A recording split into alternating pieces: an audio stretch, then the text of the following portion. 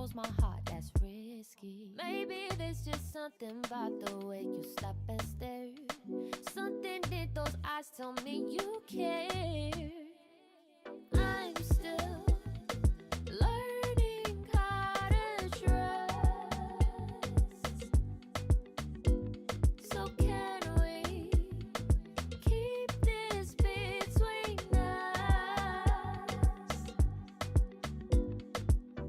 I got a reputation to uphold, so don't reach out your hand for me to hold. Don't rush to tell the world that I'm your girl right now, 'cause I might leave swiftly, just based on my history.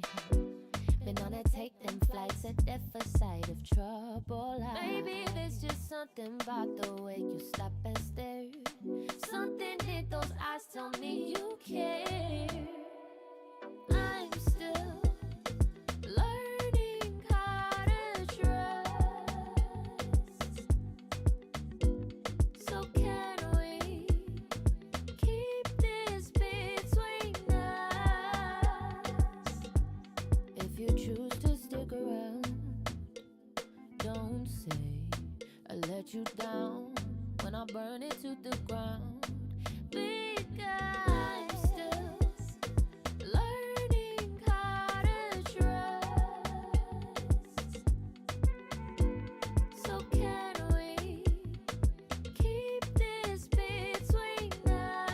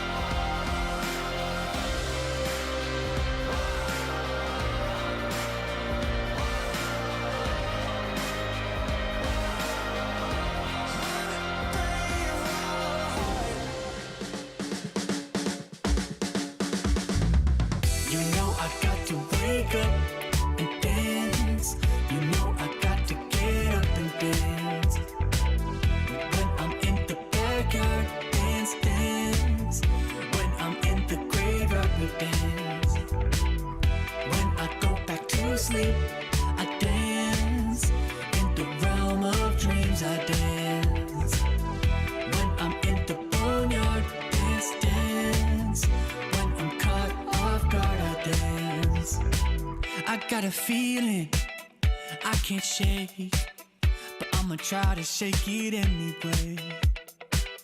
I got a move that I can't break, but I'ma break that thing anyway. Not gonna tell you twice, we're gonna dance all night. Not gonna rush the beat, we're gonna move our feet. Not gonna tell you twice, we're gonna dance all night. Not gonna rush the beat, whoa. You know I got to wake up and dance. You know I got to get up and dance. When I'm in the backyard, dance, dance. When I'm in the graveyard, we dance. When I go back to sleep, I dance. In the realm of dreams, I dance. When I'm in the boneyard, dance, dance. When I'm caught off guard, I dance. Feet on the ceiling, feeling great. Don't tell your mama we shaking, babe. Break the rules and do your thing. Bring your shoes, yeah, bring your date. Not gonna tell you twice, we're gonna dance all night. Not gonna rush the beat, we're gonna move our feet. Not gonna tell you twice, we're gonna dance all night. Not gonna rush the beat, yeah. You know I got to wake up and dance. You know I got to get up and dance. When I'm in the backyard, dance, dance. When I'm in the graveyard, we dance. When I go back to sleep, I dance. In the realm of dreams, I dance. When I'm in the boneyard, dance, dance. When I'm caught off guard, I dance.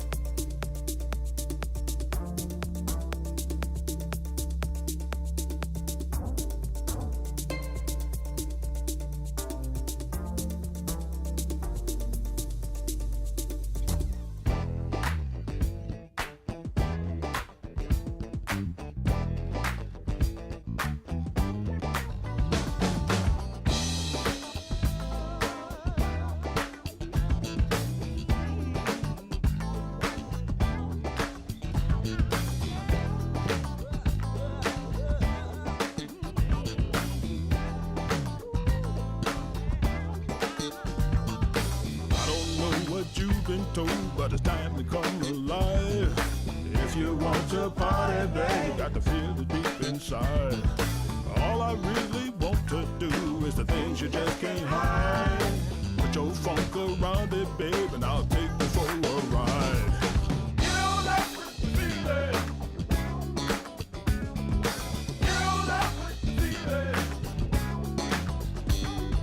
You know that feeling. You know that feeling.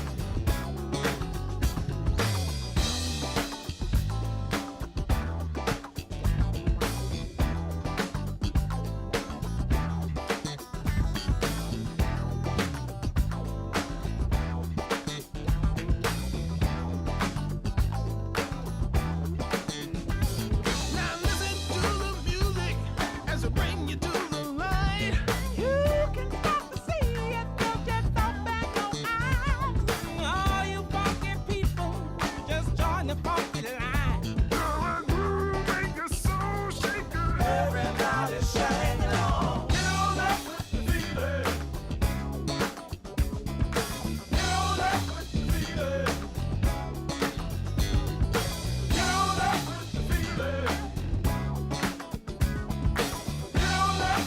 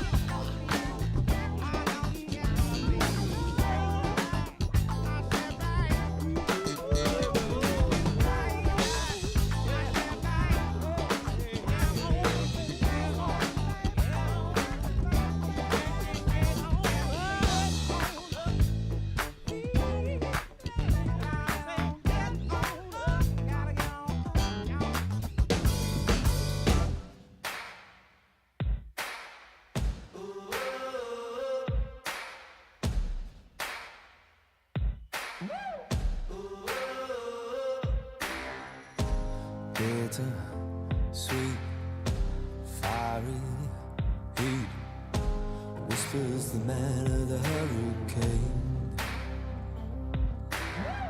Oh, stop pushing me, gonna push so hard, I'll just let go now. Lost in your mind, blown on the winds of the hurricane. I won't let go, I won't let go, I won't let go, I won't let go, I won't let go, I won't let go, I won't let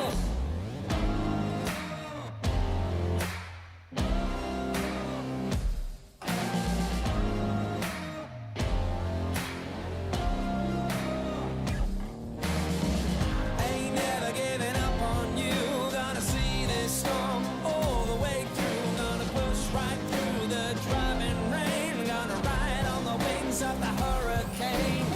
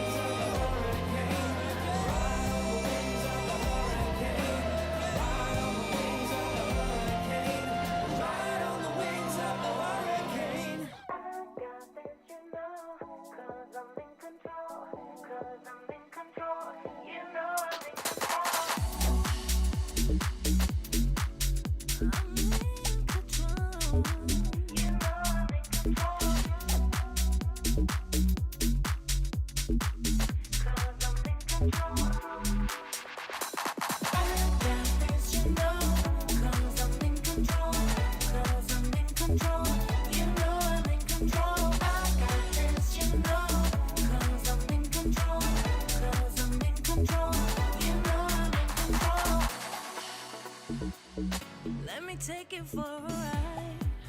Close your eyes, come with me. It's a heaven in disguise, just for you.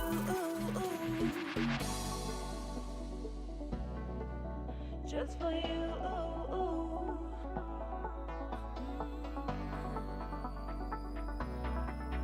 Just for you. You know I'm in control. I got this, you know, 'cause I'm in control. 'Cause I'm in control. You know I'm in control. 'Cause I'm in control. You know I'm in control. I got this, you know, 'cause I'm in control. 'Cause I'm in control. You know I'm in control. I got this, you know, 'cause I'm in control. 'Cause I'm in control. You know I'm in control. Let me take you for a ride. Close your eyes, come with me. It's a heaven in disguise, just for you.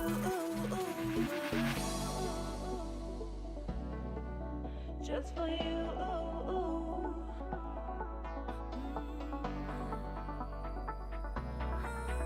Just for you.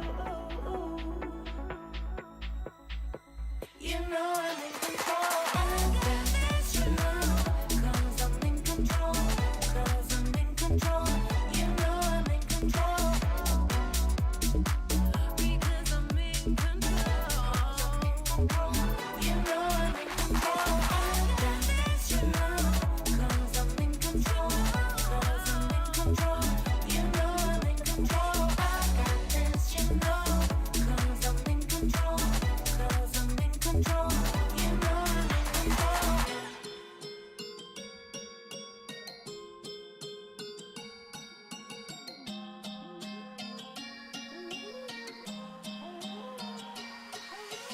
Got a chateau in the mountains that change it, jet set through the islands that change zip codes like it is nothing. Top 10K first class almost a bang.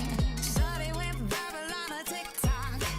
Got 'em doing moves in a big mouth, rocking their head doing pop like 20 million streams and she won't stop, can't stop. 911, it's an emergency. Call your friends.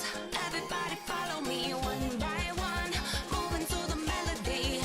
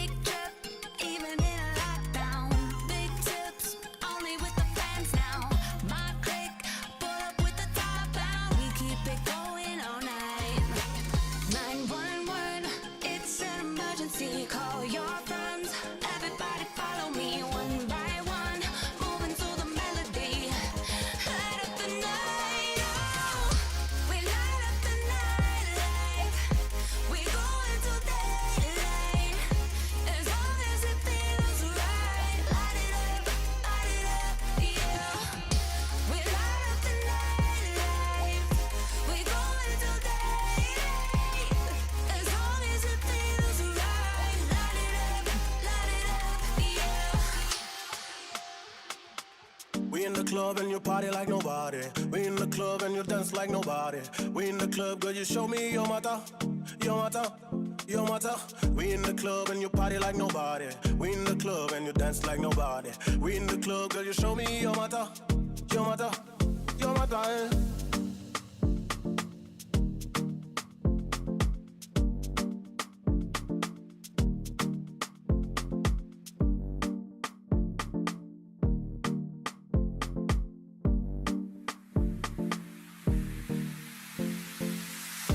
Club and you party like nobody.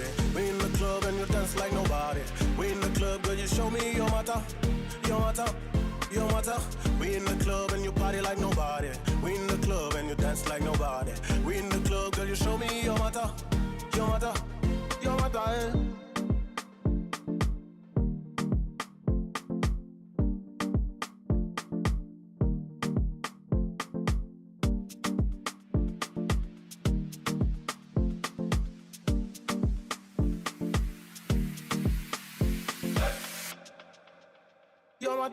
We in the club and you party like nobody. We in the club and you dance like nobody. We in the club, girl, you show me your mata, your mata, your mata. We in the club and you party like nobody. We in the club and you dance like nobody. We in the club, girl, you show me your mata, your mata, your mata. Eh? We in the club and you party like nobody. We in the club and you dance like nobody. We in the club, girl, you show me your mata, your mata, your mata. We in the club and you party like nobody. We in the club and you dance like nobody. We in the club, girl, you show me your mata, your mata, your mata. Eh? Your mata, eh? Your mata, eh? Your mata, eh? Your mata, eh? Your mata, eh? Your mata, eh? Your mata, eh? Forever, forever.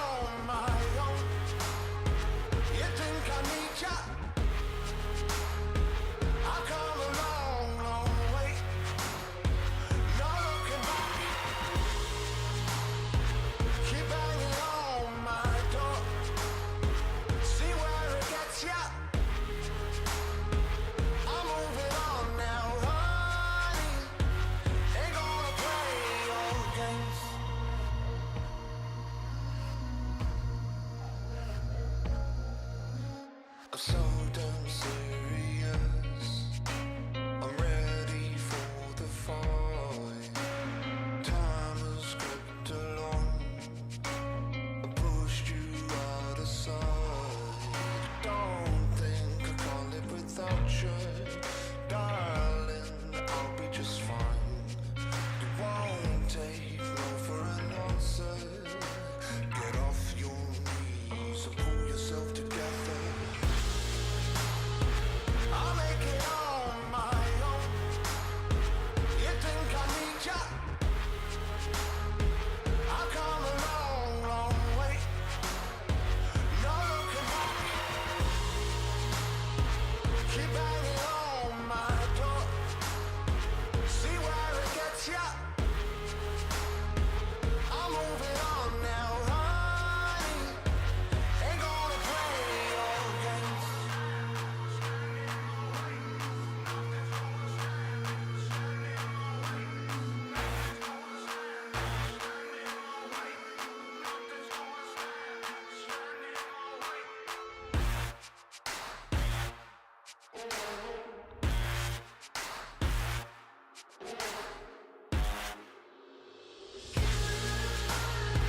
I'll make it on my own. You think I need ya? I've come a long, long way. No looking back. Keep banging on my door. See where it gets ya. I'm moving on now, honey. Ain't gonna play your game. I won't stop fighting on. I won't stop fighting on. Never gonna play your game. I won't stop fighting on. I won't stop fighting on. Never gonna play your game.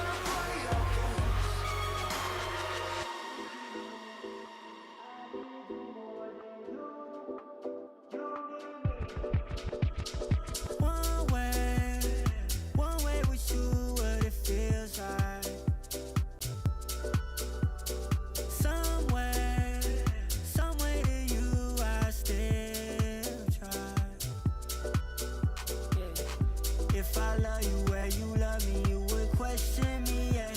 At times I hold it back and give you less of me, yeah. Do you love me? Do you me for real?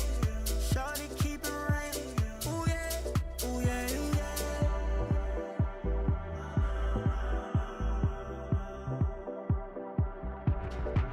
It's saying I want you more than you want me. It's saying I need you more than you need me. Oh yeah. Is it that hard to call me back after you say you call me back? Passive aggressive. No, I hate when you call me that. You don't get the message. Playing these games while you texting. Same thing you do with your exes. If I love you where you love me, you would question me, yeah.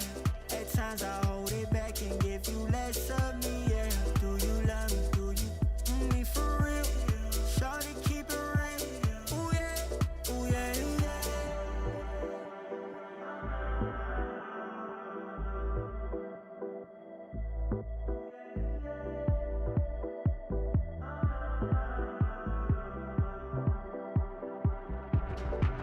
It's saying I want you more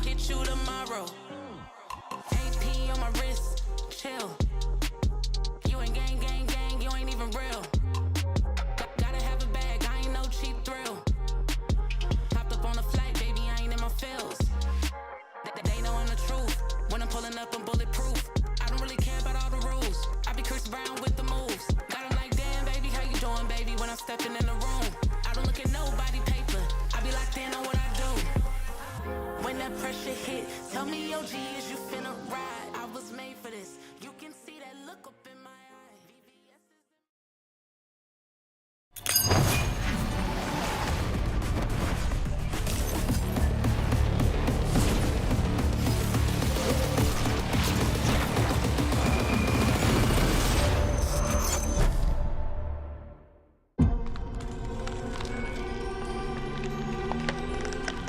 Be delicate,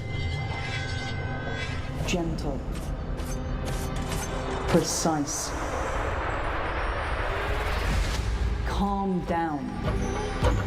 Why are you trying so hard?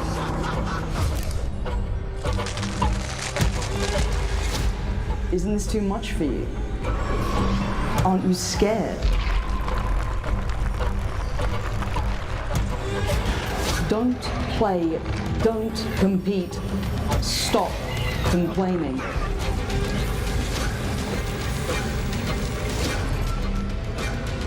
Whatever you do, it'll never be enough.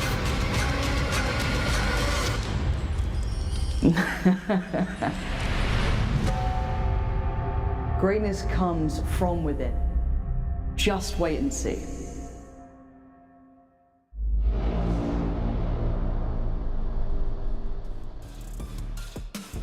Hello everyone and welcome back to Game Changers EMEA. It is a new year, but once again we are looking for the best of the best in our region. I'm your host Yingsu and I'm joined today by Kakuka and Pilski. Welcome back you guys. Like I said, new year, new things, new changes, but Kakuka hoping this time around we bring home that trophy.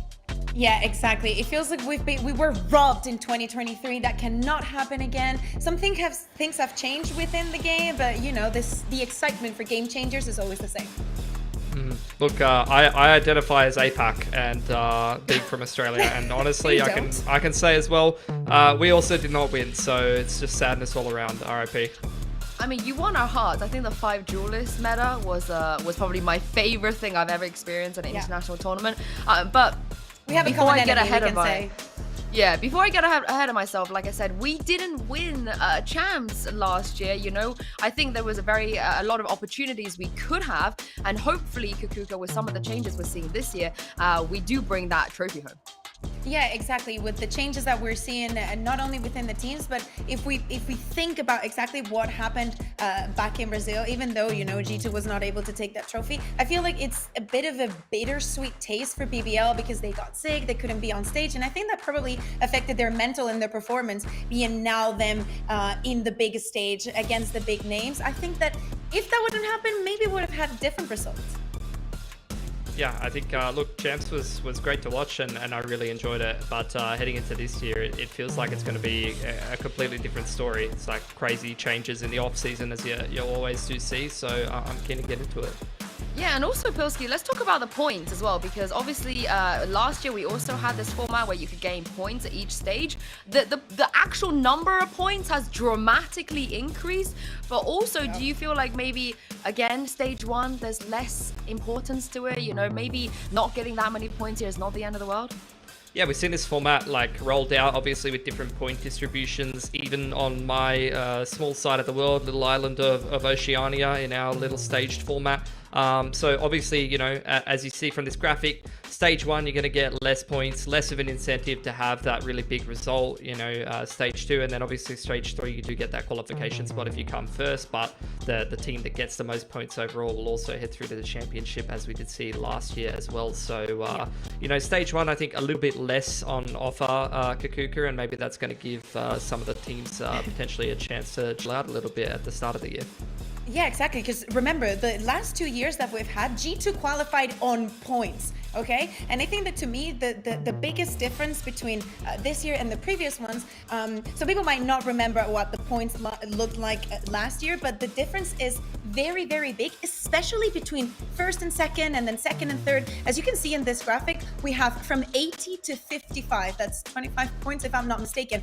And last year, the difference was only 5 points, right? So that you could have that level up. And then from second to third, we have 20 points. And also last year was just 5 points. So I think that it does hold a lot of weight in which position you end up. And if you end up winning, it's going to be, very important throughout the year. I mean, it's going to be G2, let's be honest. I feel like history is destined to repeat. Hey, X. It's happened before. And the format is also very different. We are currently, of course, at stage 1. It's a long year. We have contenders down there as well, which we should definitely mention because Kakuka Glance is playing in that contender series. She's not going to be in the main Game Changers EMEA. Exactly. We are here today, but there is a lot of action that has already happened. First, that open qualifier into the closed qualifier that gave us 8 teams to join the 2 teams that were invited, obviously G2 and BBL, the teams that we sent to championship last year. But then within those 10 teams, there was a group stage and 2 of them teams went down to contenders. As you're saying, seeing Glance in Caper being one of those teams that is now relegated might come as a surprise to everybody. But hey, here in Game Changers, we always have room for a lot of surprises. And do not forget that for the next split, 2 teams will be ascending again into that group stage for stage 1. So, keep watching, supporting the teams, of course.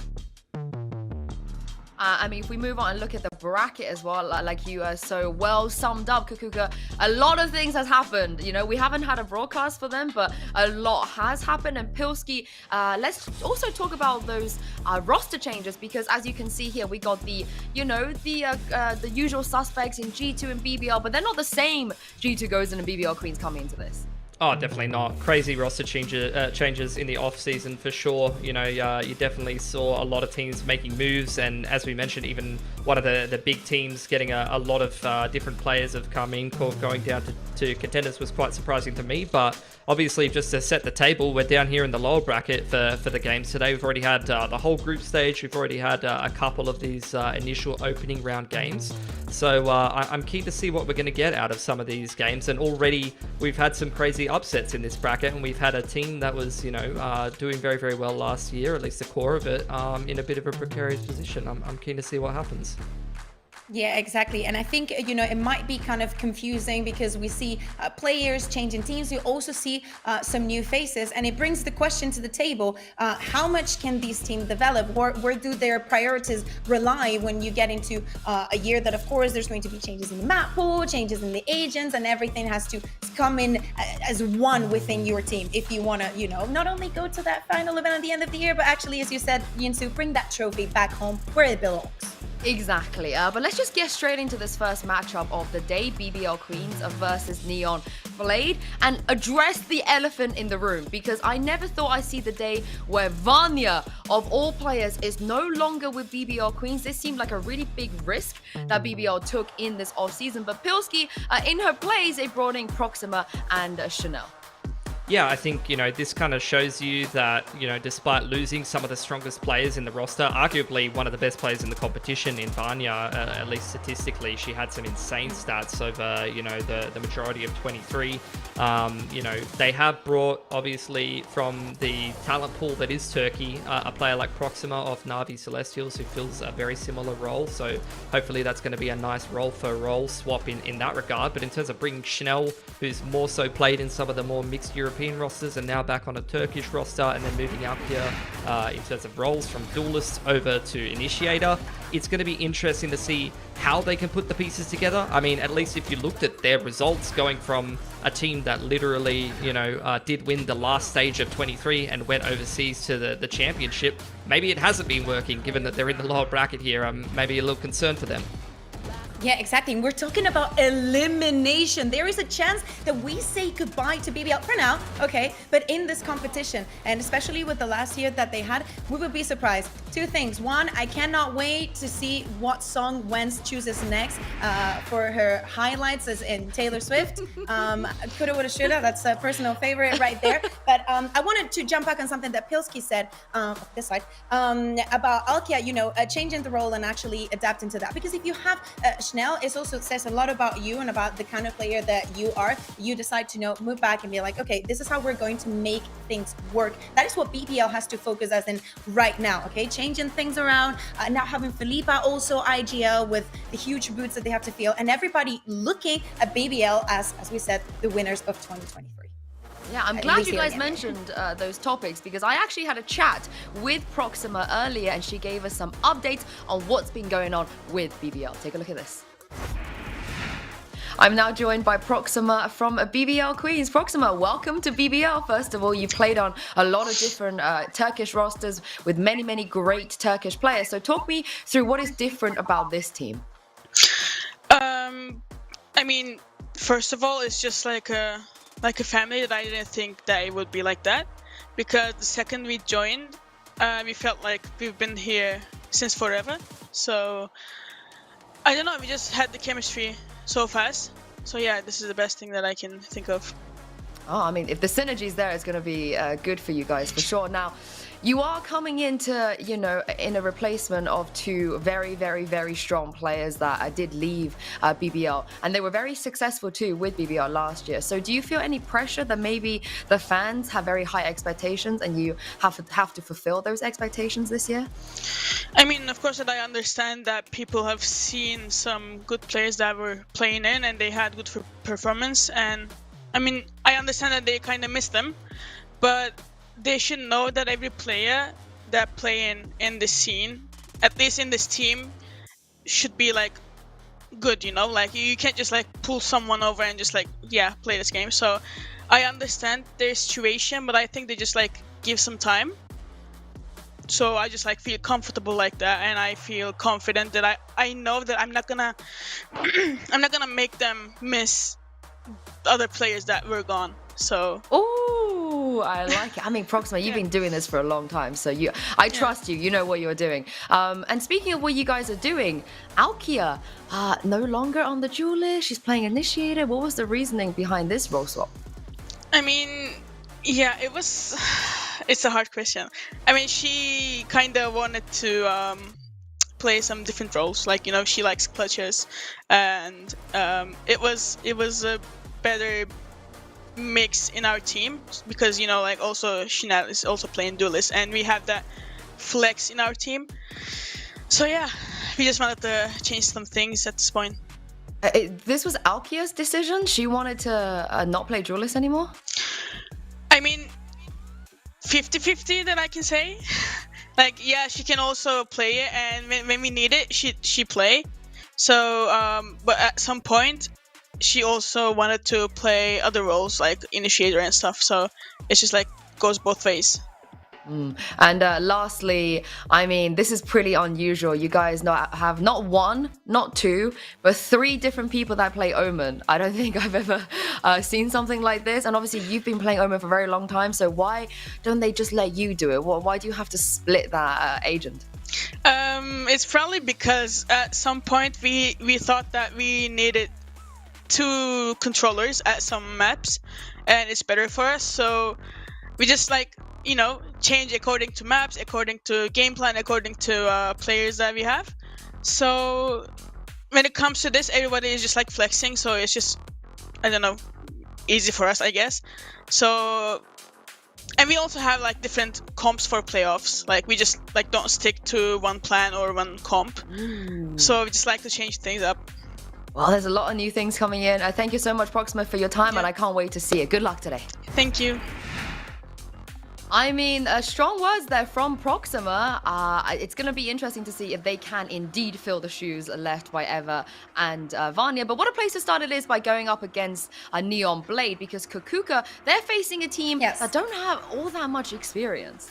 Yeah, exactly. We're talking about a team that, by the way, it's unsigned. Just leaving it out there, you know, for any orgs interested in picking up a roster. I think that this has a lot of potential. We do have some rookies, some players that are coming in new into the scene and definitely putting everything down to it. But we also have players like Celia and Jade that I think bring a lot of experience to the team. Celia, both from Rebels, but remember, like, Celia was back in X8. She has some NA experience. She was even in G2 at some point in 2021 for one split. But I am really, really looking forward to what this team can bring new onto the table. They haven't been together for a long time, so everything is a very learning experience for them. And each time they've had some very close encounters. When they lose, is not for that much. It's not the kind of team that is going to get obliterated. But even when they win, they do not sound as convincing for now. Yeah. I'd agree with that. Even watching Jade on Ascend and, some of her IGL duties that she did, and the team looked well organized, even though it was a more experienced team at the time. I think definitely a good mix of some players who've already got great game changers experience and some up-and-coming talent is always a bit of a recipe for success if they can make it work. And already in groups, they've shown some upset potential, even against this team that they're playing here today in the playoffs. I mean, this is a thing, though. For BBL, they have to win. This is the elimination. They cannot be losing to a team that don't have nearly as much experience as them. And with that in mind, let's take a look at the map vetoes, because Proxima, she promised us changes. She promised us we could be seeing some new things here. What would you like to see, Polsky?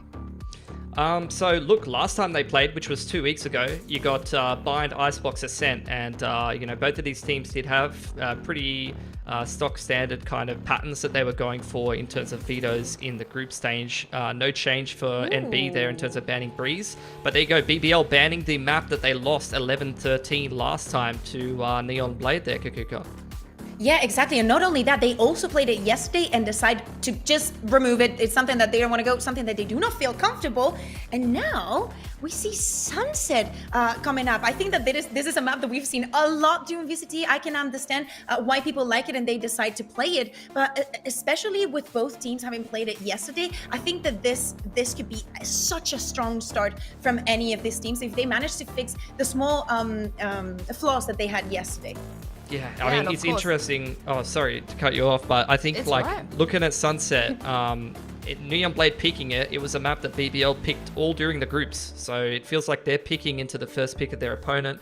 Then you get BBL, who were first banning Split all through the groups. They've gone ahead and picked Split into this pool. So I think it's interesting that one team, I feel like, is playing to what they saw in the groups and playing to the same kind of things. Whereas BBL, it seems like they're flipping their veto a little bit after the groups into the playoffs. And then Bind as the decider. That was the pick last time, I believe, for BBL in the group stage between these two teams. Yeah, this is why I think maybe what Proxima said here, they have new things for playoffs. They have new comps, they have new way of playing, but also we have to mention the patch Kakuka they're playing on, because they're not playing on 8.03. Yeah, exactly. We need to make people aware of this. Of course, the players already know. There is not that many changes between 8.02 and 8.03. It's basically the chamber buff, the bullets being a little bit cheaper, and also the ult shooting a little bit faster. But most importantly, we're not going to be seeing the team capsules. That makes us sad because I think that BBL one is super, super cool. But yeah, those are like the small changes that we're going to see. Now, thinking about, Sunset and what is going to be of this map, I think that both of the teams have a lot to learn from what happened yesterday. I was going over through my notes because I did a very big VOD review session this morning. And I remember, especially Neon Blade, just taking a lot of unnecessary risks that I think BBL could exploit brutally on this first map. Yeah, this is the thing as we take a look at agent select soon for Sunset. If there's any time that they want to come in with a new comp, with something different, where their opponents can't counter-strat them, their opponents don't know what is coming, Pilsky, this might be a good idea, because if they don't win today, BBL will be eliminated in the first round of eliminations, which I think would be a huge upset.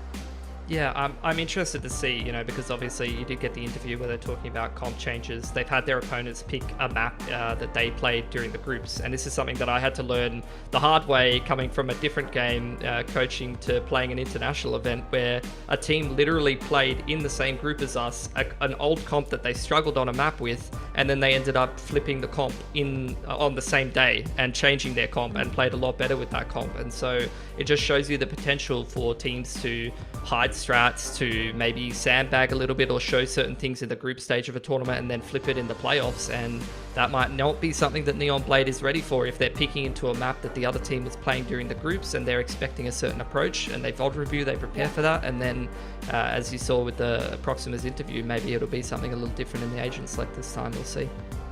I'm not expecting to see surprises probably in this map because it's the latest map. I think that if you have something prepared, maybe to be a surprise, could be, some double duelist on Split or something like something funky like that. But for this one, I think that maybe Neon Blaze has gotten a weird feeling from what happened yesterday in the match that BBL got against Valiant, because I do think that Valiant was the one who won that map strongly. The decisions that they were making, making from their defense were very, very strong. I think that Taikuza was a freaking final boss, like when she picked up the operator, when her team were supporting her. And I think that, you know, after BBL swapped and they went onto the defense, they managed to get so many rounds in a row. They started to get the flow going, even after having a very, like, I think that at the change of sides and after losing pistol, it was a 10-4, and they managed to almost make it into overtime. So I don't know about you guys, but for me, I'm rooting for BBL, at least on this first map. This is the thing, though. It's not even about whether you can root for them or not. They have no choice. They have to win. You know, after the year they've had, after the way that Proxima said, I'm going to make sure the fans don't miss the X players. You know, I want to show them something new. And this, again, I agree with you. I think Split, given that they have two very capable duelist players, it would make sense. But as you guys can see from the agent select here, not quite any surprises just yet. Yeah, no changes, to me, I am looking a lot at the head-to-head between Wens and Ori. I think that Wens was struggling a little bit on the defense and where to put the cables for them to have the impact that she wanted them to have, and I think she's brilliant. And on the attack, Ori was unreal. I think that her lurks were one of the best that I've seen so far. So I think, you know, some people might disagree with me, but I do think that the lurk potential here and the value that you can get out of Cypher definitely is a game changer, besides all the combos that you have on the entry side. Yeah, for sure. I mean, obviously the comp, you know, you can run so many trap plays, you can have so many, you know, defining rounds where, you know, off of a cam or something like that, you set up breach stun and all that kind of stuff. And especially if you're playing a comp that a team has played and already showed their tendencies time and time again, you can definitely do some little cheeky preparation for that with this kind of comp. Well, I cannot wait to jump into this map. It is for elimination, of course, with Sunset, BBL versus Neon Blade. Over to you, Ash and Zach, and take us away. Thank you very much, Analyst Death. And hello, we are going to be heading into map number 1 shortly between Neon Blade and BBL Queens here. Ash, like our Analyst Desk mentioned, there are no second chances here. You go big or you go home. And looking at these agent comps, it's a mirror comp here. Do you have any thoughts about it or about Sunset in general? I think I'll save my thoughts on the compositions for when we actually get to see how they end up facing up against each other heading into this next map. But all things considered on Sunset, again, the Death touched on it, is the most popular pick, I think, within EMEA kickoff. So it's no surprise to see this map coming out first. My eyes are going to be towards the fact that you only will have that raise utility, though, here for both sides to actually break the trips on that Cypher. But just heading into this pistol round, just like a very default setup to start things off here, except we're actually seeing Wens has gone and set up that trip over towards the B side, then the camera over on A. They're looking to play that retake protocol on the right side of this map. Does seem to be the case, but from the attacking side at least, it does seem like we're going to be getting a full-on foray towards mid from both sides. A Haunt going to spot out these BBL players. They're going to be pushing them back, and you can see the re-aggression coming out of Neon Blade so early on. Neither side wanting to give up mid. Ari and Elysian, they find first blood respectively, and now look to pivot towards A. And again, it's that retake protocol, right? You've got that camera over for elbow. I'm curious to see if ones will use it for that early information, or, okay, gets shot out right off the gate there. So easy elbow control now, denial of that information here on the side of BBL. Oh, unfortunate. That's going to spot out once, but the plant will go down nonetheless. No surprise here for Neon Blade. Chanel trying to get a little bit of elevation, takes chip damage for her troubles. Has the paint shells to try and get some space with. You can see the rest of BBL looking to get in off the back of that. That spam not going to do too much chip damage, although there's still so much utility available in the pocket for Neon Blade. Proxima able to at least find a kill, though was immediately quickly traded out by Ori. Just one player left. It's just Proxima versus the world, and nothing unfortunately can be done here. Neon Blade, a very convincing pistol to start things off. Very clean. I mean, just starting off with that default setup, then the pivot over. I'm curious to see how Neon Blade will continue forward with just how coordinated they are. Because we have to keep in mind, 3 players on this roster looking towards Adora, Ori, and Elysian. These are rookie players with their first time hitting it into the stage, the main event here within VCT Game Changers EMEA. They've previously only touched contenders, and so this is a big opportunity for these players to prove themselves, right? But now heading into this next round here, again, looking towards this composition, Wen's not going to have any of that util to utilize here towards the side from the camera. due to it being this eco round on the side of BBL, but they're being proactive towards the A side right now. Yeah, Schnell already has quite a bit of information. Does in fact find a kill onto Sela there, so that's gonna be BBL getting not just that crucial info that, alright, it's that default or that split towards A or B that we're seeing, but also just getting that frag and taking care of smokes for the rest of the round here. It's interesting to me that this is that first map of play that we're seeing BBL. This was the map that they lost yesterday to Valiant very narrowly to be knocked down into this lower bracket, so a chance at redemption for them if they can bring it back here. Opportunity to do so, but it's only been one round so far. Heading over towards the safe site though, the presence very massively shown here on the side of Neon Blade. But they are down in numbers right now. BBL again playing more of this region protocol. A bit of a trap here in towards Elbow. Crunch play not quite working out. Schnell gonna be caught out, isolated, and taken care of. Ori with another kill, finding real value here towards a double prong push. Felipa though on side, looking to anchor it down. Wentz finds another with the classic. Suddenly BBL, they are able to find the numbers and the kills. Elysian quick to trade back, however, Felipa still on site. Could be a menace unless shut down here so low. Not much more to work with, and the clock is running down here. 13 seconds left. They know where these players are, just trying to find the timings and the kills. 9 seconds right now. They gotta get the spike down. You can see Elysian doing everything they can to cover, will in fact find the kill. And Neon Blade, they convert the anti-eco, but that got a little bit too close for comfort there. Yeah, that was an expensive round there for Neon Blades. Sure, able to clean it up nonetheless, but well done for BBL to try and play those numbers. That was great scaling for information early on towards that A side. But at the end of the day, it was all about doing some of that damage towards the economy of Neon Blade for BBL right into their eco round. So this is where we've got our eyes on BBL to have a very clean round, especially considering how weak the bonus of NB are going to be. Yeah, just not much to work with. They're not really forcing up either, aside from that one Phantom on Elysian, who was able to get a little bit of extra economy thanks to those kills. B-side now for BBL looking much, much stronger in terms of setup. Those trips that you were mentioning gonna be into place. Sele on the lurk, trying to get some info, will spot out at least one player possibly aggressing towards A main. So this might be the cue for Neon Blade to consider if they want to pressure this B-side in full. Still a couple of players hanging around here. Slowly though, the spike making its way towards B as well.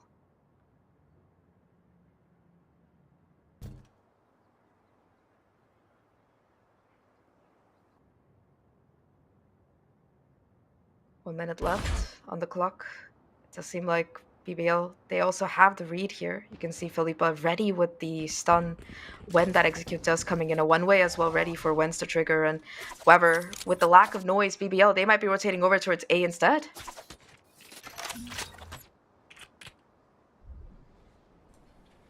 Slow round to start things off here, Zach. I mean, again, it's mid-control, uncontested by BBL so far. 30 seconds left. It's getting dicey though. Tight on time. Gotta be making forward right now, trying to push through the cyber cage. Adora off the back of that flash, able to find one with the Guardian. Wentz gets shut down. No more Cypher utility available for that info in case of that retake. And on this bonus round, Neon Blade, they not only get the plant, they have the numbers advantage in this host. Schnell starts things off on the retake. Finds Sile. A second one as well to come onto Elysian. Huge kills. One enemy remaining. Into the post plant, and Felipe's just gonna clean that right up. A nice attempt coming out from Adora and Auri to try and actually find that swing together and play that numbers advantage, but they end up lining up, unfortunately. However, BBL, yes, pretty comfortable round for them nonetheless, but a much slower approach there coming out from Neon Blade. Now we're gonna see more of that face-off, that head-to-head between both these teams, as we will see that anti-eco coming out for both of them. But overall, Zach, so far, what are your thoughts? I mean, that bonus round, it looked a little bit dangerous, but yeah, Schnell as well as Felipa towards CT gets the lineup, gets the defuse successfully, and it's an encouraging round here. BBL, I think yesterday's game as well against Valiant, they seem to do quite well on the defensive side. It was attack where they really seem to struggle, and I'm, for one, curious to see if we're going to be seeing those errors kind of rectified today. That said, though, look at this positioning held by Neon Blade. Two players on that elevation, waiting for a possible push. They know that BBL like to get aggressive around this part of the map. It's just such a nice trap play here off the back of the stun. Nadora tries to swing, but Alkia able to get away in time. No Altor, but they're alive. I mean, pressure done as well, right? From BBL over towards a lobby, forcing Neon Blade to use a little bit more of that utility, try and clear out these close angles, especially with the deep smoke now, allowing Neon Blade to cross over towards a short. That Boombot's not gonna see Adora here. Schnell, does she go for a bit more information? Off the back of the flash, doesn't quite swing fully, but does at least clear out that corner. That said, though, there's still heavily stacked BBL presence around this site and a lot of utility available. That said, though, the Rolling Thunder, it's going to be online. We saw it being charged up over the course of these rounds, and it might be the ultimate needed to try and swamp over the site. Adora and Ori each find a kill here, and that will open up the side for business. Not just that, it's also insurance with the help of that neural theft. Catches out Wen's on the flank here, caught by the tripwire. One player watching, and Jade perfectly angled to find that kill. I feel like it's a done and dusted save situation here. Unable to get out there for Alkia, and Proxima is going to have to run for the high hills as expected when you're down into a 2v5, turned into a 1v5. But overall, I mean, Neon Blade, these players are looking good. Players that, unless you had been following contenders, watching some of those watch parties and whatnot, you wouldn't have maybe taken note of Adora, Elysian, and Ori.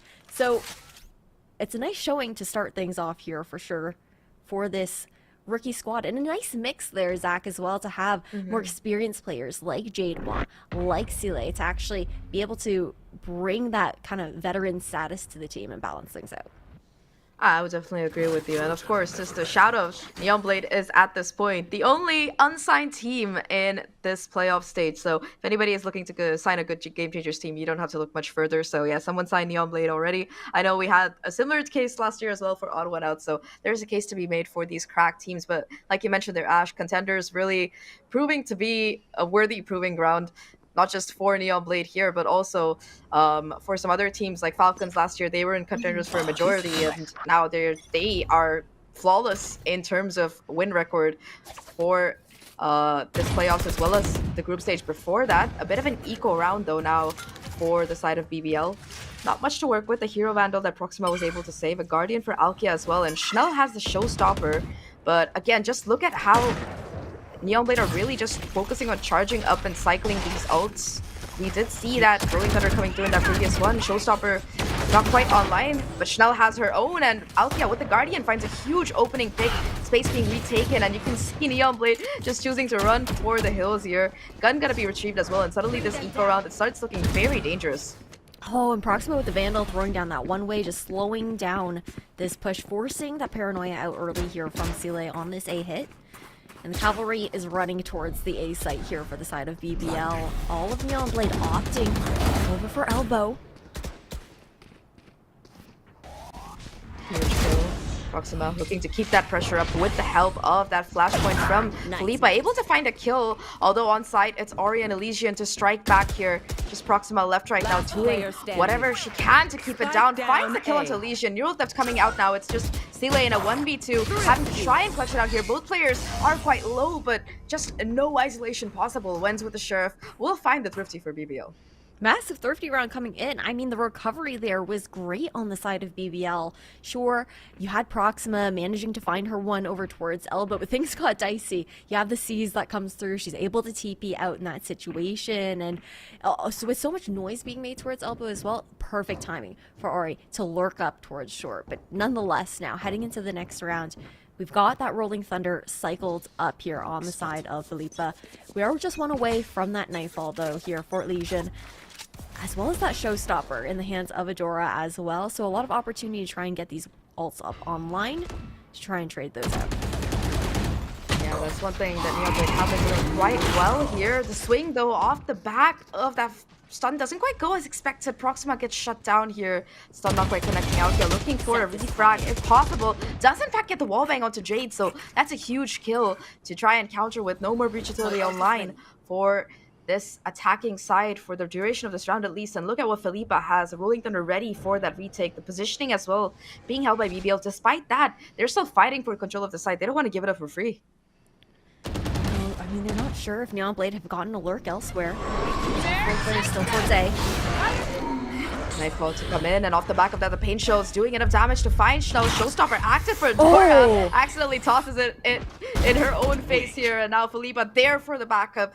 Swings out, catches Sile, and that's another huge kill. Neon Blade brought down to just Timing a short. 3v3. Exactly, 30 seconds left. Rolling Thunder coming through for Felipa, but the timing is One perfect for enemy Adora. remaining. Ori brings it Spike down to down 1v1. It's A. Cypher versus Cypher here to decide who will win this round. Still 30 seconds left for Ori to try and make something happen. Knows exactly where Wenz is here. So the Vandal, 6 bullets left, and Wenz does not miss that spray. It will be BBL equalizing at 3-3 here, but that round, it was just such a back and forth here, Ash. It really was. Could have gone either way, and it got so nerve-wracking with that wraparound short that we saw coming out from Arya as well. Felipe was very aware of it, but again, so much pressure being made towards Elbow made it hard to kind of regroup in that kind of situation. Luckily, I don't think that Rolling Thunder ended up being used up, so we should see it carried over into the next round. But Zach, both these teams are looking so good, especially Wen's like looking to close this out in that last round. She was a super sub last year for BBL, came in the last stage as a mainstay on the roster, and I mean, there's no doubt about why. Yeah, I mean, I'm glad to see her being like a core member of this roster, and honestly, throughout the group stage as well as the first 2 days of playoffs, her impact cannot be denied for this team on that Cypher. I think even yesterday, like it was clear that while BBL they were struggling a little bit in that attacking side on Sunset, on defense, they were having a ball of a time, mainly because of how much impact Wenz was having with the utility, with the information from that camera, just being able to take care of things on one side of the map really did make it easy for BBL in that aspect. That said though, Neon Blade, they're going to be the ones on the eco this time around, and like our analyst desk was highlighting, they are kind of the newcomers, kind of the underdogs headed into this particular series, and I think that it's going to be very important for them to take Sunset just because of the fact that BBL so far, they really aren't defeated on Split this year. They have had a very clean showing, and yesterday it was the map that they dominated Valiant with. It was 13-4 by the end of it, so I think that if it does go down to that bind, it could definitely be either of these two teams taking the series. But I think that for BBL, if they can take Sunset somehow, that Split, it should be a 2-0, but that's just my predictions. Okay. Slow down. We're 3-3 right now. We're 3-3. That's why it's so close, right? That's why I'm saying it's important for Neon Blade to win this. Otherwise, it's Split that they're staring at. Hey, I don't know about you. BBL Split is pretty scary to me. I mean, it definitely is. There's no doubt about that. Neon Blade, at least within stage 1, are even on that map, and it was that rough loss up against Team Falcons Vega. But nonetheless, right now, the tech pause is going through. We do know that Neon Blade will be heading into an eco into the next round, so not much to write home about in the situation here for Neon Blade. But overall, I'm got my eyes on Felipa here on the side of BBL as well. Here's Zach, the fact that she's slotting in to this IGL role for the first time, with Vanya leaving, heading over towards G2. And we knew she was a really strong like caller for the team, like all consistently playing, especially the breach there for BBL last year. You know that she's going to have a strong voice to assist with those setups and whatnot. So I'm liking what I'm seeing so far out of this leadership, but it does leave me a little bit curious about what is the depth going to be here now with the new IGL and Slide. To be fair, though, she did have Vanya that she was learning under, being that secondary caller last year. So, I don't know. I expect great things out of Felipa. Yeah, me too. I think that this roster, like every roster that has been through changes over the course of this offseason, you know, it's going to be a little bit rough heading into that first tournament. But I think also with how EMEA is weighted, I think if BBL, they can find a comfortable finish in terms of those points, it's going to make them very happy. But most of that focus is towards that third open where, you know, there's a lot more at stake in terms of qualification for that championship. So I think that seeing that we have a long season ahead of us, I do think this BBL squad could be capable of great things, especially once Felipa does get used to that IGLing position, apart from everything else that she's doing already with Amazement. Now, though, Neon Blade going for a little bit of an unconventional push that we haven't seen from them as much over the course of the stage 1, taking control through market, looking to make that crunch happen onto Wenz, but with that Phantom on site and the concussions coming through, Wenz is just slaughtering everybody on site here. 4 kills on the round, almost the ace, except the Proxima steals that one away. And what was a very quick round here is just completely dismantled. Andalusia flawless here to come through for BBL Queens. I mean, the positioning for Wens here was absolutely king. And it was a cool set play that we saw starting into this round here for Neon Blade. That attempt to take that early market control right off the gate with the help of the stun coming out from the breach and Jade Moi. You're shooting out that camera over towards market as well, just trying to draw so many eyes there towards Adora. And it looked like she would have gotten that pick on Wens, but then pushing back in. But Chanel's the one getting aggressive this time, and whew. Silei's having a rough game when it comes to getting caught out. Her util's been great, but it's been a slow start for her. And just being taken down so often as well leaves the team without smoke. Schnell though still wrecking havoc down towards mid. Philippa joining in, able to find a third kill here for BBL before Schnell finally goes down here. Just Ori and Elysium left right now. They've been pretty useful so far. The neural diff to come through, they look like they still want to try and invest in this round here, trying to pull off the 2v4 and the double swing. It's gonna catch Philippa perfectly. 2v3 situation. Alkia though still holding an aggressive angle. Gotta be punished here by Ori, and that's the A side taken. 2v2 at the very least. You do also have an neural theft available here for Wens. Does end up being used there over towards mid. So gives away some of the positioning so far. The second ping to go out now. Great haunt to delay to buy time for Neon Blade to reposition towards CT. Exactly, both of them move away now, no longer gonna be playing towards that elbow angle, and you can already look at them trying to take contact. Ari finds a kill onto Proxima through that dark cover. It's just Wens now, has a cyber cage to work with, taps the spike, hopes to draw in a possible peek here. The C is gonna catch her out though, and with that cage going down, they're gonna note that the spike isn't being diffused when swings, not able to find the shots, and that is a successful 2v4 to convert a fourth round here for Neon Blade. Very, very nicely done. I mean, the haunt was perfect, buying that time that was necessary there for Neon Blade again for that reposition, but a great recovery coming out from the team after losing Silei so early into last round. Again, tough, slow start, 0-7 here to start things off for Silei. However, the rest of the team has been picking up the slack to kind of make up for that. Like, despite the fact that your smokes are having a bit of a rough time here, you're still managing to find that 4-4, find these conversions in these rounds, and a great lineup to come out here into the high skies. Mid completely open. BBL only contest it kind of every once in a while. They don't have like a strict mid protocol as far as anything aggressive goes, unless it's like an aggressive play coming out from Schnell. Get this clear over in towards market. And just a bit of poke and prod here over towards this A site. Yeah, just the usual swapping of utility that you see here. Of course, that said though, aggressive peek once again to come out of Schnell. She's been getting just a little bit of nice adjustments from the games yesterday. She was not nearly as aggressive, and realizing that's what's needed on this defensive side, BBL, they continue that exactly. Now, once again, you're seeing this push through mid towards the A side. This time around, though, Alkia does have a friend to back her up. Philippa ready to try and go in for that double peek, and Schnell succeeds in finding the kill. Wins as well, holding strong here towards main. It's just gonna leave one player, Silei, alone against the world, and another Andalusia flawless. The second of this game so far for BBL, and they make it look so easy. I mean, it's clean, right? And this is also an Alkia who has swapped on to a different role, allowing Schnell to be on her comfort on that duelist role, a role that we've seen her shine on before, her hyper-aggression, and ability to just like make space for the team, which obviously we're still seeing it on the defense. Like, she's very much so a duelist that likes to end up pushing out on one of those extremities, find her one, and get out. So it's nice to see like the depth and the flexibility there coming out from Alkia, and the expectation that we can hope to see her maybe on that secondary duelist in future maps.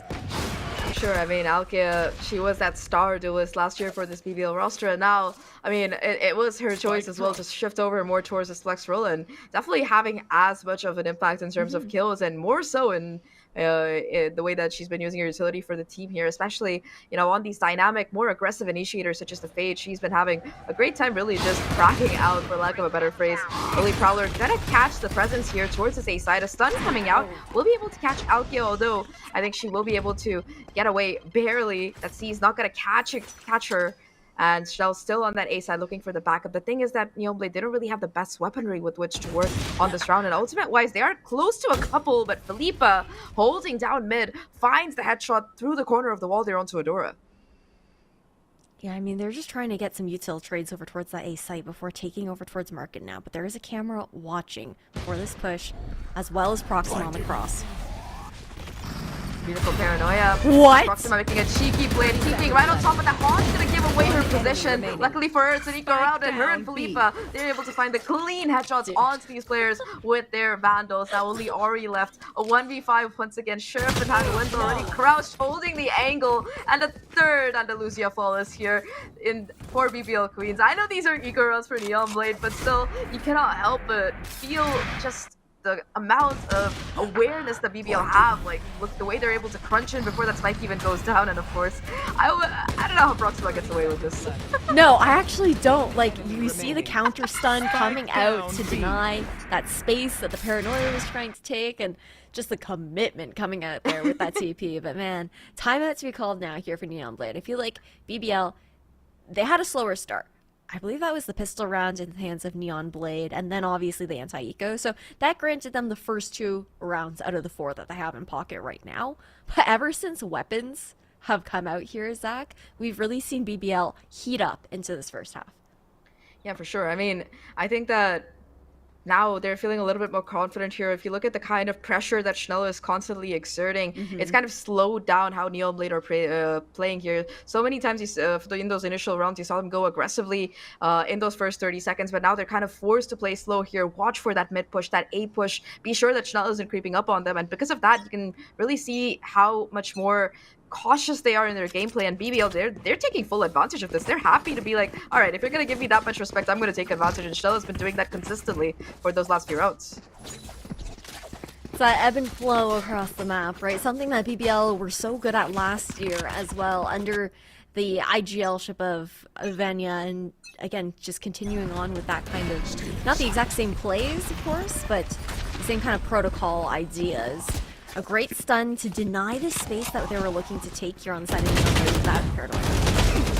Oh, Adora, though, still ahead of it, able to get a kill. Immediately going to be traded out by the BBL squad here. Now Alkia left alone, trying to get isolated with the aftershock. Will find the timing. Ori as well, talking about timing. Catches Proxima about to ult and gets the neural theft here. Now just wins in a 1v3 to try and close it out. Knows the position of Ori, fakes the rotate, manages to take out the Cypher, and now wins in a 1v2. Okay, watching short here though on the side of Sealay. Both players playing a part. And it doesn't matter. Sealay's just gonna clean that one up. Ori's timings have been absolutely phenomenal on this map. Like, whether it's a lurk on the other side or just like the late wrap back around on those A hits over towards short, she's so good at catching these players off guard. Almost reminiscent, it's giving me Amy vibes right now as far as the timings that she's able to find.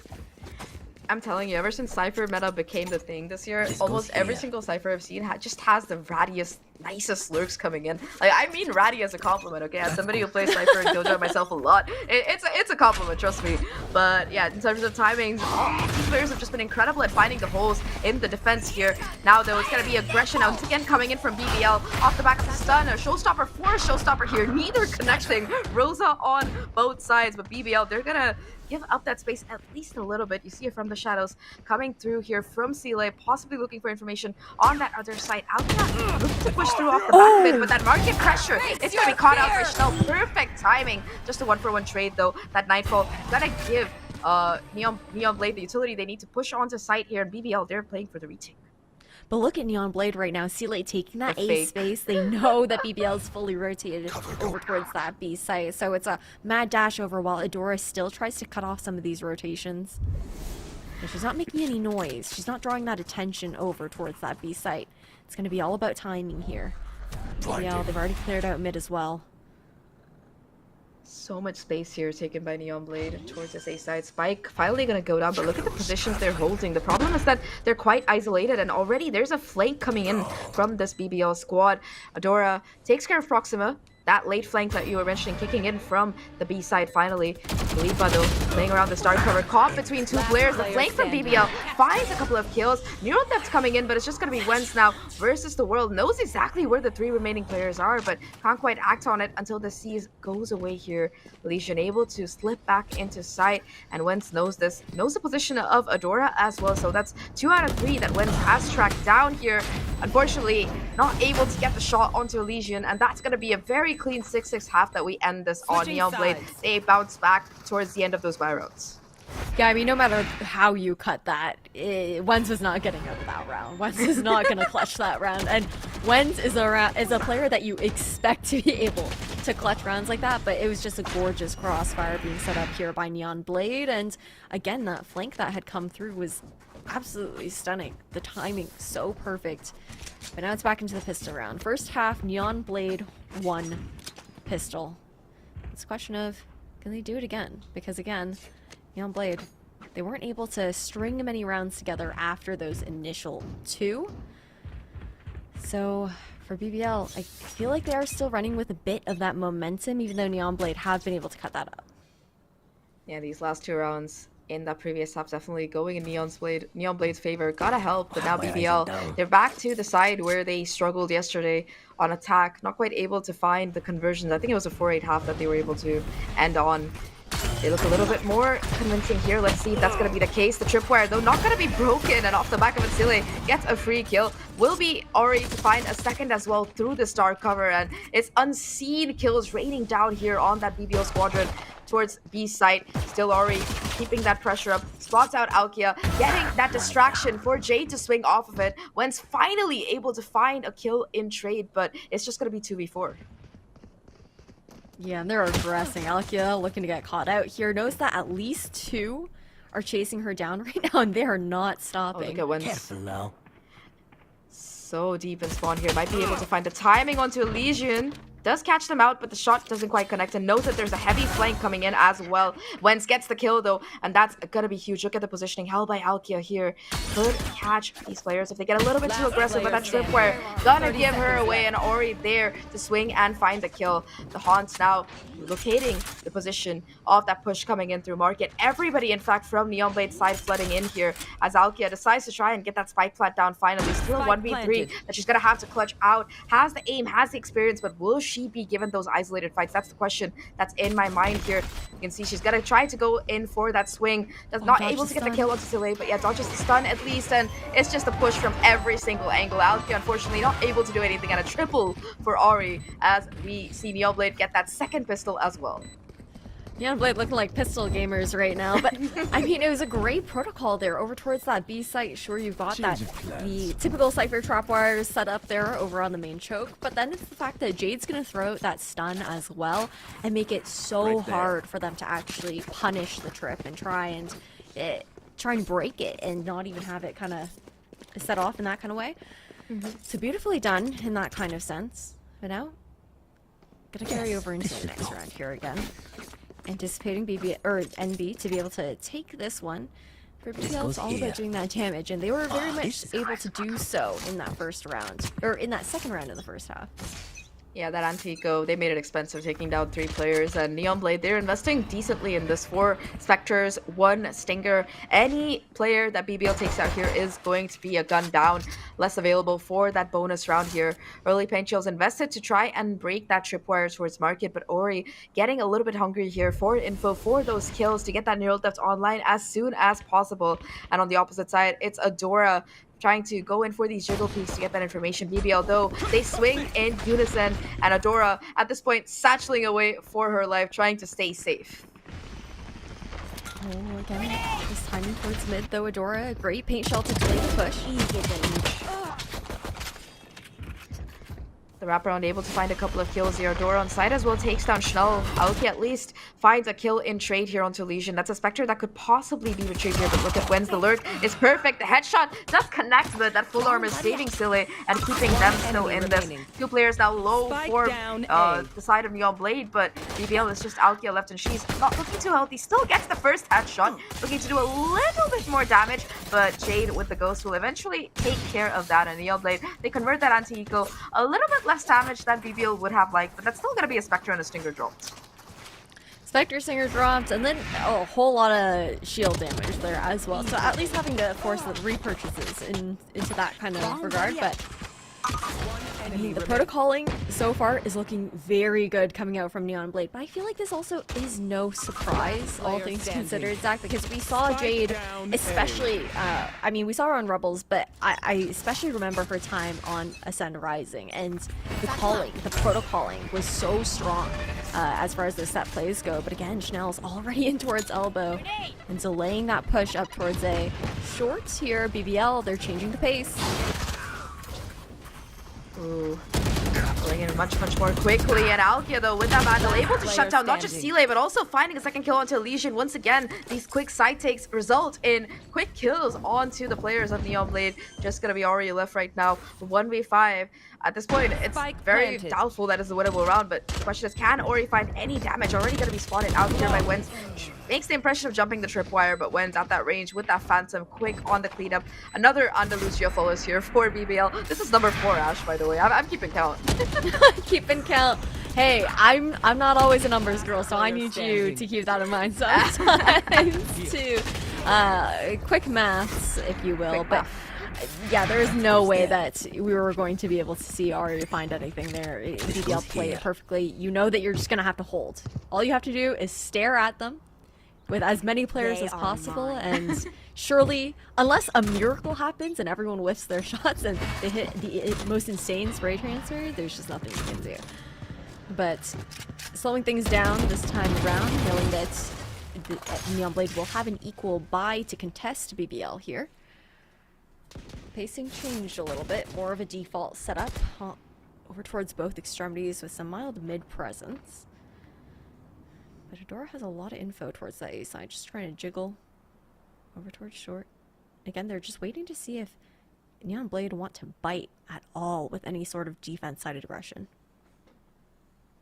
We have seen it before coming out of BBL, so yeah, just turnabout's fair play, their expectation. Adora gonna be the only member here. That Nightfall gonna be getting a lot of information and space off the back of it. The secondary dark cover to come through as well, but a beautiful paint shells will at least temporarily stall this push from BBL. Elbow control finally taken, and on site, it's going to be Jade and Elysian doing their best to find the kills. Adora stepping in, forcing back up as well, and ooh, it's a flawless to count back. Neon Blade say, if you can do it, we can do it as well, and they pull off an Andalusia flawless of their own, but the positioning in that round, as well as the utility from Adora there, that paint shells, it was what really kind of created the space here to enable Neon Blade to anchor the site so effectively. And Neon Blade, they're very, again, you use the perfect word, there is patient when they're with their utility. We saw it even on the attacking side. I know we didn't get to talk too much about it just because of how like back and forth and quick a lot of those rounds were, but with the timeout being called here by BBL now, I feel like we can chat about how Neon Blade have really started to get a read on how BBL like to start off very slow in the initial half of the round, very default style, see what kind of information they can find before going for those more like set kind of hits from that squad. And Neon Blade, they, again, intentful with their utility. It's never going to waste. They're not like, neither of these teams are the type to kind of trade that util back and forth, Zach, to no avail. Like, they're always going to find a pick off of it, and if not a pick, it's going to be information that's really valuable or space that they're able to take. Yeah, I mean, we saw how that Nightfall was used in that previous round, not even for the site, just to be sure that, all right, there's no stack coming in towards elbow control. We can push it, you know, because they know for a fact that Adora likes to usually hang around there, get a little bit aggressive with the jiggles, but just in case there was somebody else going in for a possible double play at that point of the map, they were so cautious about it. 7-9 right now in BBL, their economy kind of on its last legs, forced to win this round to keep themselves and keep the scoreline looking competitive. Otherwise, they risk giving Neon Blade double digits here. That said, though, no ultimates for them to really work with aside for that neural theft, and you can see that Adora does have her showstopper ready to go. This execute finally going to be starting to come in maybe from BBL. The tripwire not broken, though, by that Prowler, so you can see a little bit of hesitation from BBL side. Market door broken by Wens, a little bit of additional pressure. That Satchel finally coming through to take care of that pesky tripwire on site, and BBL, despite all of this, they're looking to fall back. They want to rotate over towards mid, find a little bit more of that information, pressure a little bit further, expecting that rotate to have come in from Neon Blade over towards the B site. And especially after seeing Adora solo over towards that A side, a location that she's been playing pretty frequently solo in that kind of sense. Ooh. What a nice trap play to come out of Neon Blade. Philippa at least able to crunch remaining. back and take one of her own, but still Neon Blade, they're keeping this pressure up. They know exactly where Alkia is, and they're trying to do the damage. Now Alkia just left in a 1v3 left. spike dropped in the open here. Has some time to work with, but not too much. And that pain shell's gonna be enough chip damage to possibly take her out here, bringing her down to 41 HP. Alkia still though able to find a kill onto Jade, and now it's a 1v2 that Alkia will have to clutch out. 17 seconds left. She has to take that spike. A side is the only one possible, but there's just no time left. Has to try and isolate these kills, and the double peek comes in from Adora to save the round for Neon Blade. 10-7, and that crunch from mid, right? You know, you could see the swing off the back of that Hans. Just so much information, so much of utility being used towards mid, and it works perfectly. BBL, they were not ready for that, Ash. No, I mean, the call to come out from Jade as well in that mid-round, just to hear the silence over towards B, expecting that rotation, and even if nobody was home, they get the information regardless. But That goes there. I mean, it was just absolutely perfect coming out from Neon Blade, and they got all the info that they could have asked for as well. So now back onto an eco rounds here. BBL, that was a round that they really needed to win to start and rack these rounds a little bit closer up against Neon Blade, especially when they're stuck in that very awkward back and forth economy situation. Yeah, back and forth is the best word to say it here. Now they look to contest with these sheriffs. Philippa making it a 1-for-1 as Ori gets taken down. Adora, though, once again prowling towards his elbow, rewarded with a pick onto Wenz, and might be even going for more if necessary. That said, though, with the Cypher going down, Alkia might be able to walk in on this A side. A 3-person flank right now to come in. Proxima, though, only spotted one player. Gonna be continuing to re-swing off the back of that Paranoia, but that's the second, and immediately off the back of that Proxima backs away. But look at Alkia. She's gotten so deep here onto site. Timing could be everything. Doesn't check site, so not gonna be able to spot out Stile. Now Proxima coming through this dark cover. Caught out by Stile here. That's a spike in possession of Neon Blade. Yeah, that's all 4 players now, like over towards bottom mid, heading over towards B main now. There's no way that you're going to be able to recover this unless Philippa has the most insane One enemy remaining. 30 30 seconds seconds shots, and left. with Alkia going down, it makes it that much more difficult. Yeah, Adora just watching for it. She knows that there's only 2 places that this player needs to come from, because the spike is in the hands of Neon Blade, and yeah, Adora with the off angle very easily gets that final headshot to get Neon Blade to 11 here. 11-7 right now, and 2 rounds is all that really stands between Neon Blade and taking this map. They have a lot of ultimates with which to do it as well. The Showstopper for Adora, the Rolling Thunder for Jade, just one away from coming into play here. And BBL, to counter it, they are charging up their own ult cycles as well. They have a Rolling Thunder as well, so we might just see that game of chicken if Jade can find a kill here. You know, you Rolling Thunder, I Rolling Thunder, but until then, I might not use it. Let's see if that's the case. I mean, we saw Pings going out for a bit of a mid protocol this time around. Early Showstopper out here for Adora already. Just a 1-for-1 trade, though. Wen's able to shut her down before it goes through. And talking about shut down, BBL across the map, they're finding these kills here. Shell and Philippa going huge right now, and it's just gonna be Jade and Ori left to try and manage this round to keep it from falling into BBL's hands here. Tripwire set up on A this time around. A little bit of change to come out of Ori, but the site itself, it's looking quite empty. Cage to come out to try and cut off BBL a little bit now. The Prowler going to break that tripwire, but the timing here for Ori could be everything on the swing through the dark cover, able to find Alkia, but it's just again a 1-for-1 trade. Jade on the flank now. Philippa expecting it low-key. Once again, the timing not in favor of Jade and BBL. They strike back here. They say, look, you might be ahead, but it's not over until it's over. They think they're so secure. Oh, I mean, it was important to find those trades towards mid in particular, with that different kind of set play coming out from Neon Blade. They were trying to change things up into that round. You see the shift in Cypher setup coming up over towards the A side, knowing that they wanted to change the pace. The idea was there, but BBL able to convert, and they do so without having to expend the ultimates that you were talking about. Them end up, like, them racking up, but that also means that Neon Blade have cycled up into a few of their own and are able to kind of trade those out for each other. It'll be a question of who's going to use theirs first in each situation. Door being closed over towards market, immediately broken. And no trip this time around here for Neon Blade to guard that with information. Here, second round. Rolling Thunder, though, gonna be preemptively used by Jade towards the spawn here. Schnell, though, still being able to go past it, is able to take down Ori, but Jade, again, off the back of the Rolling Thunder, finds a huge kill onto Proxima. Sile as well. The timings here for Neon Blade, they're so good on the swings here, off the back of the Zero Depth. Schnell, able to at least find that first kill. Gonna be caught out by the Nightfall, and now Neon Blade, they know that both these players are towards market off the back of that Nightfall. He's still Neon Blade with the numbers advantage. At least something to be said for BBL. They have side control, but look at where that spike is. Yeah, I mean, and again, great crossfire positioning here for Neon Blade as well.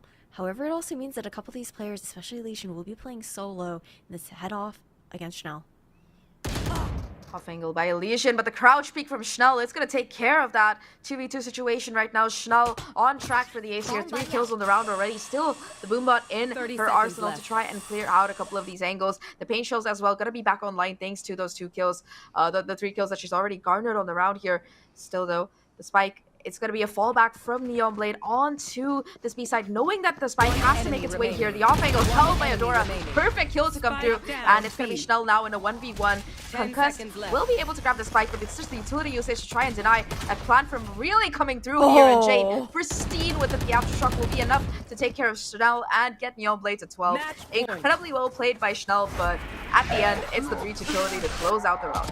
That's got to hurt. I mean, Jade is like everything with that utility, right? And then Sile just being able to maintain this market control, and man, absolutely stunning plays coming out from Neon Blade. But I feel like, okay, yes, we do have like 3 rookie players coming in for this team, right? Hitting the main stage of Game Changers for the very first time. However, the 3 that we're looking at also come from the same core together, so they have that synergy already built up from last season, and then have a very experienced IGL who Jade she's very set with her protocoling, with the set plays that she likes to come out. You can see that the team has a lot of respect for that as well. Yeah, I mean, of course, she comes with that experience, right? Playing on a roster like Ascend, top 3 last year so many times. It's honestly surprising to me that they weren't able to pick up one of those series, but yeah, that said, it was they almost made it all the way to Sao Paulo as well. So coming in from a team of that caliber with that kind of experience, I think that Neon Blade, they have a really good foundation to build off of. Shows in their game as well. This is their map pick, and they are putting up a great show so far. 12 already on match point, 1 away. And if you think about that last round, right, it was so much invested by both of these teams, whether it was the Rolling Thunders, the Showstoppers, of course, even that Nightfall to come in from Elysian there. But despite all of those ultimates being dumped in, it was Neon Blade to take it, and BBL now at the cusp of losing this map, right? They have so little to work with. Of course, Alkia can get that Nightfall, but everything, it's on its last legs. Looking at their economy, their ult cycles are like barely recharged. There's just so little that they have to work with, aside from, of course, just tapping those headshots, which I think we can always depend on BBL for. I think that's the big thing is, sure, they have enough for this particular round, but if BBL want to try and take it over to overtime, they have to finish this round and each coming round as flawlessly as possible due to that economic situation. For Neon Blade, though, I mean, things have been getting tight. They will be able to toss some guns over regardless, but each round has been neck and neck thus far. Again, early information found here over towards the safe site. Adora constantly challenging this initial angle with the one-way and assistance, but it's all 5 players this time. Adora kind of understands the situation, gonna be satcheling out of dodge to try and regroup with her team. We'll be able to buy a little bit more time on the stall thanks to that pain shows towards elbow, but now the execute is in full swing here, coming in towards the main instead. The stun, though, it's impeccable, and Adora off the back of that, able to find 2 kills. Once again, this reach utility from Jade is just being used to perfection here, and Elysian and Adora between them shut out BBL, and Andalusia flawless to close out the round here, and Neon Blade, they take the map 13-8. I mean, Neon Blade are looking good. I think it's no surprise that we found them now into the main event. Sure, they ended up placing, I believe that was 4th in their group. Yes, it was. But they are showing up right now. Sunset being their map pick, of course, but we're seeing gorgeous, gorgeous set plays being called. Amazing trap plays being called out there by Jade as well. Yeah, I mean, we saw how impactful that breach utility was throughout that entire map, whether it was denying Schnell from getting that ace clutch down, plant down, or just in this last run, how it was setting up Adora and Elysian to swing off of it, pick up these kills, and it was just the utility usage that's made it look so easy for Neonblade on that defensive side. You know, it was very back and forth in that first half, like you mentioned. It was evenly tied 6-6, but, you know, I think that for Neonblade, it's got to be very reassuring that they were able to take this map into their pocket, because after this, we're heading to BBL's home territory split, and at least record-wise, it's looking a little bit BBL-sided in my defense. But that said, that's the next map ahead.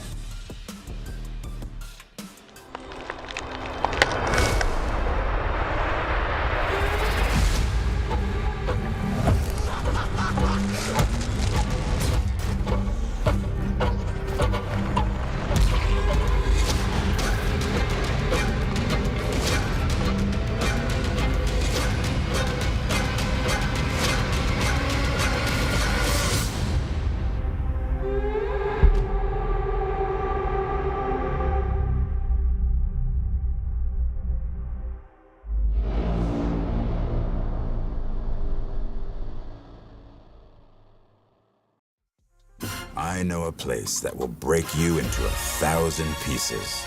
Stay away from them. Stay away from Lorca, Paco, and Picasso. Don't ask about Lola. Ay, Caballo Grande. Ay, Dolor de Nieve. But in spite of everything, it occurs to you to visit Andalusia. Don't say I didn't warn you. Be careful of the Andalusian crush.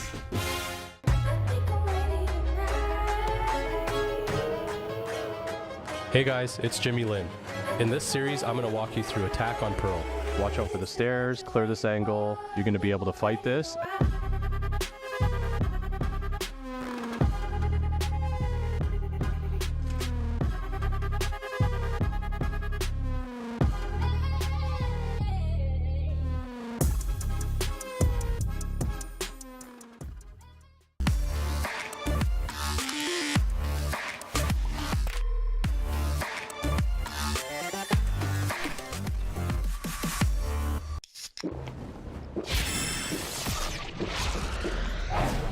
Red Bull gives you wings.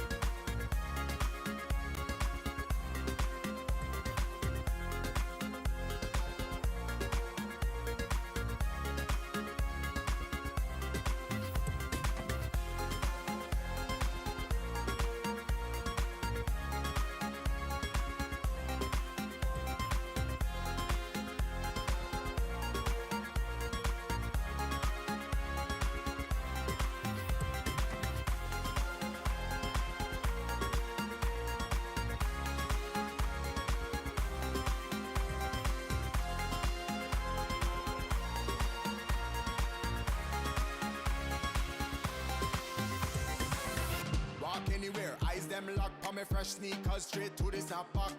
Pretty girl them smell make a long get weak wanna give me loose chat. Any boy try to take my style.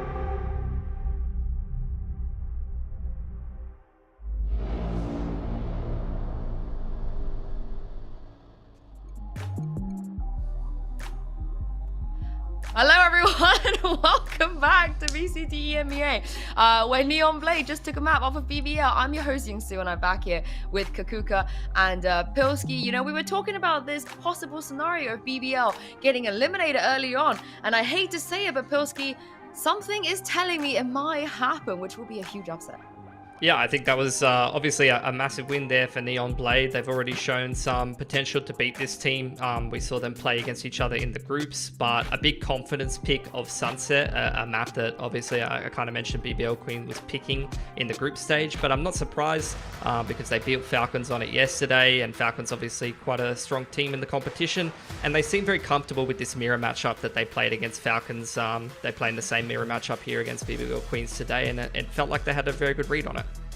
Yeah, exactly. The proactiveness on the defense that we've seen from both of the teams, they know how much is at stake today. And actually, I'm very, very pleased with the performance that we're seeing from Neon Blade.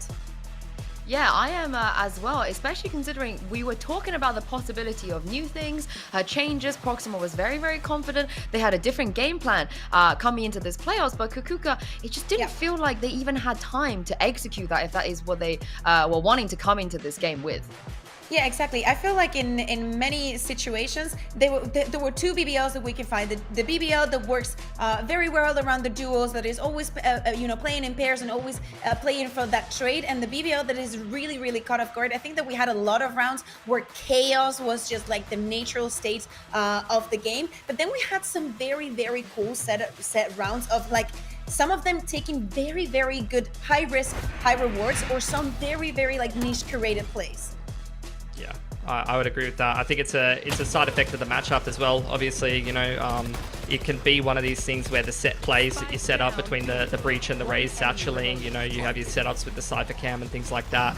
This is the kind of matchup that just turns on a dime, and in half a second, half your team can be dead. And there was a lot of rounds like that. There was a lot of messy ult exchange rounds. There was even a couple of situations where it felt like BBL was giving up, you know, 2-on-4s and things like that. And Neon Blade took full advantage of that. Yeah, and let's talk about the rookies as well, because Pilski, the other thing we were focusing on was the fact that BBL, despite losing Vanya, despite losing Ever, they were coming into this with at least veteran players. It made sense. You can see why they signed Proxima and Chanel. But on the other side of this, for Neon Blade, they just didn't seem, on paper at least, to have the same amount of experience. And despite that, it was the two rookies that came out on top. Yeah, the rookies played super, super well. I mean, Ori, obviously MVP for her team. And I think in general, they were playing two very, very important roles in the team in terms of the Cypher and the Raze. So needed to be on point and on top of what they were doing. You know, the Raze in particular is a very, very important role to be playing confidently and be making the right decisions on a snap, decision calling from the util, from the Breach. And it felt like that was all happening, you know, exactly as Neon Blade wanted.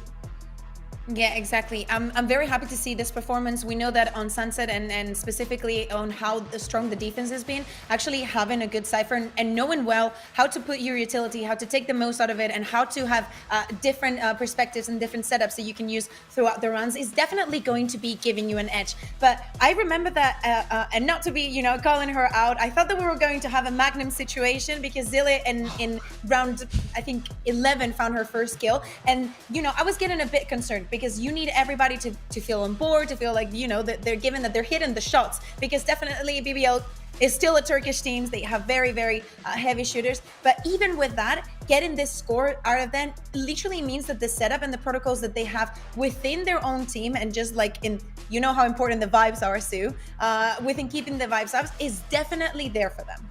honestly, any opportunity for you to bring up that Magnum thing, I feel like he's never going to be able to forget what happened. But let's move on to the next map because Split is coming up. We talked a little bit about it already, Kakuka. For you, maybe favoring more towards that double duelist, get Alkia on something where maybe she can just frag out.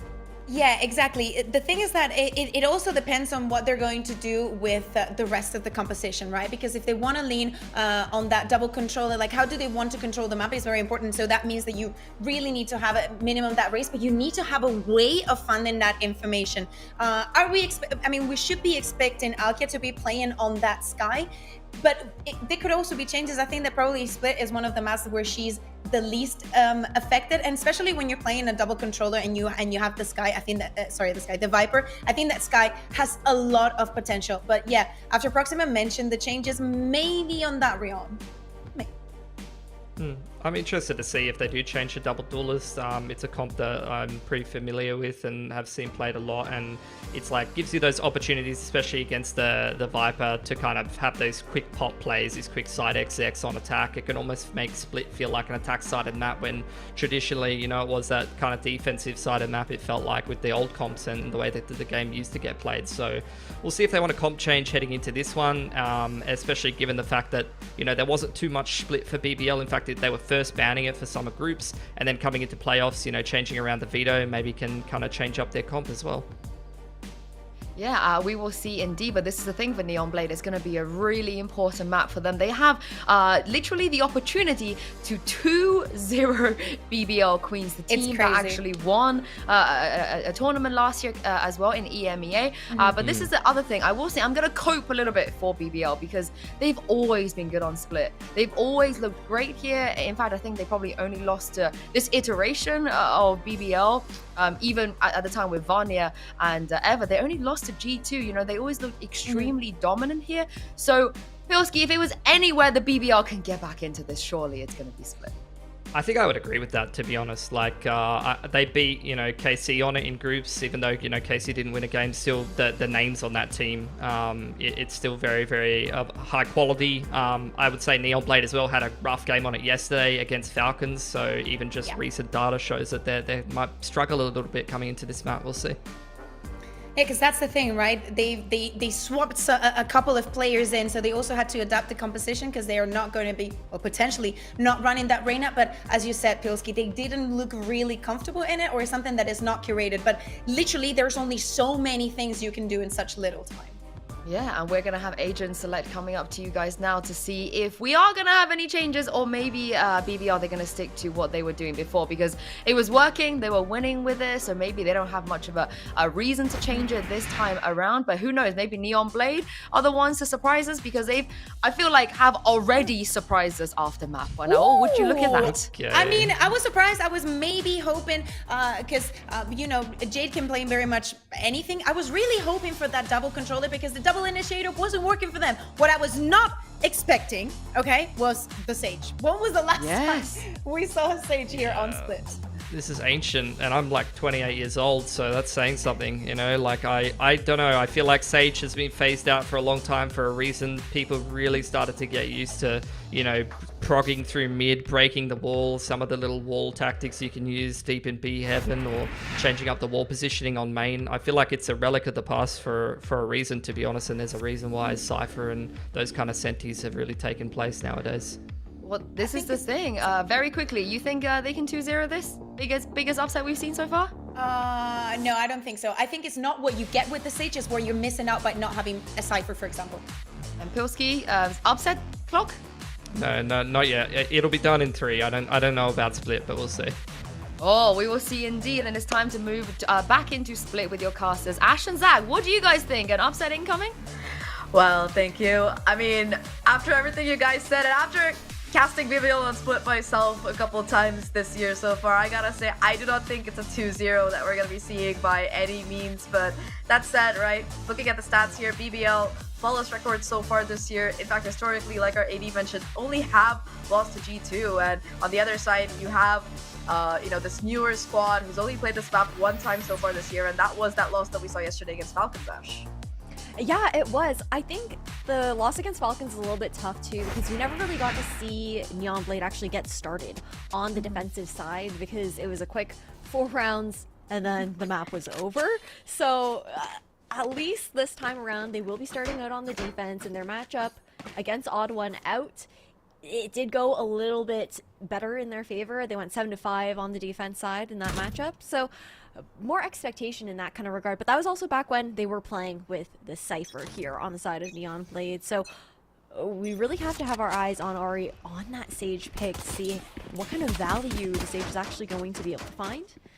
But of course, with a standard double controller here on Split, it's not too bad. I think if you're maybe running a solo controller, it would be a bit more rough, but you do at least get a bit more of that stall coming out from both the Viper and the Omen. Yeah, I agree with you there. I mean, both teams, of course, making a bit of adaptation to their team comp, especially Neon Blade, right? This Sage wasn't there yesterday, so they're going to be bringing down the Viper in instead. But Ori tries to get the wall down towards A main, pays for it with her life, unfortunately. And in the meantime, BBL, they flood the side. Proxima isolating the fight towards Rams, takes care of Jade as well, so that toxic screen no longer going to be a factor if it ever was in this retake attempt. 3 players left alive right now, and Neon Blade, they are commencing this retake. Gonna be using that Sky Flash to at least get some information. Look at how far away these players are tucked back. They go in for the wide swing and they connect. Just going to be still left right now, and Alkia shuts that down to boot. And Andalusia Flawless off to start things off on Split for BBL, and that's number 5 so far for BBL, I believe. Keeping track. 4 from last map, 5 now with the first one into the pistol rounds. And man, this is kind of a tough round to break down too, I think, because you did have, I think, a bit of a miscall there coming out from Ari, just to elect to like put up that wall and just not have someone playing towards ramps to watch for the cross through when it was being broken so quickly due to the heavy presence there from BBL. But again, this is a very standard default here, especially towards Split with the solo extremity control on each side and heavier mid presence. The one way, though, over towards B main grants a lot of information over towards Neon Blade. You have 3 players pushed up there, solo over here towards A, feeling maybe a bit more confident on the retake. Yeah, A retake does seem to be the call here for Neon Blade heading into this one. And that's the information for Elysian. Spots out at least a couple of players, and with the sound cues to boot, I think that the cat is out of the bag for Neon Blade. They know that A side, once again, is under BBL control. Full 5-on-5 retake here, but the weaponry, it's still in the hands of BBL here. And look at this plant. It's for Heaven, so we might see BBL try to push for that Heaven control, take a little bit more space, possibly later in the round. We'll have to see. All 5 players looking to retake here from screens, though, as a team. Oh, and look at the paranoia. It's procced and ready, but not for the screen. Oh my god, on site, just Alkia running a farming simulator here. 4K for Alkia and Schnell to round out things with another kill. A second Andalusia Flawless on this map. 2 rounds, and BBL are 2 for 2. Of course, this one was an anti-eco, but that said, it was just such a clean round from Run Alkia. it back. Headshot. Yeah, that's like an advertisement for Aim Labs if I ever saw one. Stunning. It's also like this Alkia swap going to go and play the Initiator, giving up that Duelist. It's feeling very reminiscent to me also of Sonder over in Game Changers NA. She was previously like that sort of Duelist player and then trying to show a little bit more depth in her agent pool and that kind of sense, but BBL now speeding things up here towards A. Much quicker around here with the lesser weaponry they have, albeit a strong bonus here thanks to the Bulldogs and the Spectres in play. Philippe also with this Vandal able to find that opening kill, although it's quickly traded back by Jade. Schnell going down early, gonna remove the raise utility for the duration of this round, and look at the chip damage as well onto Alkia and Philippe. Yes, the site once again gonna be taken by BBL, but Neon Blade this time around, they're fighting heavily, contesting Heaven, and already they're not gonna let BBL have as much time to set up their post plant. No, but Wentz does have this Heaven control right now, clearing over towards Vents to start things off, and Wentz actually drops down. This timing is insane. Wentz is going to have so much information on the Heaven control coming out from Neon Blade. And I don't think Neon Blade are really aware of that positioning as well. Dark Cover comes down to block off that range, but Wenz again just having so much impact. Elysian shuts them down, yes, but it's still gonna bring it down to the 2v2 in this bonus round. Looking so dangerous. Perfect paranoia to buy even more time, but Philippa still goes down. It's all down to Proxima, tucked away to the corner. I feel like we've seen this before, and Proxima isolates the fight and gets the 1v1. The 1v2 clutch to boot, and that will be the Rebel clutch to get BBL their third round. They convert their bonus, and they make it look so easy there. Just the positioning from Proxima. They had no idea where she was tucked away. Positioning from Proxima, positioning from Wenz, sure. She's only able to get one, but Elysian's so low as a result as well, and it slows down the push that Neon Blade were looking to find here from Heaven to drop down over towards site.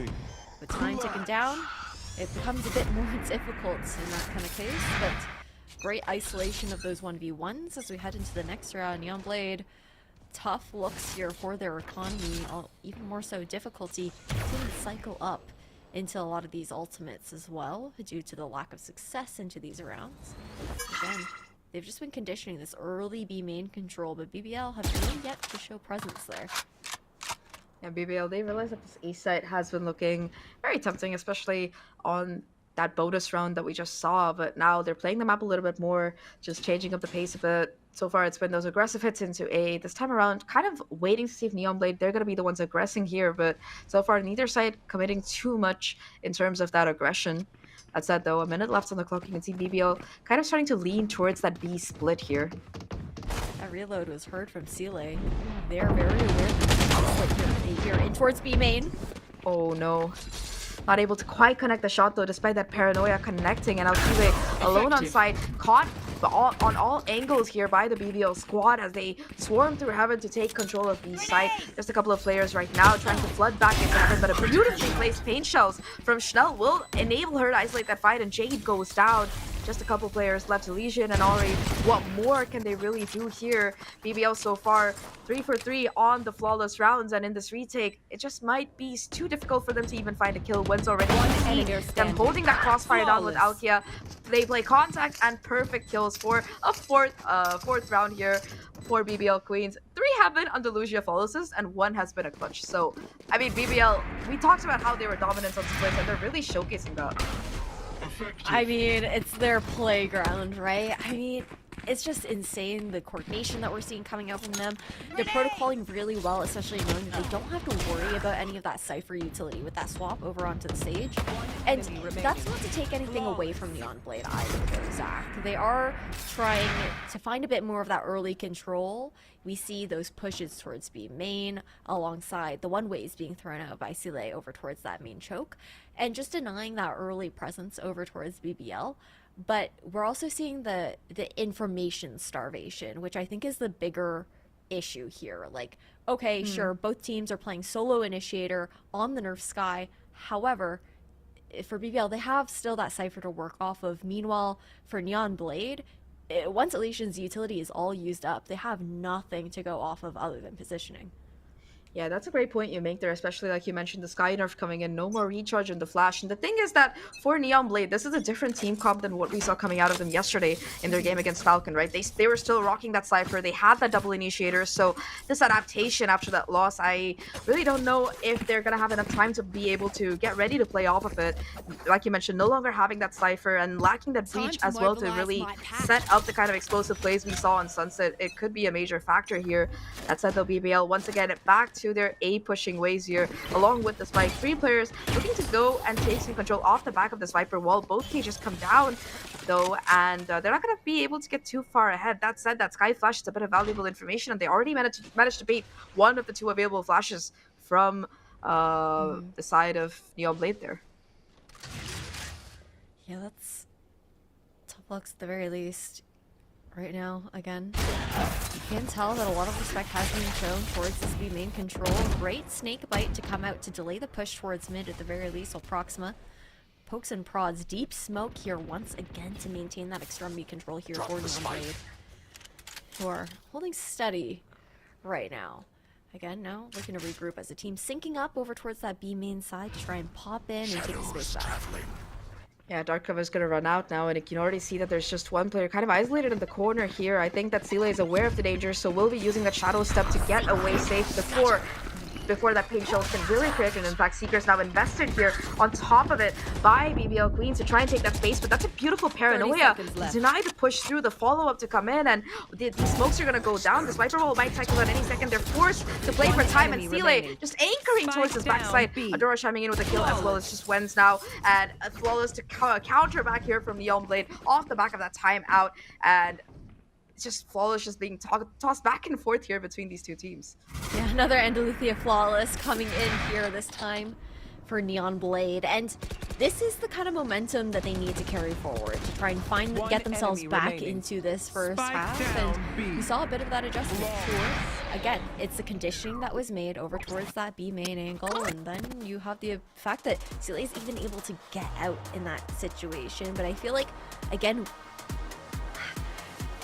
I hate to rag on the stage so much, but very genuinely, we are still seeing a lack of the value coming out from this agent in particular. I mean, I think that for BBL side, that round, it probably stopped them right at track. Literally, of course, because of that paranoia, but also just the way Neonblade were kind of able to adapt off of it. They weren't caught off guard. There was no over-rotations like we saw in those initial rounds, and after that timeout, they just really were able to hold strong. And I think for BBL, it's going to be an interesting question of how they're going to adapt, because one thing that we've really seen neither team push too much the issue on has been mid so far, especially with that Sage playing around more towards that ace side, putting that barrier orb down to maybe farm that orb up, get that resurrection up sooner rather than later. I feel like mid being left solely to Jade here on that Viper, there's only so much denial utility that you have to work with, and I feel like BBL, that's an area of the map that they've been pressuring, yes, but it's more along those lines of, okay, only when they're going to be splitting B, because the rest of the time, maybe Wens will come around for a late lurk at best, but mid pressure, I would like to see a little bit more of that from these teams.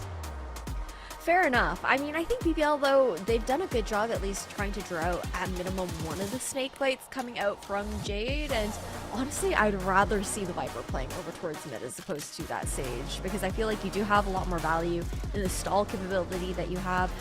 Normally when it's a Sage, you're going to see, okay, wall goes up, wall goes down. 30 seconds. Maybe a slow.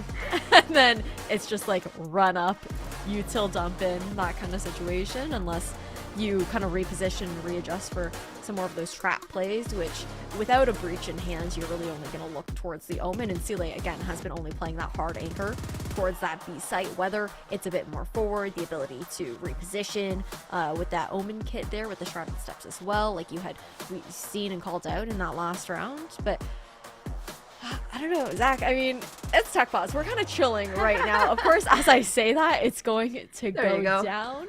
I see you brought back the EMEA Jinx magic with you, Ash. Listen, I worked with Pansy one time. And that's enough. Rubbed off. It's rubbed off on me. Oh yeah, thankfully no more tech pauses, at least for now here, as we head into round number 6 of this map. BBL going a little bit more aggressively towards mid, and that's what I wanted to see here. Secondary player brought around here Adora for the backup on that mid side. Jade no longer playing alone here. Could make it a little bit more easy for Neonblade to hold on if that mid does get challenged aggressively here by BBL, but right now it's Sile doing the challenging, pushes out through B main, gets that early pick, paranoia to prevent that trade, keep Proxima back from taking that space, and immediately gets out of dodge to be sure that the numbers advantage remains with Neonblade here. Yeah, really lovely. Well done here. Lurk coming through this time around from Wens over towards A Heaven. Entire team looking to regroup, but look at the stack here from Neonblade. Yeah, they seem to have it read correctly this time around. 3 players ready to kind of play contact here. Jade, though, holding the off angle, and with Wens taking such an aggressive position, that's going to be Elysian caught on Raptors. Nero left to come out as well, and while there is that barrier orb coming in to isolate the fight here, it's going to be broken very quickly. The spray down, though, Ori still able to find a kill. Jade there for the counter, and they will be able to get enemy on the site. Got to be pushed through, and it's just Jade to do the damage now. Felipa in a 1v2 situation, having to try try and clutch it out here. Spike at least in her control, but no information as to where this retake could be coming in, and it's already on its way. Look at Neon Blade. They're just holding down the CT in case Philippa tries to make it aggressive, but with that clock coming down, she has to go in for the plant and does have a couple of dark covers to play around on site already, though. Look at how far Neon Blade are ahead. Philippa at least gets the isolation. No spam follow through to come through either, in BBL they have a chance at converting this. Philippa having to try and to catch out this player, succeeds the IGL herself to get BBL their 5th. That's the clutch. Jean coming in, and Philippa, she hasn't lost it since last year. She absolutely hasn't. I mean, we expect this coming out from Philippa, and she's doing it while calling as well. I mean, this was really well done here, this ramps control coming out from BBL. There was a lot of worry that Wenz was going to get caught out. A great read coming out from Neon Blade to even have Elysian trying to cycle that Trailblazer over towards ramps, which would have found Wenz. But BBL were so good about taking it down, denying that kind of information, and allowing that pick to come through. Now, this time, BBL push towards B. Whew. Off the back of the one-way, Silly again finds a victim, but this time around not unpunished. Beautiful paranoia from BBL to scale up with this Viper wall. They take so much space, but Jade from Heaven raining down fire finds Proxima. That's gonna mean no more Viper utility available in that post plan, and that Trailblazer as well. It's gonna convey that the crossover has come through. There's so many players from Neon Blade on site, and they are doing the damage right now. Shell finds one final kill before Neon Blade shut it down, and that's the second round on board here. Bounties have been paid, and Neon Blade, they restabilize. I mean, really nice initial pressure right off the gate. Not allowing BBL to find any sort of comfort to even try and tap that spike with all that ground that was covered. And a lot of that due to that pick that Jade just got through that smoke as well. Now, for BBL, sure, they had 4 rounds in a row to start. But the rounds that they won later into this first half, they got close. Now with Neon Blade picking up their own, BBL, they find themselves on an eco, and a lot of ult cycled up here for Neon. Oh, swing around here. The operator doesn't connect, but Philippa will not miss, and Adora goes down there. No more showstopper available for Neon Blade, and despite this being kind of that half-fi round for BBL, they're still able to do the damage. Sile, though, once again, with that one-way, with that aggression towards B main, able to find a huge kill there. 1 for 1 so far in BBL. They still do have a couple of guns to work with. The Bulldog for Shell, as well as the Showstopper in her arsenal, could be enough to get them on the site. But yeah, the retake ults here, they're huge for Neon Blade. Showstopper finally going to be activated, caught by the paranoia. Schnell still looking to take that space, but not going to be able to find any value. We'll be able to possibly retrieve that operator, someone from BBL, but instead they're just going to be pivoting towards A.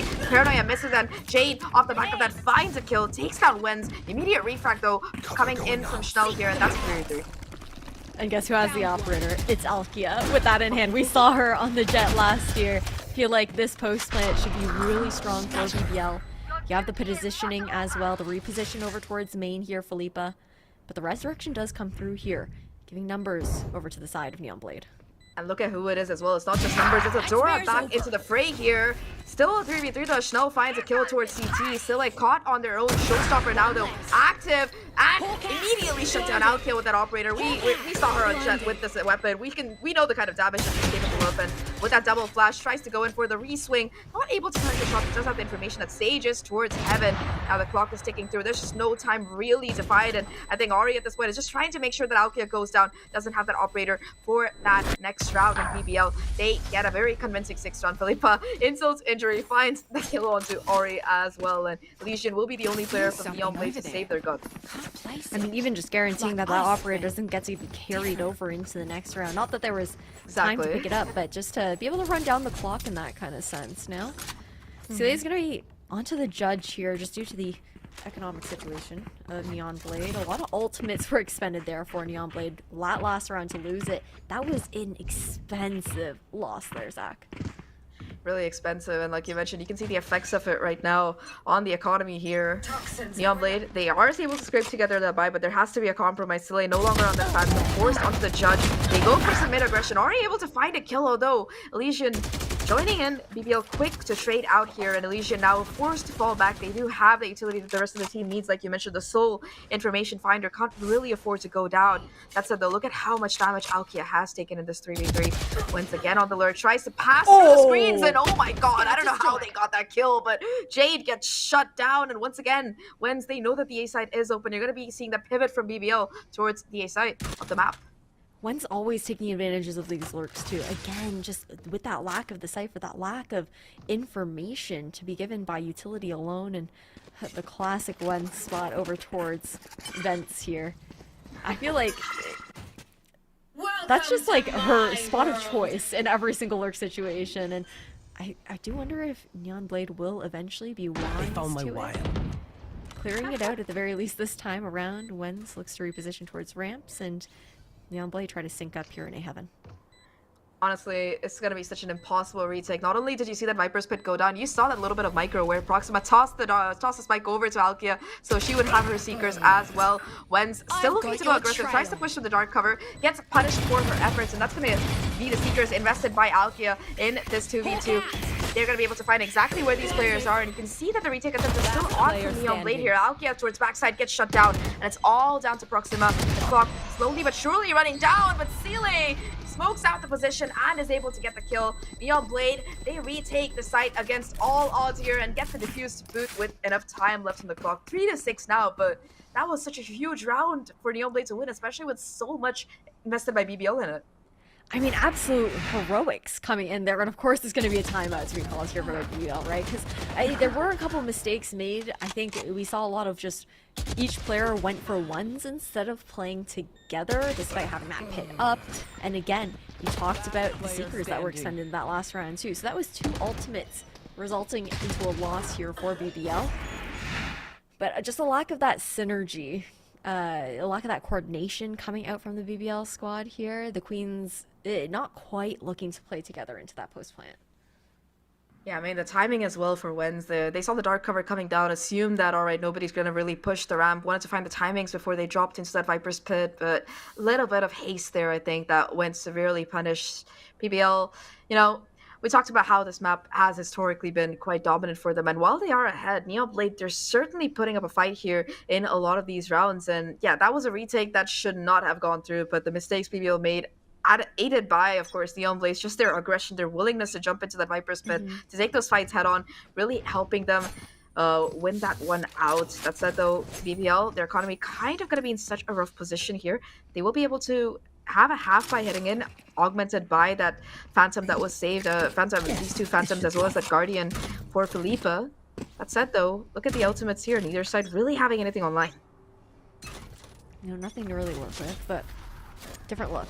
Previously, it's consistently been ones alone over towards that A side. We've seen this head-to-head before.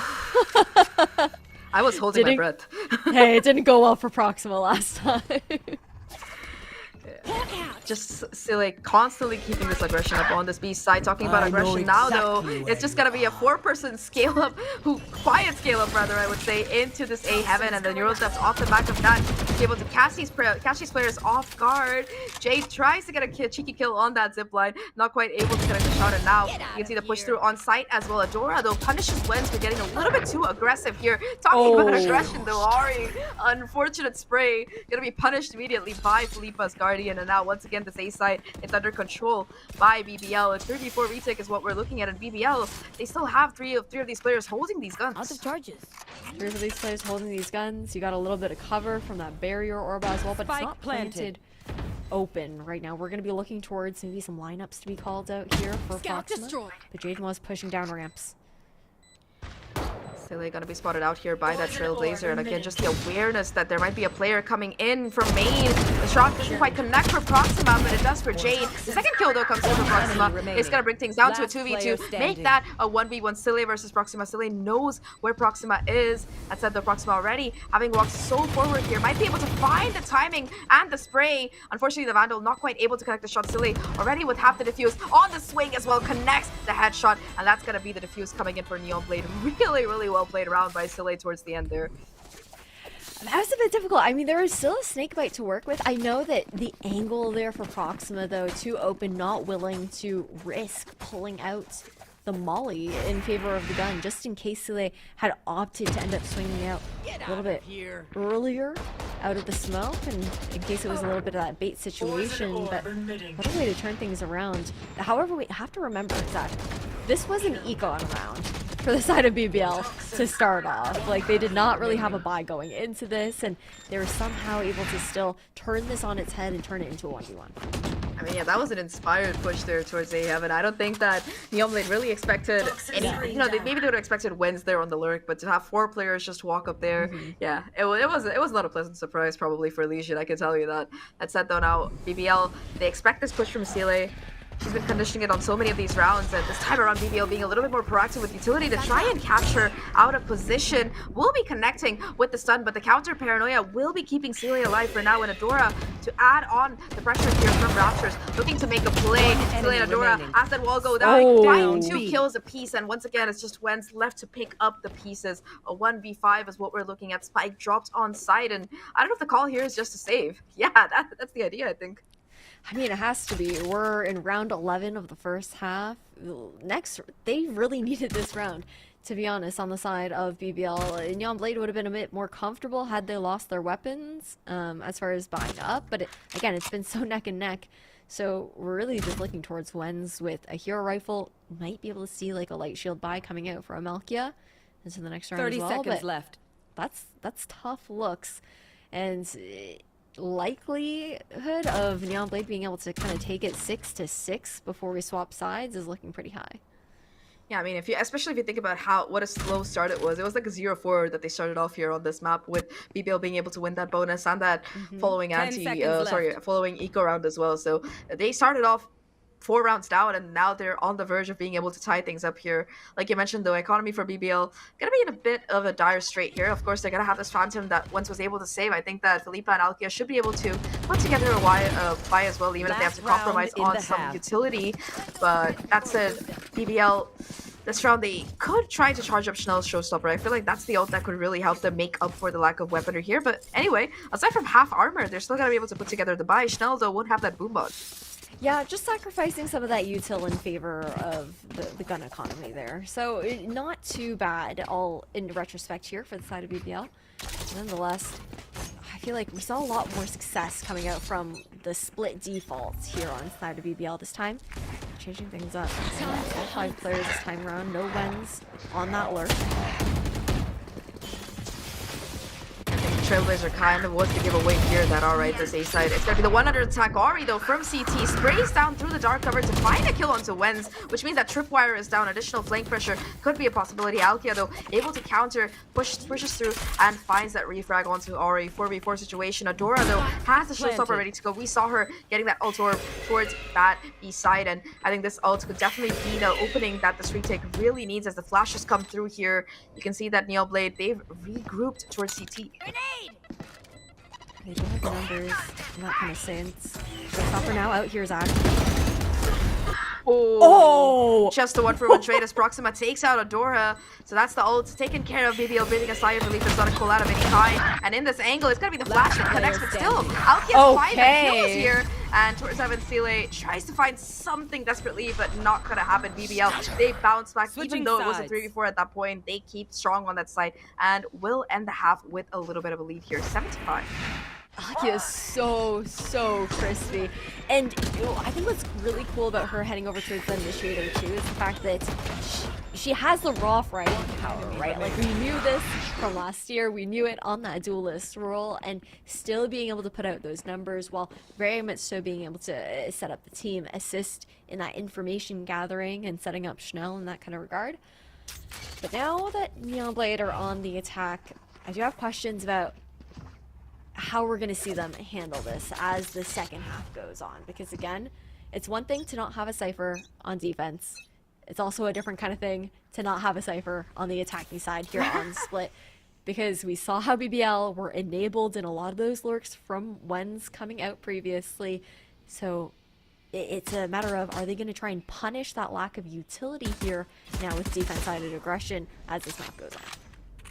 Yeah, it should be interesting. I mean, for Neon Blade, they still do have that lurk possibility thanks to Jade here, but ooh, instant headshot onto Proxima there to start things off on this round. Still, though, not going to be taken down quite yet. 20 HP left.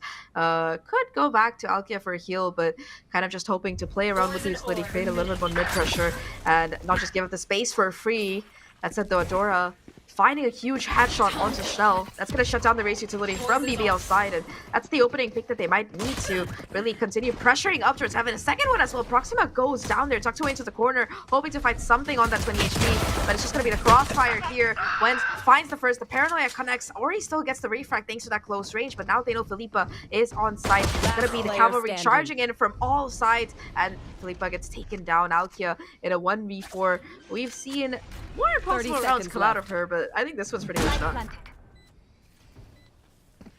Yeah, I don't know about a 1v4 in this situation, especially with stairs being walled off there, and then you already have, like, look at the positioning right now. Jade's on site, you got 2 in garage, then you've also got Elysian just in case things go wrong on site to be able to have that heaven angle. This is just damage that Alkia is really looking to try and do and maybe cycle up into that ultimate. Oh, well, unfortunately that's for one Alkia. word for her. I mean, she's probably gonna get that anyway, but yeah, no kills to come through, and almost flawless round here for Neon Blade, only really dropping 1 player on their way to site, and I think Neon Blade have been looking really good in their pistol so far. That's 3 out of 4 in both of these games together. I mean, some teams are just pistol gamers, other teams not always built for it. But it's the coordination that they're able to find in those situations as well. Like, they're very good at, I find, in those more aggressive plays, that's where Neon Blade does tend to shine, and things do get a little bit scrappy, especially in those pistol rounds. BBL playing very forward on both extremities right now. Trying to take advantage of that lack of Cypher. Maybe they can find the timings here, but so far at least you do have Neon Blade able to keep them at bay with this upgraded firepower. Silly puts the Paranoia down, trying to possibly take that space back in case BBL had it, but yeah, it's just going to be a lot of utility dumped by Neon Blade towards B main to be able to clear out that angle. Jade now on the lurk here, will spot at both of these players, puts down the molly to deny the push and swings off the back of it, takes care of Wenz, and that's a huge kill. Philippa now though could find the timing, catch Sue trying to put the smoke out. Elysian just not ready, at least able to bend her fallen comrade by able to taking down both of these players on site. But yeah, that said, that's a plan for Neon Blade, and BBL now on this awkward retake attempt. Jade is so low, gotta be falling back to maybe get that sustained. It's actually so sad for Sule, but a little bit of poke damage done at the very least. Nice nade to deny this retake there towards Heaven, but a nade in return to push back the players into last player standing. Oh, well, at least for a second. They're immediately going to be coming back out to swing and take care of Schnell. Alkia now in a 1v4 once again. This time around, only a classic in hell. At least last time, she had an additional bit of ghost firepower as well. Jade is quite low. Might be able to find that first kill maybe, but you can already see the cover coming out of the rest of the members of Neon Blade. And Ori, in fact, going to be aggressive here, knowing that they had the HP advantage, the weapon advantage, every advantage really, as they take care of Alkia and tie things up 7-7. We did see that BBL Queens converted, stole away that bonus round in that previous half. The question is, can Neon Blade do the same, since they also have a substantial bonus here? This goes here. We'll have to see. They do have a really strong bonus, all things considered, especially the fact that Jade's able to buy up into that Vandal, since she just sticked on to the Ghost, I believe, into the previous round. But also tough because BBL, I feel like they've contested the anti-ecos of Neon Blade very well in the past map. As we head into the remainder of the second half. Just your standard lurk walls coming up over towards this A site. But a very deep A setup here for Wentz to play off of from screens. Yeah, there's a lot of trips on site as well, and these aren't the easily breakable ones either. Odds are, if you step in when you're dead, especially with how oppressive the Cypher can tend to be. That said, though, we're going to be seeing BBL at least a little bit of rotation coming in towards the other side of the map here. Elysian will be able to catch out a player on this B side. It's just a bit of a fake information ploy though, because the spike itself, it's regrouping towards mid. You can see this heavy stack coming out of BBL here. 3 players on A, despite the Cypher utility being there, but that dark cover being placed down might be the signal that, all right, that's the cue for the split. Instead, Neon Blade, they're taking so much time here to be careful about what they want to do. Yeah, still plenty of time to work with though, with 40 seconds left on the clock, but now we see the pivot over towards A. straight into the traps of Wens though on this A site, but the rotation to be called already over towards B. This presence though, 30 is enough seconds to left. actually call the cavalry back, but look at this pivot back over towards B once again. Good pivot as well, and Philippa through the smoke, they're already able to find Elysian. Huge kill to start off. You see Alki as well watching for this main split, takes care of Sile. Two players down already, and the remainder of BBL, they jump in. Jade, of course, able to stop the bleeding with 1 kill, but BBL, they've converged in time. They had the read and they had the positioning to be able to shut down this Inceptive push before it even got anywhere close to the site there. Really nice round from BBL to convert their buy. That said though, it's also good for them because they didn't lose too many players, so their economy is going to be looking very healthy off the back of it. Yeah, it is, and I just feel like what BBL did really well in that round too is just completely information star Neon Blade, who were also trying to play that very quiet contact game, and nobody was really giving anything out, and that's harder when you're on the attacking side. Time in the favor of defenders here before that spike gets planted, and forces you to use that utility and try and scale up a little bit blind. There's no way.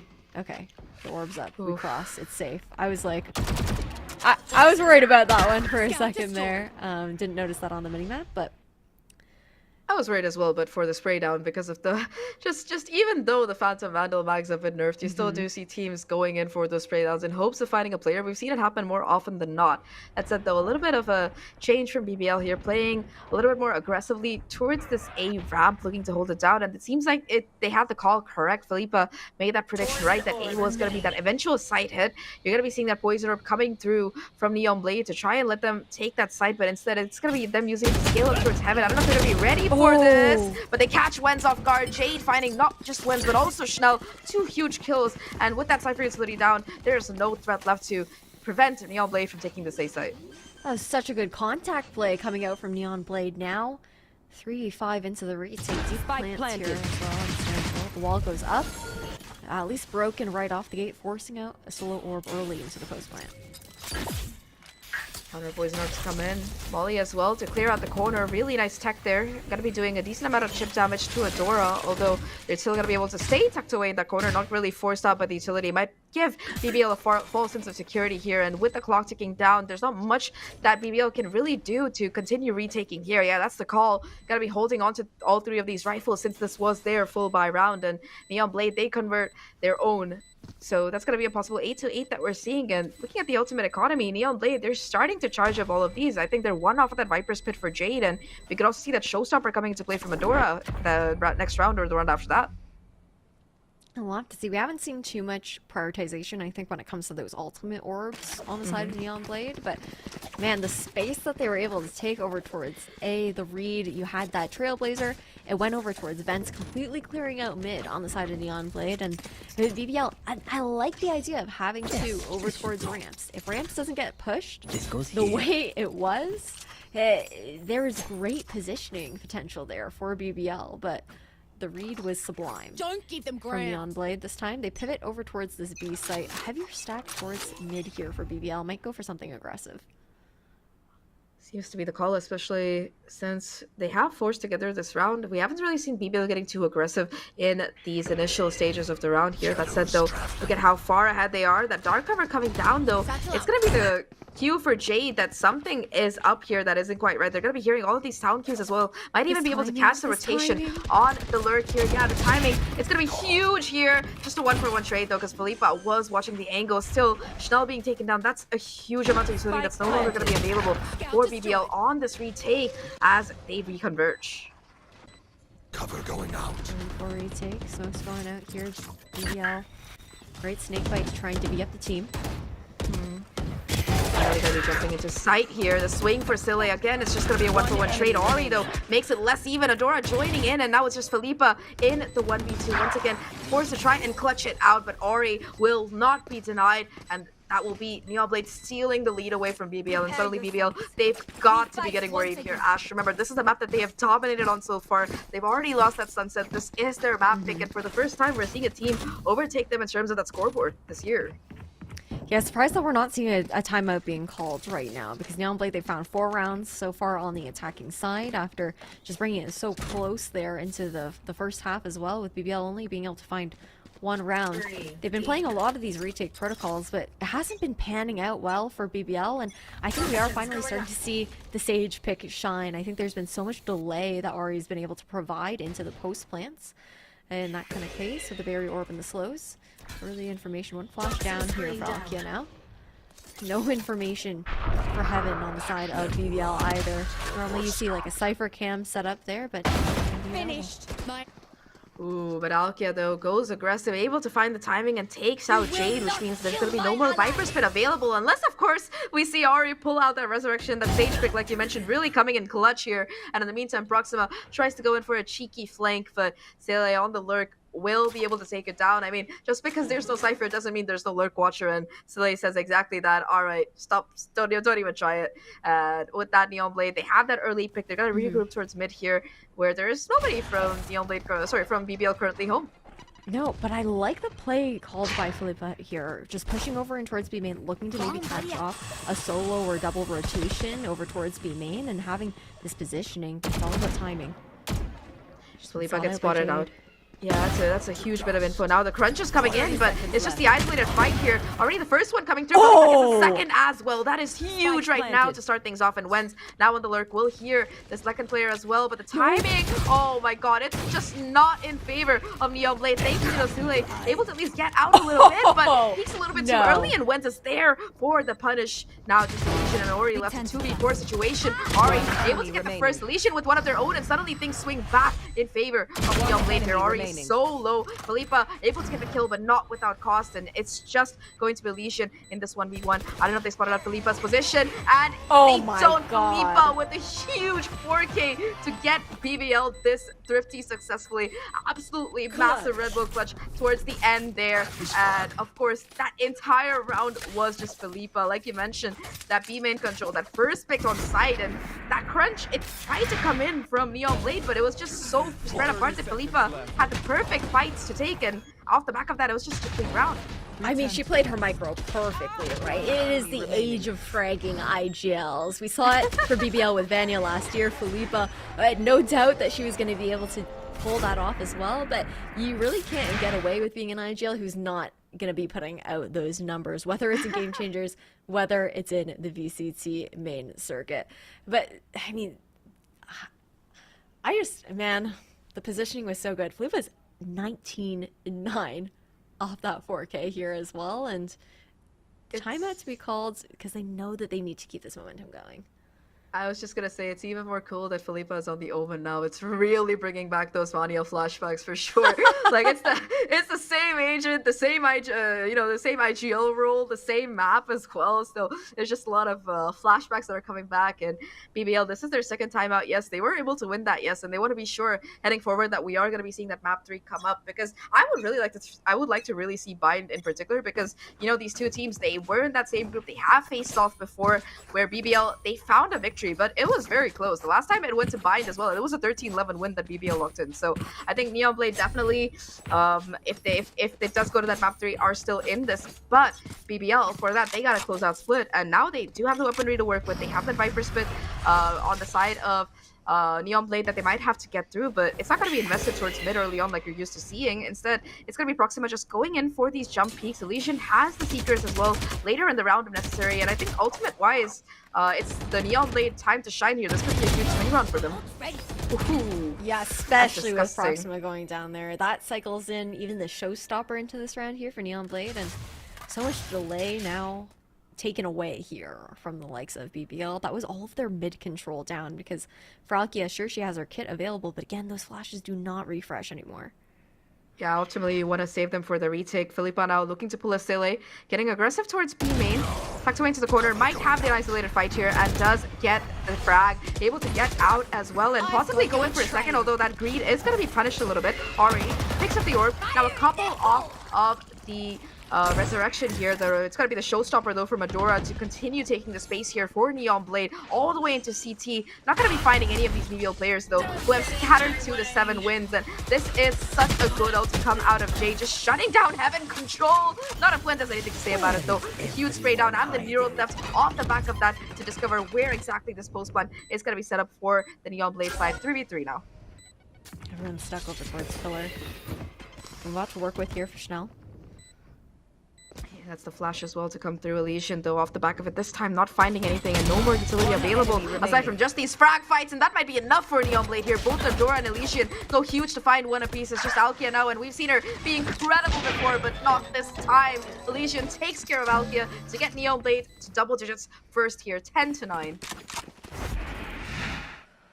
Okay, it's dicey. We knew it was dicey already. it's getting even scarier now because we got to check out, obviously, after this replay, what the economy situation looks like here for BBL for the remainder of the half. But Neon Blade in their post plans have been so good. I mean, we saw it on Sunset as well, where they just either set up these crossfires or they will stare you down as a team. They're very good about not allowing 1v1s to be taken and ensuring that somebody is always available to trade. Heading into this next one, Jade again, this lurk towards the A side, different setup from BBL. One's shifted around towards that B site, but again, no trips to work with on the Seco. Yeah, not much in terms of utility and resources, and despite that Neon Blade, they're still giving BBL the respect here. They know how devastating it feels to lose a couple of these Thrifties. They've already faced it in this matchup, so they're just gonna be very, very careful about how they're approaching this round, despite BBL's economic disadvantage here. The dark cover gonna be fading away, so should let Neon Blade, if they choose to take a little bit more space towards mid instead, though, it's the Pain Show's committed and the fallback towards A instead, where it's only Alkia playing around. This time, Jade hasn't taken too much space yet, opting to just hold for the team, not really wanting to give away any of these rifles for free. And for BBL, they might only have Sheriffs, but they still do have this from the Shadows for information from Philippa. And more than that, Schnell is only one off of the Showstopper, so that could come into play and change the round around for sure. But that's the sound cue. That's the ace side under siege here. I think a player was able to cross into elbow, and they're aware of that Proxima fighting for her life right now. But Adora shuts that down. Alicia, despite the flash, able to find another one. And you can see Alkia going in for a leap of faith, but instantly denied by Jade. Again, 3 kills. Neon Blade, they get the site, they get that spike, and BBL, their retake, it's gonna look so awkward. That barrier orb making things a little bit tougher as well. You can see that Neon Blade, they are starting to get a little bit more confident here in their peaks. They're just swinging these angles, knowing that BBL don't really have much to work with, and knowing that these weapons can't be retrieved here. I don't know how much more BBL can really find. Spam comes in, and Adora will find that first kill. Philippa at least will be denying that Andalusia flawless, but yeah, that's gonna be all that she denies. Here's Neon Blade, they get to 11. 2 rounds from 2-0ing BBL and eliminating them from playoffs. Absolutely terrifying. I mean, again, that reminder that we are in the lower bracket right now of playoffs. BBL, a team that we were used to seeing within, the top 2 teams of EMEA Game Changers last year. And the changes to come in, I feel like the roster changes were good nonetheless. Proxima and Schnell definitely being more quiet on this particular map, where we're normally used to seeing Schnell kind of pop off, be one of those loud players looking to make space, but we've also seen a little bit of a lack of that explosivity, I think, coming out from Schnell here on Split. Yeah, I mean, Schnell, we've seen that if she's set up, she can definitely be that pop-off factor. This time around, though, it's Alkia who's continuing to find these frags no matter what role she's on.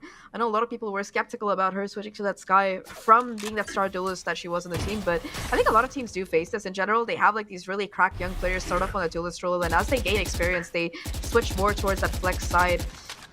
Especially when newer recruits come in, because it takes more experience, in my opinion, at least, to play those kind of roles conducively. And Alkia, she still is able to maintain that aggression off the back of that Sky or that Fade like we've seen in those previous maps. Now, though, again, the double swing, it's perfect from Neon Blade, and they find Proxima for their troubles. Viper for Viper traded out, and Alkia still looking to get aggressive, although that's a beautiful barrier orb to deny that going forward. Schnell, though, has the sound cue, knows there's a couple of players who are the Showstopper goes wide. Wen's able to find a kill onto Sele through main, but it's still a couple of players on side, and suddenly they're all taken down. Adora and Elysian, a kill apiece here, and it just is going to be Philippa now in this 1v4. She's been incredible before, but with that resurrection coming in, I don't even know if she wants to try for this retake.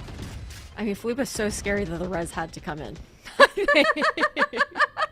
Like, she's in terrifying this, man. I'm just biding her time right now, but Philippa, she knows that she's just trying to maybe get one, get out, maybe try and deny an ult orb or 2, but this round she really needs to take this gun away. Stealing sight. just going for it. And, well, not a core. Or he must have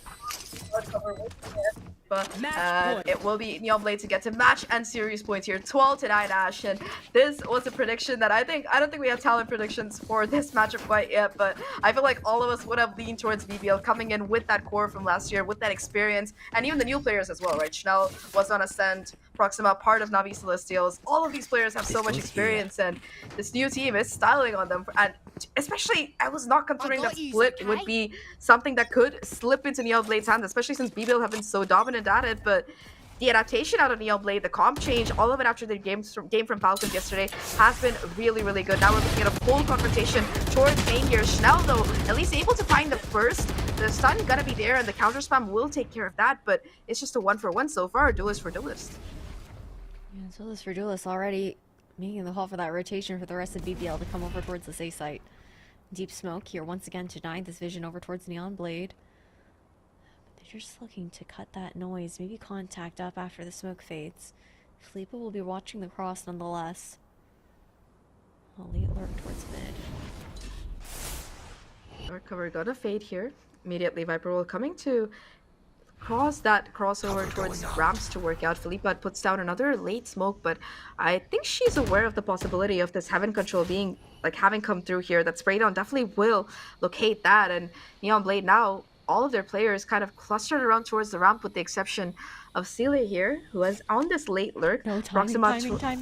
Yeah, Proxima towards heaven. It's going to be timing. Could be everything here. The flash connects, but Proxima still able to tuck themselves into the corner. Caught by that Molly, though, and will be vulnerable. Jade finds a crucial kill off the back of it. Now the pivot by Neonblade towards this B side, and there is just Wen's home. We've seen her anchor before incredibly, but this time around, all of it has to be done by her because BBL, the rotation, it's coming in for the backup. Felipe here to boot, and the clock is ticking down. 13 seconds left. Spike having to go down. Win still on site, looking to swing out, but the damage, it's gonna be done.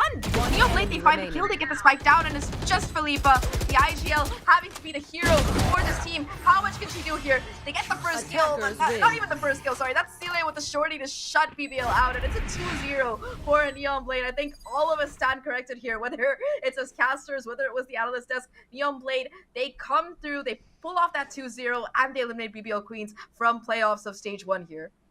Man, the Queens falling far from their thrones in that last matchup. I think, to be fair, the game did still manage to be very close, but Neonblade, this is a dark horse, I think, to look out for the remainder of playoffs. I mean, yeah, for sure. They might not have as much experience as we like to highlight, but they're definitely getting it on the fly here. And I think after this game against BBL, nobody is going to be underestimating them by any means. And they continue to stay alive in that lower bracket. All things considered, though, shout out to BBL. Like we said, the roster with newer players, they're still trying to figure out that dynamic. Rule changes have come in as well. But even though these maps were close, I feel like at least towards the end, Neonblade, they definitely seem to have a little bit of that stronger mental.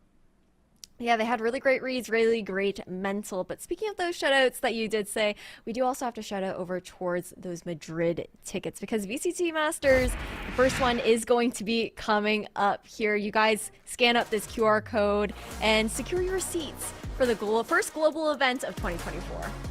Yeah, I'll be there. So if anybody wants to talk some GC, come say hi. That said, though, I am super excited for Masters. But before we get a little bit more hyped about Masters, I think we do have some more GC action for today. So before we go back to our next game and talk a little bit more about it, we're gonna be taking a short break. So everyone, stay hydrated. Come right back here because we're not done for the day.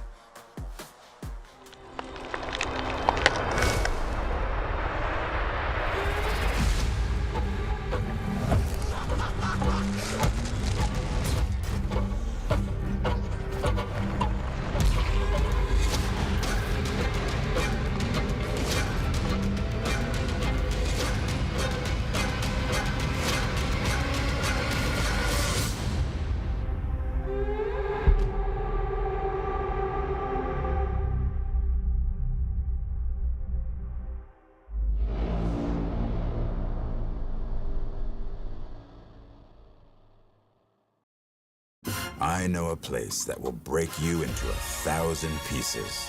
Stay away from them. Stay away from Lorca, Paco, and Picasso. Don't ask about Lola. I Caballo Grande. I, Dolor de Nieve. But, in spite of everything, it occurs to you to visit Andalusia. Don't say I didn't warn you. Be careful of the Andalusian crush.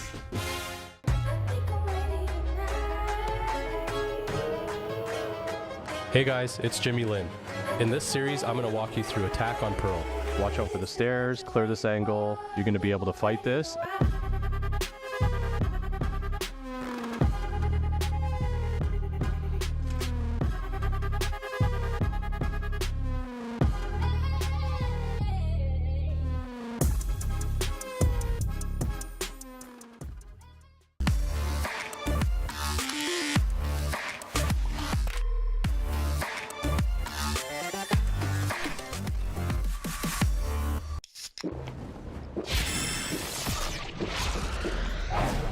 Red Bull gives you wings.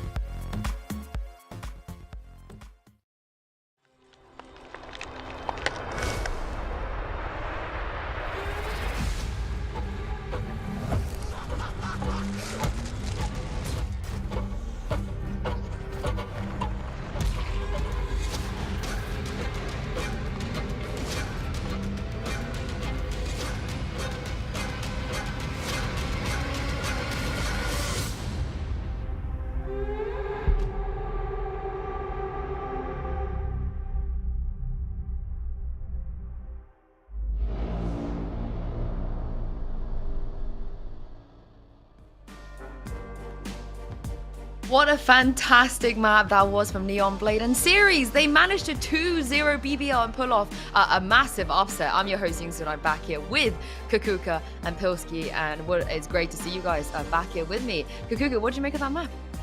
I mean, I was very surprised with what I saw. I saw the layers and like the intention of what they were doing. Definitely, they seem way more comfortable with this agents. So honestly, we were thinking about upsets. We had a lot in VCT EMEA. Why not have them in Game Changers as well? Yeah, 100%. I think, look, honestly, BBL had the dream start to that game on their attacking side, and the fact that they weren't able to close it out with the really strong attacking side we got from Neon Blade coming through, Sage getting a lot more value on attack. You know, I think obviously Neon Blade earned that victory and earned that win in the series with the really good calling that they showcased, and you know, just being able to actually turn around their performance after a bit of a rough one against Falcons in the previous game they played on this map yesterday. Well, I'm glad you guys enjoyed that, because I'm about to bring you guys a quick post-match interview with Sile on the side of Neon Blade. Hi Sile, welcome to the show. It's great to see you again. It's been a while. Congratulations on that victory. First of all, I gotta ask, how does it feel to be able to beat a team? Obviously, they have a couple of new players, but beat a team that actually managed to win an EMEA championship, and a team that I think most people expected to maybe eliminate you today? I think we have her with us. I don't know if we do, but if we could check in if Sile can hear us, if she can see us, that would be great. If not, she is looking great, and she was played great today. So I think we're having some production issues right now, but if somebody can let me know what's happening, it would be amazing. Otherwise, we are just kind of sitting here and yeah, I mean, I love looking at Sile and talking to myself, but I don't know if she appreciates me doing that. Sile, do you have me? Can you hear me? I can hear you, but... Okay, cool. I do not hear her, so I think we have some issues right now, but do you hear me now, Sile? Yes. Oh. I still don't hear her. Okay, I'm just gonna hope that everyone at home hears you, and that's all that matters. But yeah, okay, cool. I have Kakuka and Pilski back with me, and yeah, my best is not that cute. I'm sorry. It's so nice to see her though. It's been a while since we've seen her. Of course, I know last year with Rebels and stuff, but it's just good to see her back to her winning ways, Kakuka. I mean, definitely, and I think we wanted to ask her about, you know, how is everything coming together with the team? How are they coming up with all of these changes? What are the hurdles that they're experiencing? And of course, that big question that you wanted to open with, like, how does it feel to knock down BBL out of all teams on, you know, the first round loser brackets?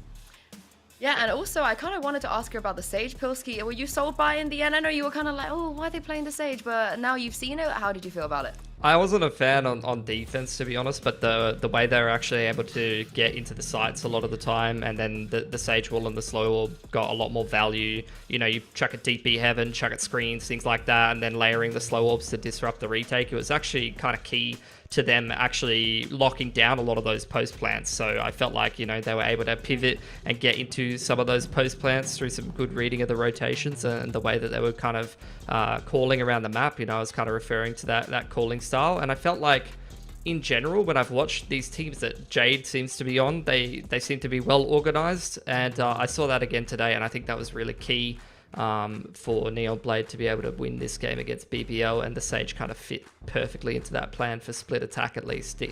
So yeah.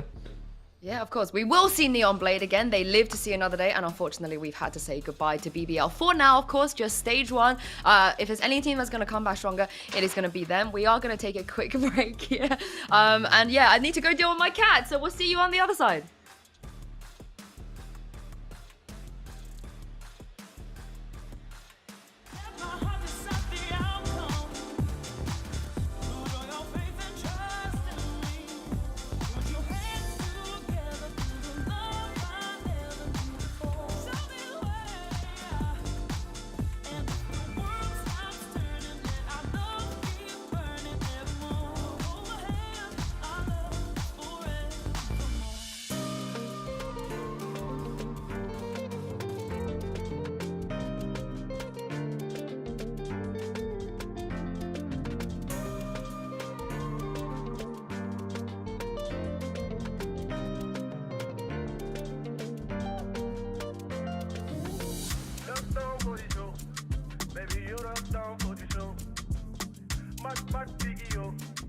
Maybe you back, biggie, yo.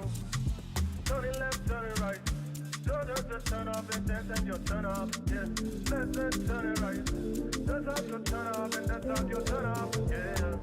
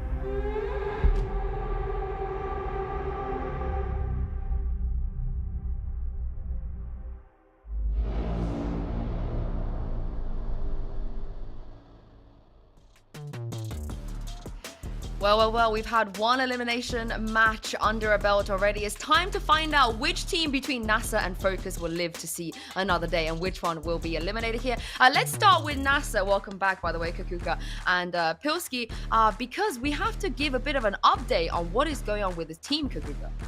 Yeah, exactly.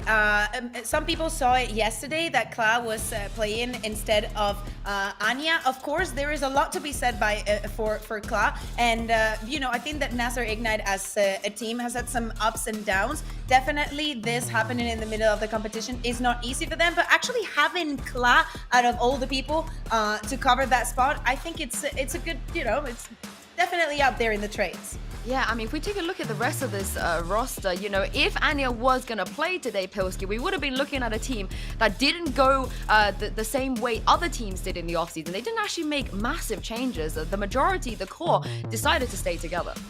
Yeah, I mean, most teams, as we kind of mentioned, big changes in the off-season. NASR, for the most part, staying the same. It is really rough, though, to change out your primary duelers right through playoffs, right into playoffs, rather, after groups. But at least they've got an experienced head coming in who's actually, you know, played pretty well in the past and has got some really great experience behind her.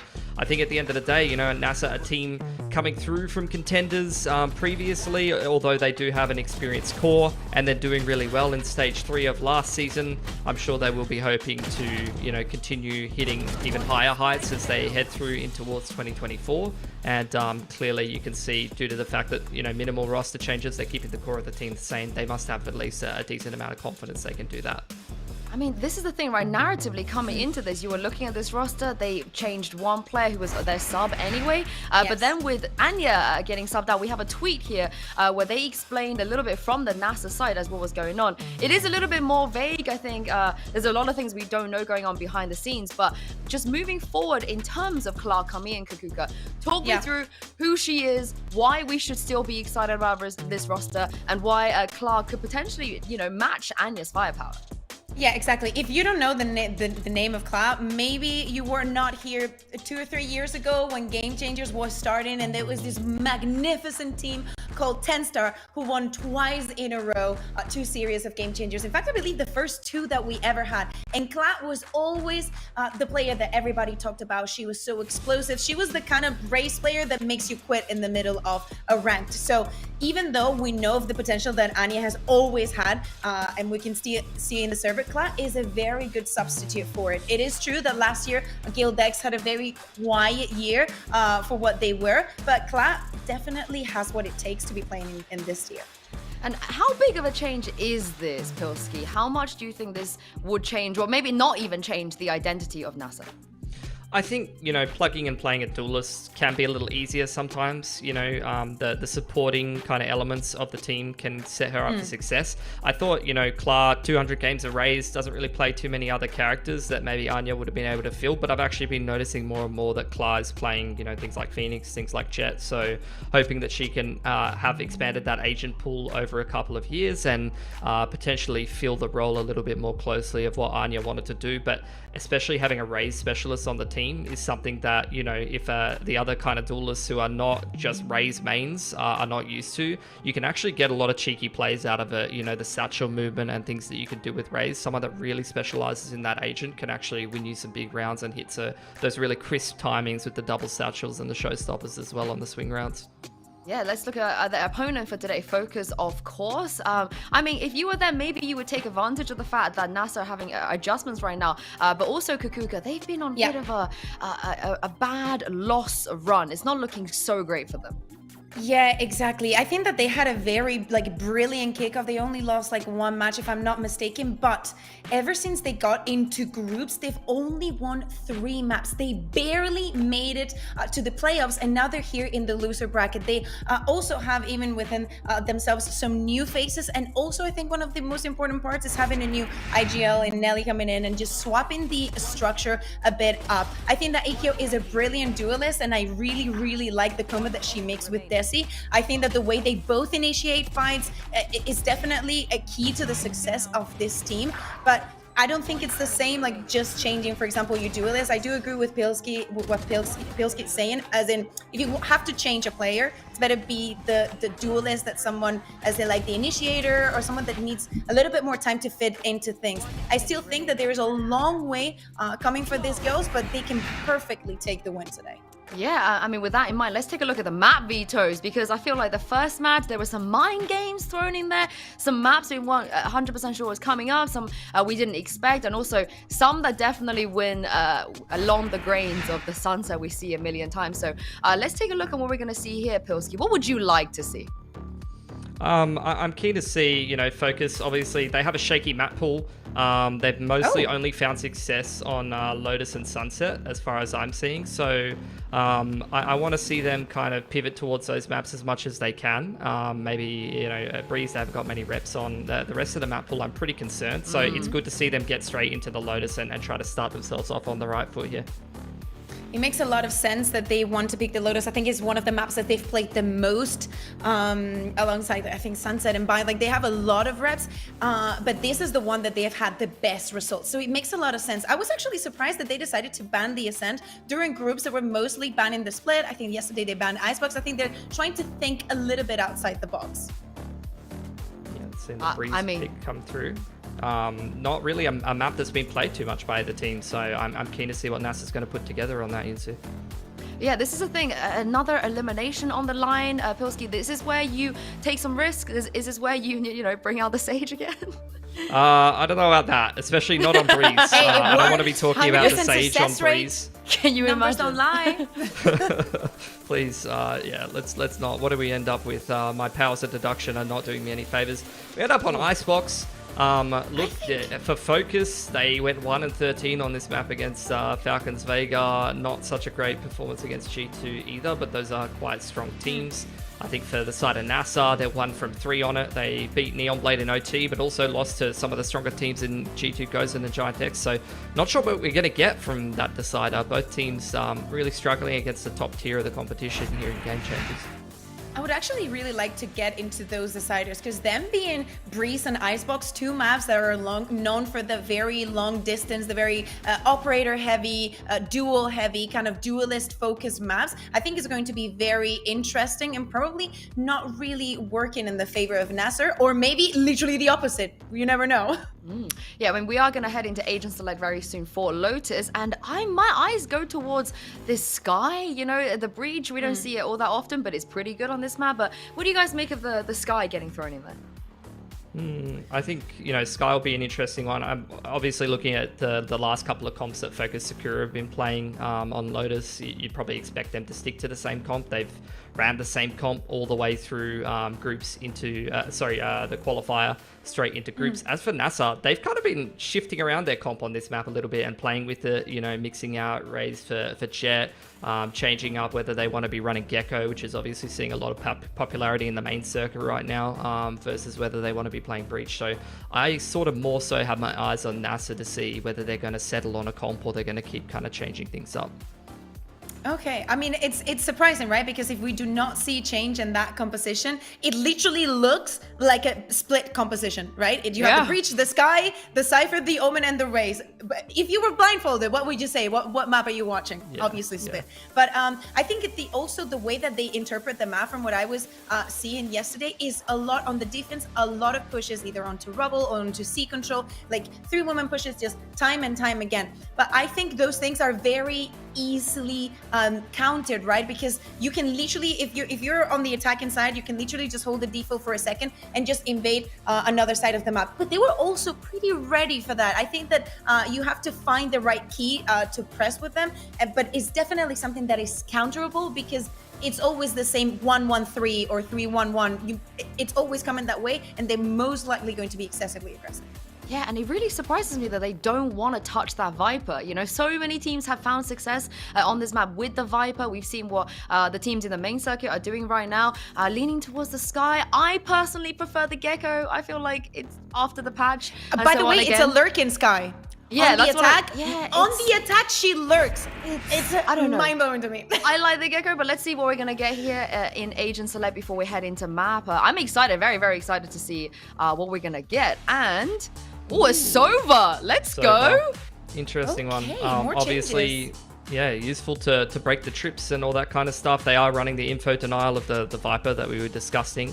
And yeah, it'll be interesting to see how they kind of ping pong the map control. Obviously, you know, you do have the Sova and the Sky on either side, you know, that one kind of initiator to try to retake parts of the map. So we'll see what they're going to get from that. Obviously, Fade sees a lot of popularity on this map at the moment, and the eye plays that you can do is similar with the Sova Dart. In fact, I would argue more effective if you have some really good lineups, or you have some little plays that you can do to spam with the Viper wall in particular. You know, little traps that you can do, put the wall up and get some pings with the Dart. I'm keen to see what they have prepped. And having Kla on the Raze, you know, like someone that has a lot of experience in that agent. A Breach, a Fade would fit perfectly. But if the Ghosts have decided to go for this Sova, I cannot wait to go into game and see how it happens. I can't wait indeed. Let's bring your casters back for this. It is Zach and Ash. What did you guys make of this? Honestly, I think that there has been some change in the agent composition for both of these teams. I mean, we do have that double controller coming back into play for NASR, but their duelists, they've swapped over from that Jet to the Raze from the last time they played it. So personally, I think that Raze is a stronger pick for Lotus. I'm excited to see that. But Ash, you know, anything else pop out when you look at these agent compositions to you? I mean, the dust touched on it, right? Looking towards that Sova here on Marty is going to be a big question. Normally you see, especially in EMEA, that Fade being opted for. Instead, we did see like a surge of Gecko picks here on Lotus as well, looking into kind of the meta that the VCT circuit has been looking to develop in that kind of sense. But my big questions are, we're really going to have to rely on Marty having some sort of like stellar lineups and depth in those lineups as well. We need to see variety coming out from it, because big reason why that fade is so good here on Lotus is there's so many kind of like rooftops almost where you can land that fade eye, and it scans in that kind of circular motion in a way that the recon doesn't quite do. But on the pistol round here, Nasr already trying to use this lurk wall. Nelly doing a decent bit of damage here on Nanny, just spam through. Yeah, the toxic train DK as well could make it even more easier to find a kill, especially on these pistol rounds because of the lack of armor. That said though, it does seem like NASR still wants to push the issue on the side here. Rage Utility used to clear the way in conjunction with that possible paranoia, although this position from Nelly still inside the dark cover, able to find the damage here, taking down Kla, and now there's backup towards the side as well. Little Bob chiming in for a couple of kills off their own, and EQ and Desi joining in here. It's just down to Nami right now. A 1v3 to clutch out Spike in the site, and no chance for retrieval as Karina finds a headshot here. Focus, they start things off strong with the pistol, not even letting NASR get that Spike onto site. No, I mean, Lil Bob was holding down the fort here, and then you just have like the full flood on towards site from the rest of Focus as well, just to ensure that those trades were coming through. Surely Lil Bob is not playing towards stairs with... Oh wait, no, okay, no, we're good. We are good now. I was like, wait a second, I see the judge, and then, okay, the shift over comes through here. But aggression this time around, the folks are looking for over towards A rebel. Nobody home. Nasr instead looking to speed up over towards C. The thing is, they're also going to be walking straight into Karina, who has all of her trips set up here on the site. Yeah, lots of utility here for the Cypher to play off of, but that's the thing about the Silva. A single shock dart could take care of it. It's gonna be Lil Bob looking to play aggressive off the back of the utility here, but the flashpoint, it's perfect, but still fully blind. Bob sprays to that Cypher cage, gets a kill off their own. Now the range transfer as well with this goes for Karina. 3 kills already, and once again the attack for NASR, it is just ripped apart. Nami able to find a kill, at least as some consolation, but still that weapon will be retrieved, so this boat is still gonna be looking the same amount of damage for Focus. Yeah, it really is. Strong bonus going in, and again, question of, okay, where are we going to see the setups coming through? Again, the standard lurk wall coming out from NASR over towards that A site. More of an aggressive play, just trying to combine that stun and nade situation on the side of IQ and Desi. But shadows traveling. Might play a little bit further back on the side of NASR. Happy to give up that rebel control. Safia just trying to poke the prod over towards that C site. So just denying the effectiveness thus far of the toxic screen coming through, and presence shown as well. There's even that one way to make it that much more difficult for NASR to push on and take this rebel control. Yeah, again, the stun coming out a little bit late here. The pain shield as well to try and fight for that rubble. But so far, at least Focus, they show no signs of wanting to concede this territory. And with that statement being made, NASR, they now look to pivot towards another side of the map. There still is going to be Marty watching for that possible push, maybe trying to get a kill or two, but instead it's the paranoia from B to at least, you know, cause the impression that, all right, maybe bait a little bit for this player in the corner. Nelly with the Bucky, of course. If anybody decides to cross her, it's not going to be a very pretty sight. Instead, though, just the discipline to come through. Nelly checks, we'll hear the fall back, and yeah, you know, they've tried A, they tried B, they make a little bit of noise towards C, but instead it's the push back towards A, and EQ with the Vandal already in prime position to catch out the rotate and the kill. Very nicely done, and then repositions back over towards Broken Door, just looking to sync back up with the remainder of Focus Sakura. 30 seconds left on the clock. NASR should expect to be able to find the plant, but with Focus so close on their tails, they might pressure it right off the gate. Yeah, I mean, you can see at least they're going to take a little bit of space towards this backside, but Marty gets a little bit too far ahead, and immediately EQ again there for the punish. Now Focus with numbers, insignificant advantage. Clan and Luxio at least able to even things up once again. No ultimates for information. That said though, Safia with that range able to find the kill onto Lil Bob, bringing things down to a 2v2. Karina still on the spike, but Claw, the wraparound is perfect. The kills come through, and it will be Claw and Safia to clean things up here. NASR, they convert that buy, but it was so expensive. Extremely expensive there, and Focus, I mean, they're playing very well with those kind of retake protocols, even the initial aggression that was shown 2 rounds ago. So right now, question mark, I think, looking over toward the side of NASR. So being able to win out that round. Kind of dicey to see how tight it was, especially when, Nelly had like a Bucky that she was running with. Like, it really wasn't, though they had a lot of their weapons from the anti-eco, wasn't that strong of a bonus. But again, always consistently trying to deny the value out of that lurking wall over towards that A side, while the rest of the team scales up over towards C. Adjustment already made by Karina though. Those trips not broken by that initial shock.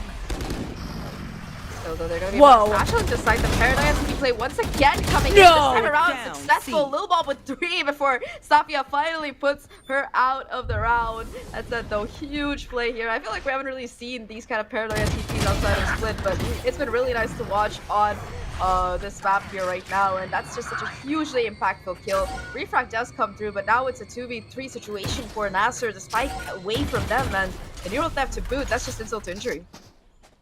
I'm getting Vanya energy right now from Lil Bob with those Omen plays, and I know we don't shut up about her, but she literally was the best player in EMEA Game Changers last year. But agreed. Back into this round here is Zach. Both of the snake bites used up over towards the end. Here. 30 seconds left. Shift damage done, but immediate refrag, and off the back of that camera info, the swing is perfect thanks to the concussion. Nelly and Karina, they find the 2 remaining kills, and Focus, they get themselves to a 3rd round, and because they're able to keep all 3 of these players, right, their economy is going to be getting quite a bit of a boost here. Of course, 3 other players going to be having a deeper bank, but they can also just drop whoever caught by. I still can't believe Lil Bob got 3. Either can I. That was legal. I am stunned. There. That was criminal. A jail sentence for Lil Bob. Most wanted. But this means eco round here for NASR, and unfortunately right now, especially with the fact that again that orb over towards that B site was taken away here on Lotus, so back down to 2, we're not really going to see an opportunity for Claw to just go shopping for those orbs to farm up into the showstopper here for the eco round. We'll very much rely on finding a pick or 2, and that makes it a bit harder. Ooh, alright. Again, just this consistent A control towards Rubble. This time around the NASR, they're going to be re-swinging it, looking to hit back hard.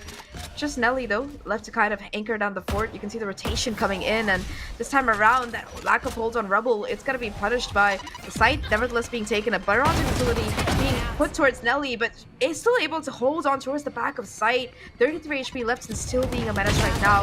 Has a dark cover to try and pivot around, but this time around Focus. The rest of the squad here for the backup stop. Yeah, the whole player left, and EQ the player to shut them down.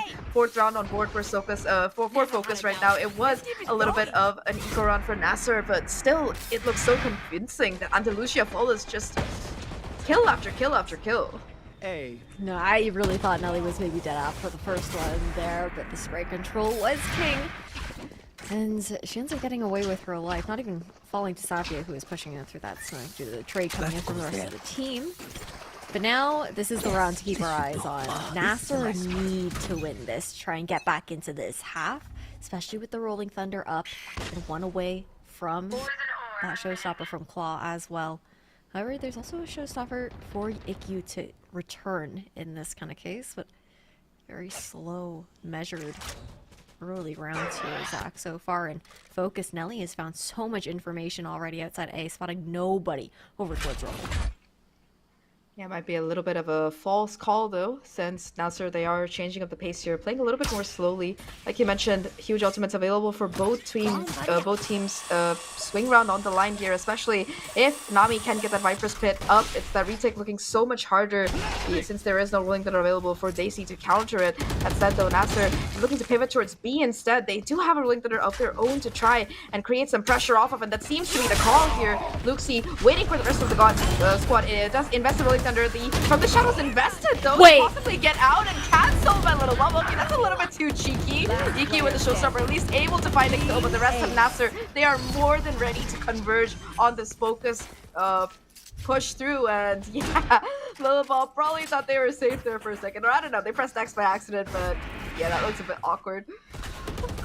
Yeah, we're gonna have to see. Watch that again. I think maybe the timing was just a bit off there, expecting maybe the bust through the smoke over into window to be a little bit earlier from the rest of Focus and to be able to actually fight with the team, but unfortunately left high and dry.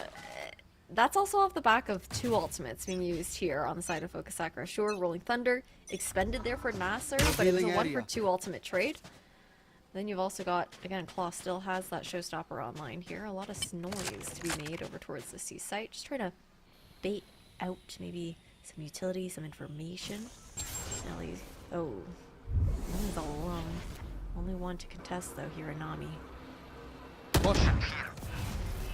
Ooh, I don't think they spotted out some. I don't think they spotted out Lil Bob, so gonna be able to put down the dark cover, possibly go in for a reposition. Still, they're gonna be a 1-for-1 trade. Karina, in the meantime, just that Sentinel fragger. Did not expect to find so much value. Nelly as well, catching Nami alone on this A side. The lurk shut down here, and once again, Focus, they find that advantage so early on in the round here. Just about a minute left on the clock, and it's a 2v4. Seekers invested as well by Nelly to be sure where exactly the remainder of NASR might be going to, and yeah, just spike camp dart to boot. Everything is being tossed at these players right now. And the Seekers are catching up on that too. There is no question that it's B.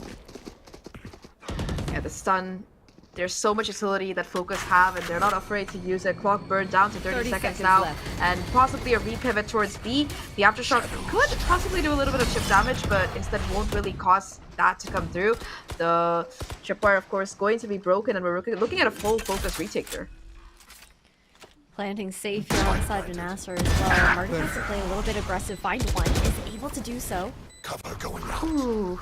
That's going to make things a little bit easier, but still Focus. They have a bit of an advantage in terms of the numbers here, and no real post-plan ultimates available for NASR right now. The recon not going to really catch anything, and Marty continues to frag out the crossfire. It's going to shut down this last player. That was just Marty in a 1v1 for the clutch. Will succeed, and that's going to be a huge round win for NASR. A round that they really had no business winning, but they make that 2v4 look easy. No, that was too clean coming up for NASR.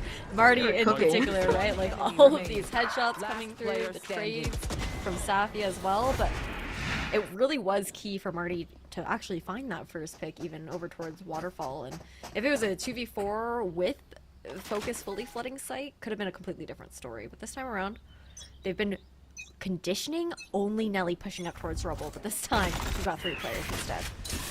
Yeah, back to the triple stack here, taking that Rubble control early on. But this time around, I think they hear the satchels, so NASR are going to be falling back. And also, what's incredible to note about that last round is that NASR, they won that 2v4. They didn't use any of these ultimates, so all of these are still going to be in play for this round. There is at least that Rolling Thunder available for Focus to try and counter with, try and go in for a possible retake with, but compared to the sheer amounts of ults that are in the bucket of NASR, this is going to be a very difficult round for them to try and convert here.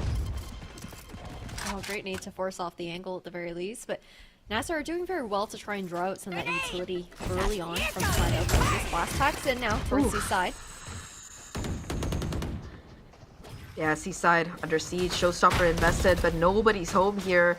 Focus, they've all opted to play offside, knowing the potency of that showstopper. And this is the problem, right? You give up that much space, it's just so much more that's available to be taken. And look at this Viper's Pit. It covers so much ground towards the CT. In fact, Lucy gonna be taking even more off the back of that kill, shutting down Little Bob here. A 5v4 retake right now. Yes, it's the Rolling Thunder. It's gonna connect here, and that's gonna be a huge kill to come through because it also reveals the position of this Viper, forcing the Pit out of play here. Karina already on the defuse, just despite not planted for any of these remaining players from NASR, and sure, Cloud tries to find a final kill, but it's a Karina all the way to shut that down. And Focus, they were so ready for that retake, Ash.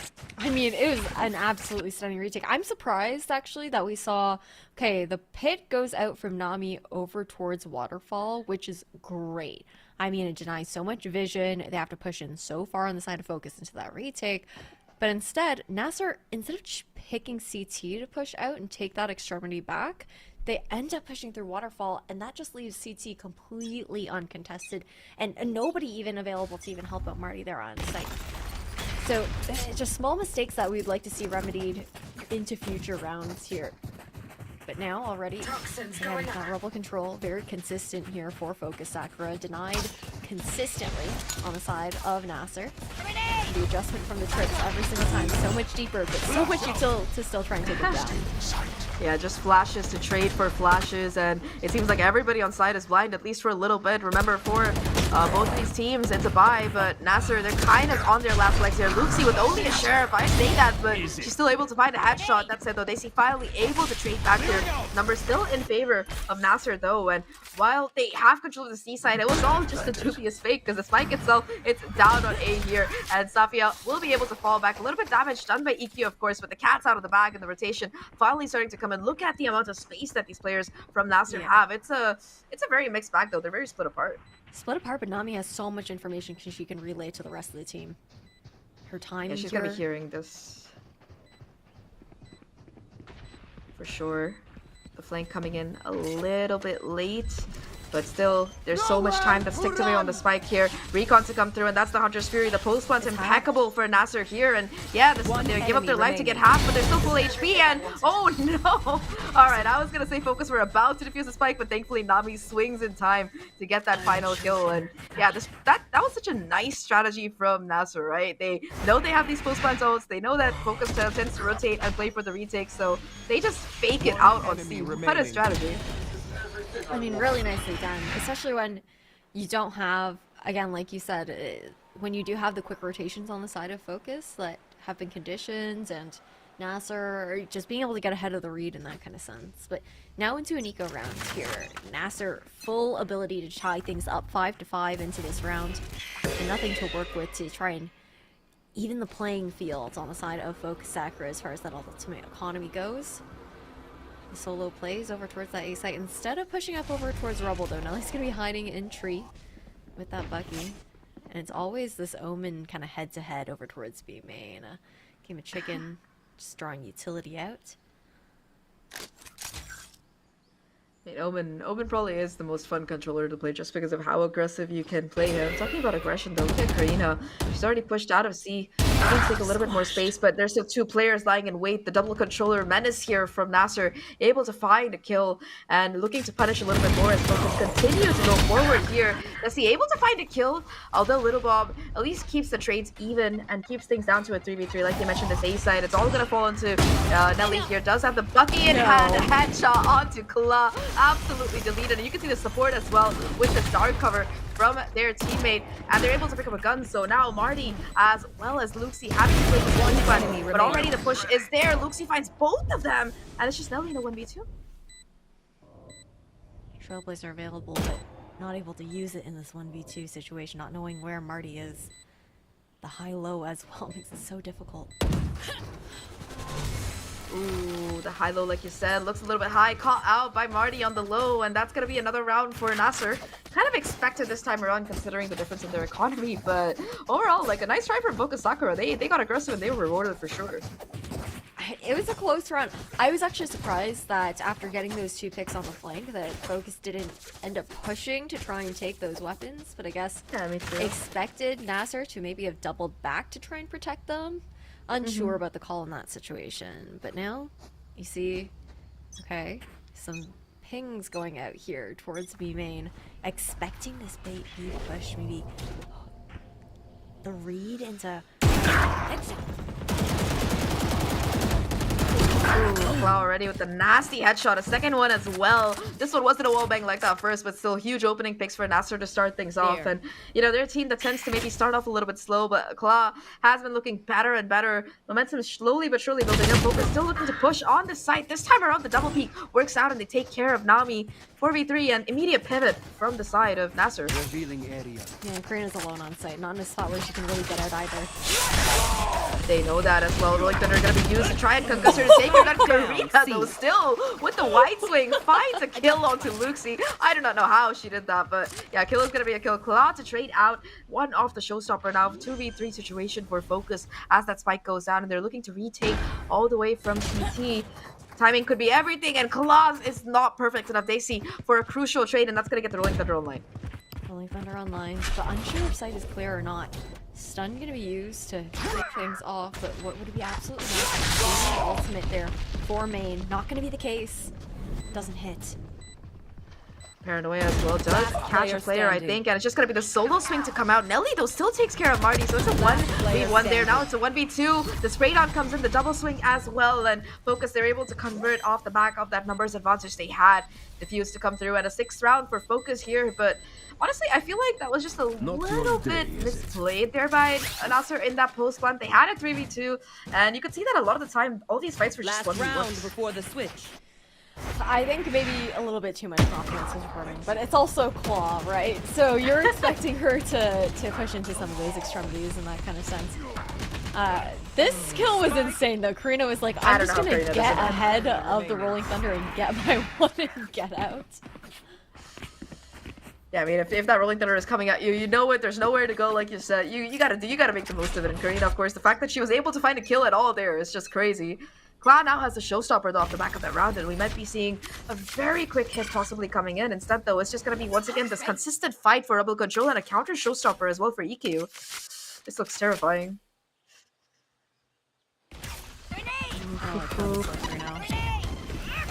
Yeah, just utility. We've seen this before. Showstopper though, gonna be popped by the defenders, finds its mark, takes down Claw, and that's gonna be no more showstopper available for NASR here. A huge first kill, and just it controls Rebel. It gets it completely in the pockets of Focus, at least for this round, unless of course they fall back. I mean, that aftershock was so important to even not allow NASR just to continue scaling up and just saving IQ in that kind of situation. Door pop, trying to pressure over towards that B site, draws the rotation, but they're still looking over towards the C side here for NASR's execution. Paranoia does connect. Still though, Focus looking to play a little bit back here. Nelly inside the star cover, hoping that someone might push her. Maybe trying to find the timing here, and does find a headshot onto Luxie for that trouble. Still playing around the cyber cage. That said though, Marty able to deny the further push through here, but oh my god, they were ready for the Viper spin to go down. Once again, the stun, the push, the teamwork, everything is in play. Marty, the solo player, left trying to clutch it out and save it. Oh my god, Marty, the ace for her. She was a one-woman army, and she brings the half to a 6-6. Wow. Okay, great opener on the side of Focus, but man, what a way to bring things back. We're gonna see next. Okay, one.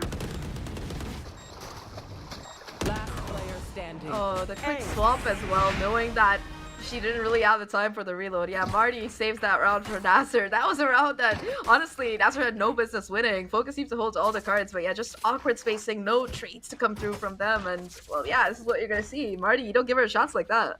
No, I mean, also unlucky with the last one in particular because... Yeah, it was a light up. Yeah, the collide, that's gotta hurt. So tied up 6-6 here. NASR making that comeback after Focus start off very strong in that first half. Pistol round went into the hands of Focus last time. And now on attack, they have quite a slow approach here. Both initiators sticking alongside IQ to guarantee that she's able to be set up into these rounds. And we're going to be seeing something that we hadn't seen NASR do that much, which is contest this B site here. Focus, they're going to be going for it right out of this pistol. And this B site, it's a good site to take, sure. It all depends on how much you play that post, but it's important to get aggressive here, and that's exactly what Focus are going to do. Sildo off the back of the Paranoia, NASR find a huge advantage, and already that Focus player towards main trying to do their best. The Lurk going to be caught out as a little ball swinging a little bit too early, and NASR, they have every single advantage in this retake here. The snake bite as well connects onto Desi. The spike diffuse still being stuck here, and yeah, at least one kill comes through, but with the help of the dark cover, Safia doesn't even get off the spike for a single second. Everybody from the team body blocking, taking those bullets, keeping her safe, and NASR, they take another pistol. Okay, starting things off strong. By coming in, we're going to see 2 Guardians alongside that Bulldog. Okay, no, the rest are Bulldogs. I wasn't sure if we were going to see some sort of pistol buy coming in from one of the players. We've seen that a lot in EMEA as well, just like guaranteeing that maybe a Vandal can be carried over into round 3 of a half. And on the side of Focus, Spike was planted. We're seeing IQ be... Okay, so Sheriff's alongside the Snare coming up here, and IQ has been very explosive so far, even on that defensive side. Again, expecting her to light up a bit more once weapons come into play. Looks he's just going to be jiggling.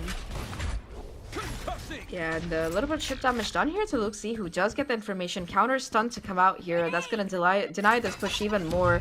Still, though, it's going to be the pain shells invested here as EQ takes his space onto side, looking to push it to CT with the Stinger, but Claw more than ready for the angle, for the attack here. Wait. Site going to be taken once again, but they're funneling in instead towards CT. Sklow with the Bulldog continues to wreak havoc here before Nelly finally shuts her down. 2v4 situation, and both Nelly and Lil Bob at least are able to regroup and pick up that Stinger, but the spike is still going to be dropped all the way up here. Luxi with the breaches already, with the flashes, looking to keep this pressure up, but the double swing once again, it is going to be able to do its damage. Nelly now in a 1v3, surrounded on all sides by enemies, and it will be that anti-eco converted for NASR here with 3 left standing. Man, just a bit of a mistiming there. Again, looking for Focus to tighten up on that coordination a little bit. Could have been a completely different engagement for IQ had that flash come out before the peak. But nice little spray to be thrown out there on the B site by NASR. Regardless, though, decent damage done into the bonus rounds here. NASR will have a couple weapons to carry over and contest up against the rifles on the side of Focus. Very passive plays so far on the defensive side. You can see they're setting up a bit more reactionary. I guess Marty, for her scouting at the very least, is more based off of any sound that was going to be made over towards Rubble. Try to get maybe some information in that situation. And goes out late instead, just due to the information starvation coming out from Focus Sakura thus far. The only noise really being made, the Trailblazer and that orb that was taken over at C. Minute left on the clock, just about. You can see that, yeah, the Trailblazer gonna be spawning out Club. This is a little bit of a bonus for NASR, so not the greatest weaponry. That said, though, the Bulldogs and the Guardians could still do a decent amount of damage. Nami now alone on the side does get the headshot onto Daisy. Alright, you're lucky that's a Bulldog, otherwise you would be going down. The stun misses, and you can see Little Bob ready with the paranoia to try and push forward on the site here. Catchel going down as well. That's the cue to go forward, and Nami still looking to do the damage on the site here. Finds the kill onto EQ. That's the first one, and immediately you can see the pressure continuing from these NASR players on site. Both Nelly and Lil Bob, though, once again, the duo looking to do the damage. Nelly does go down, but Karina left, and in this 2v3, it's still a viable round. The problem is the time, Ash. The time is running low. 20 seconds on the clock. Trying to get this plant down is uncomfortable, to say the least.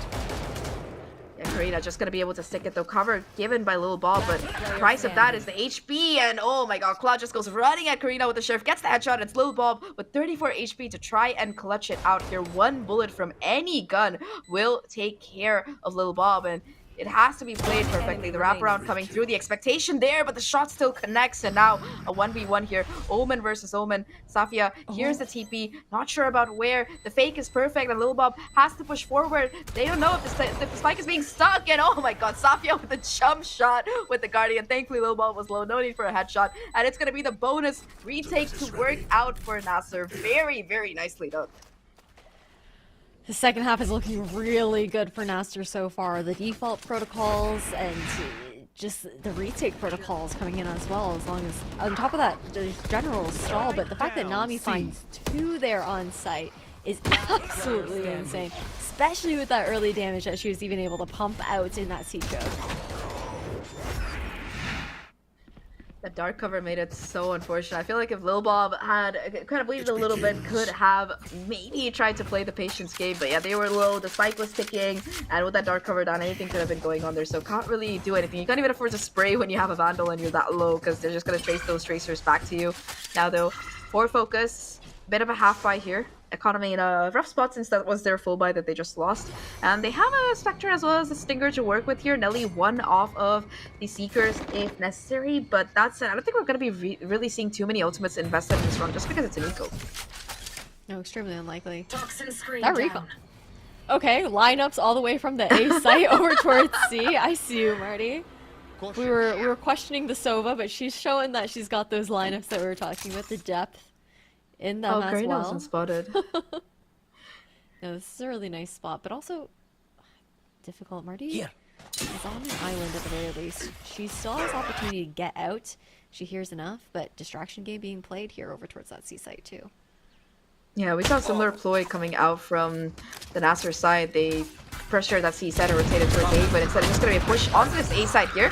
Not the cleanest shots from Marty. Got to be punished here by Karina, and that will give them the neural theft to try and work with your Clado with the paint shells. Just toss it to the open to be able to find a kill. Ikio though gets the refrag. Safia with the crucial trade, and they will be able to TP out to try and keep themselves safe, at least for a few seconds. Although Lil Bob with that paranoia, feeling confident enough to push through.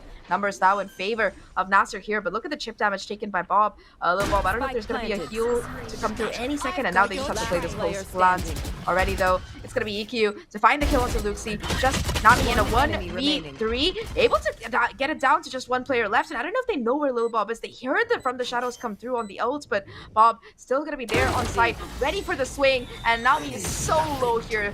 The Thrifty comes through for Focus Sakura.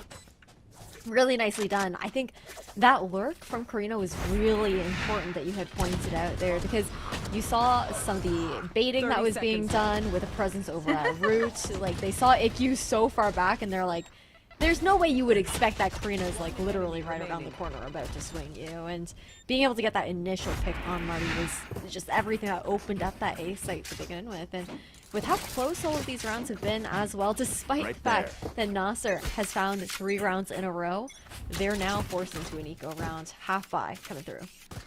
I mean, that's just a testament to how close a lot of these rounds have been, right? It came down to the 1v1s, the 1v2s, and both sides bleeding heavily. So even if NASR is a couple of rounds ahead, yeah, their economy not in the greatest place because of how many players and guns they lost in the process of doing it. That said, though, for the side of Focus, they have a little bit of a buy again. And what's interesting to me is that they haven't really invested in Claw here, knowing that they have the showstopper. That's going to be the one to open up the site here, maybe find that kill, get them a gun here.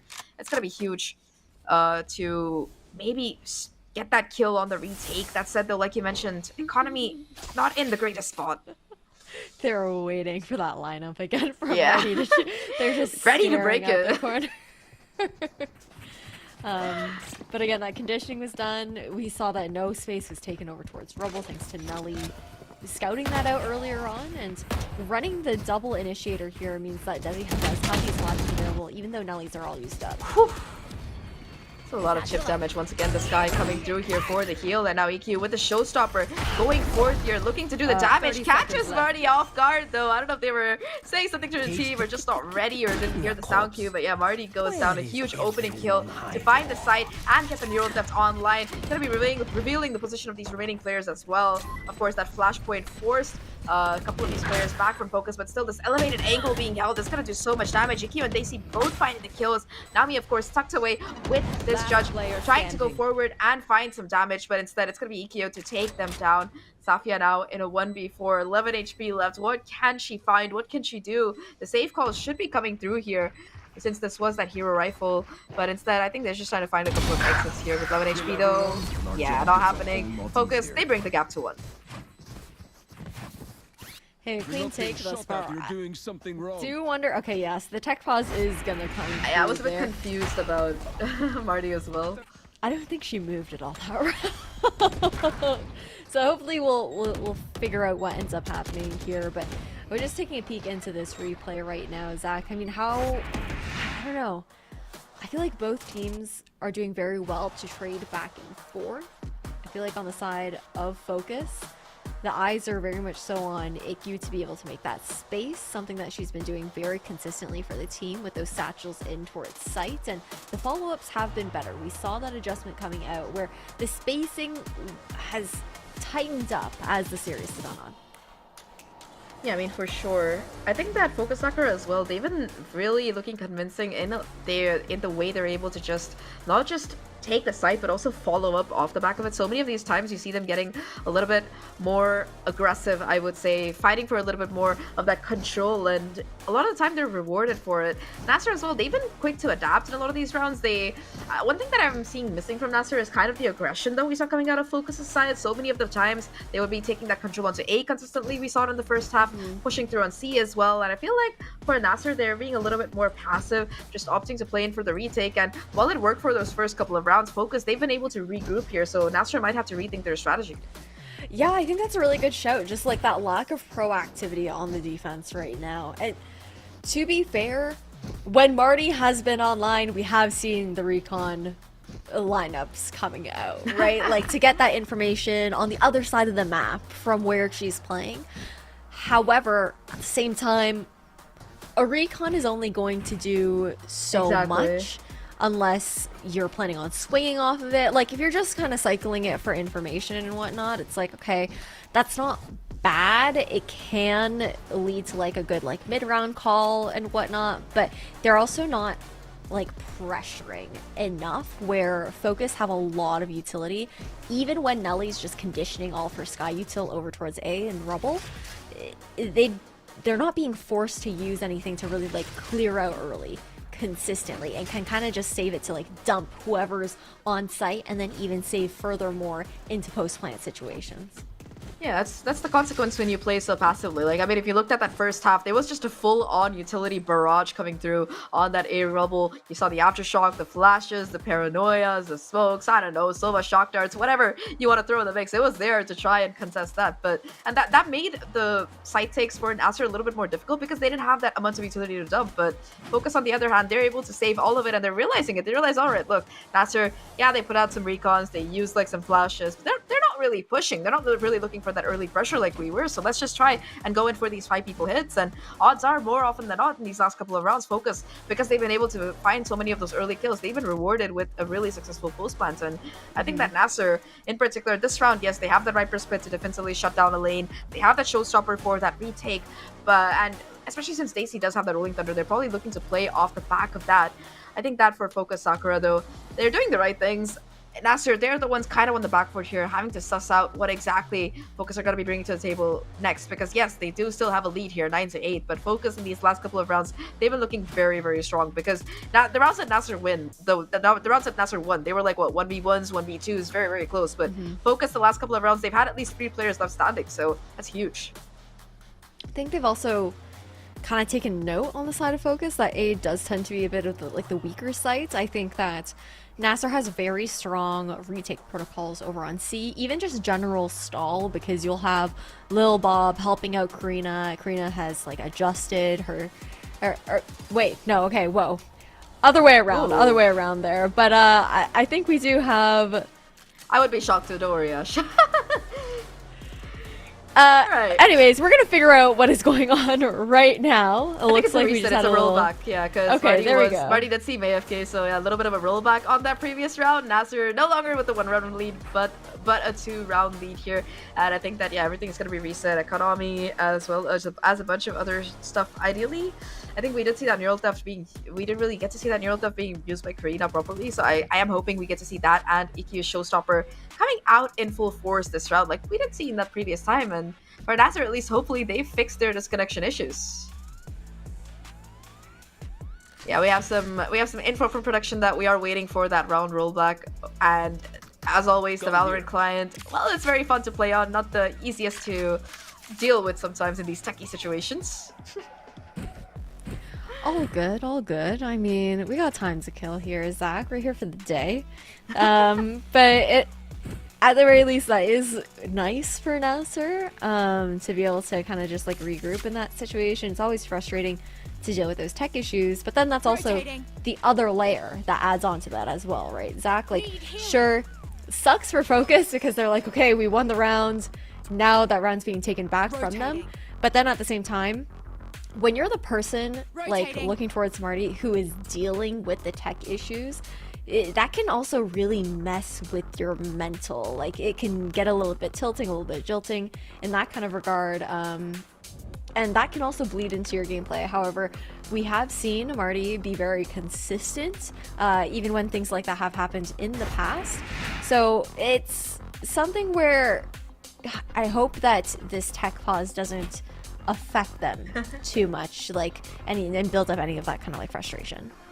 I mean, today for sure, the clip of the day is Marty's basic 1v5. That was basically a 1v5 on site that they were able to get for that ace clutch. So that's the clip of the day so far. Hoping that that momentum continues despite the tech difficulties coming in. But, you know, talking about this map so far, both of these teams, they are fighting tooth and nail for every single round. And compared to that first series that we saw, there haven't been that many of these domination rounds, the Andalusia flawlessness to come through for either side. Even in those anti-eco rounds, right? It goes down down to the wire, and I think that's kind of a testament for both these teams. Of course, during that group stage, I do think that we saw NASR Ignite find a little bit more success with that 2-2 record. Definitely one of the stronger teams to come in as well. Like our analyst was highlighting here, a lot of very experienced talent here on this team to try and make it work. And this is also with, you've got over on the NASR side, the fact that Claw is coming in as a sub from Anya, like last minute as well, right? So that also speaks volumes as to how they're able to still like kind of build that synergy. But I guess it's also not that difficult if there's a similar kind of play style and how Anya and Claw do like to execute on that duelist with how hyper aggressive both these players can be. You would imagine that there is that ability to kind of just like slot in that kind of sense, and then hopefully like all the vibes are good in the server, right, when it comes down to it. But overall, I think I'm curious to see how these two teams continue to approach the rest of the game. I think they're slowly starting to get more reads on each other as well, a lot more counter plays coming out with all of those expectations, and overall, I don't know, I feel like this one could actually go to a third map. Yeah, I mean, I think it could as well, because both of these teams kind of like not on the top of their groups here, but still, you know, if you look at how it's been going so far, at least it's been super back and forth, like you said, and it definitely has the potential to go to all of these maps here. Let's take a look at some of the highlights from this map so far while we wait for the tech issues to get fixed. And yeah, I mean, it's just at this point, it's like individual players fragging drills for some of these rounds. That was Karina, and of course, the infamous Lil Bob ult cancel. I'm sorry, I'm gonna be laughing about this for a solid day, at least. The Marty ace as well.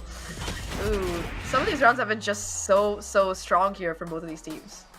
It really has. And a lot of hero plays coming out from both these squads as well, right? Like, the main people that come to mind are going to be obviously Marty, who is unfortunately dealing with the tech issues right now. And then you've also got Nami. On the side of Focus Sakura, there's like Lil Bob has had insane rounds. I feel like Nelly has also had an opportunity to shine. All of these players have been able to like step up in that kind of regard, and the head-to-head has been very close in that kind of sense. But I'm looking forward to seeing us get back into game finally here, Zach, because whew, the round rollbacks are always a little bit difficult to deal with here. I know it takes a lot of time, a lot of precision to actually get that one done. But as we head into this, again, that showstopper going to be available here for Claw. Let's see if NASR are able to maybe contest a bit better this time around now that they've got all 5 players in the server. Everybody's back here, and once again, it's that eco-run situation that we were talking about. Just not the greatest economy for NASR since they did lose that previous round. Still though, gonna have some things to work with. In particular, Showstopper starts off with Kala here, an explosive event to find 2 kills. A little bit of difference already that we're seeing from that previous round. It's gonna be Kala finding the kills here, and with EQ and Daisy no longer available, that's gonna be no more aggressive utility to really push through. It's all gonna have to be contact. Oh, unable to pick up any of those weapons, though Safia does have that hero rifle still in hand. Timing gonna be everything here. The dark cover coming through still, though you can see Nelly looking to get a little bit eager here. That spot is gonna be there, and the swing off the back of it. Still only 1 kill though. Safia able to shut down Nelly, but at least the information is there that both these remaining players are on the C side now. A 2v3 attempt as that retake. It's just gonna be NASR waiting to regroup. You have all the initiator utility you could ask for. They're not going to opt for the plant, knowing that all 3 players are around the corner.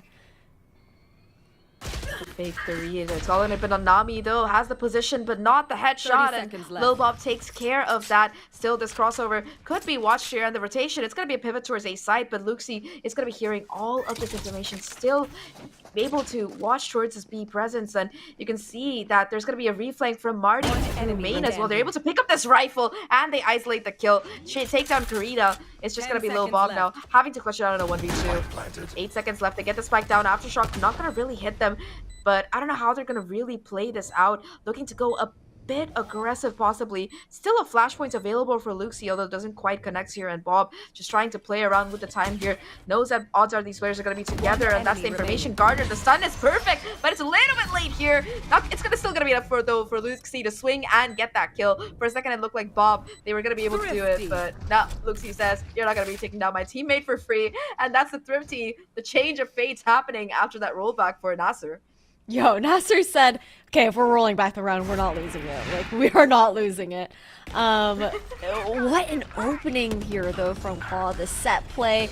You had the stun plus the paranoia. So both sides of Mound were covered because no matter what, they knew that there could have been a gap. And the fact that Claw gets 2 completely changes the round. So a timeout to be called this time for Focus Sakura because you get thrifted like that and you're on an eco round now, a conversation has got to happen, even if it's not necessarily like a chat about strategy.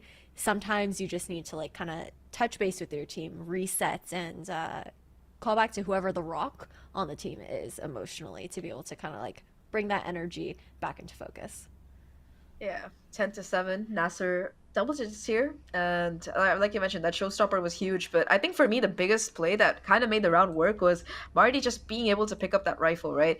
She goes in towards C, picks up that rifle, makes that long flank around. Once that read was there, that A side was most likely going to be that hit to come through, and off the back of that, it's just easy for the rest of the team to convert it. It was a 2v2, and just the utility still there for Daisy there, sorry, for Luxie there in that 1v1 towards the end. The breach concussion actually impacting that player. It made it like so difficult for Focus to really do anything. They still have a couple of ults, the Hero Bulldog for Nelly, a Showstopper as well as a Rolling Thunder, but look at this aggression from Claw. Not gonna spawn anything thanks to that one way, but the space again, it's been claimed here for at least temporarily by Nasr.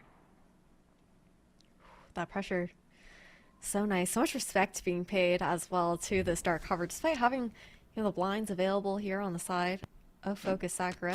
But again, with the lack of numbers, they're not looking to contest Rebel 2 hotly quite yet, as the rest of the team looks to sync back up with each other. All 5 players leaning over towards this A site, where Marty playing that retake protocol, knowing she's that sole anchor of the site, just being able to keep her utility online for a full retake in that kind of situation. More than happy to fall off, smoked off there from stairs, but again, this is comfortable for Nasr. They know that they have the weapons to contest here into a close the firepower that they will be able to find there into a retake. Off your feet! Just a little bit of nice tech there. Not the kill coming through, but a bit of chip damage at least. EQ brought down quite low here. We'll be able to get top back up thanks to that regrowth, and the spike, it's going to be taken completely off the back of that Rolling Thunder. Plant coming through as well. Focus, they look to continue pushing up towards this heaven area. The flash connects with a couple of players, but Nami's still going to be there to watch out for her teammates and is able to shut down EQ, which means there's going to be no more Showstopper in that close plant. And again, just the flash, the utility to come out of Nasr. They make this retake look so easy right now. Lil Bob with the Sheriff in hand might be able to TP back up, pick up a gun possibly, but the spike is not planted for them, unfortunately. And yeah, it's gonna be another round in Nasr's favor as they get to 11, slowly but surely getting closer to that match point and stealing away Focus Sakura's map pick. And Luxie is just one away from that Rolling Thunder here as well. Nasr looking really good. I mean, this was a team that looked like a little bit of a dark horse last year. Some roster changes did end up happening heading into this season, but back in 2023, this was a team that was up and coming late into the season, and I really recall especially like Nami at the top of my head, just very consistently popping off on the side of Nasr last year. So happy to see her again in full force, but another tech pause to come through. I'm not taking any questions at this time. I would just like to pass a comment that, you know, last year when we were casting together for the same tournament, it wasn't nearly as bad. I'm telling you, you brought back the EMEA bug with you. Listen. Yeah. Hi. From Berlin back to Canada. Am I right, guys? I'm not taking responsibility for this. We'll see. We'll see how it continues to go for the rest of the week. This one was quick though, Zach. This one was quick. That's true. Give me that at least. Throw me a bone. Yeah, you don't have as much of the caster curse, tech pause curse yet, rather, as Pansy, but I think we'll give it a little bit of time. That's that though.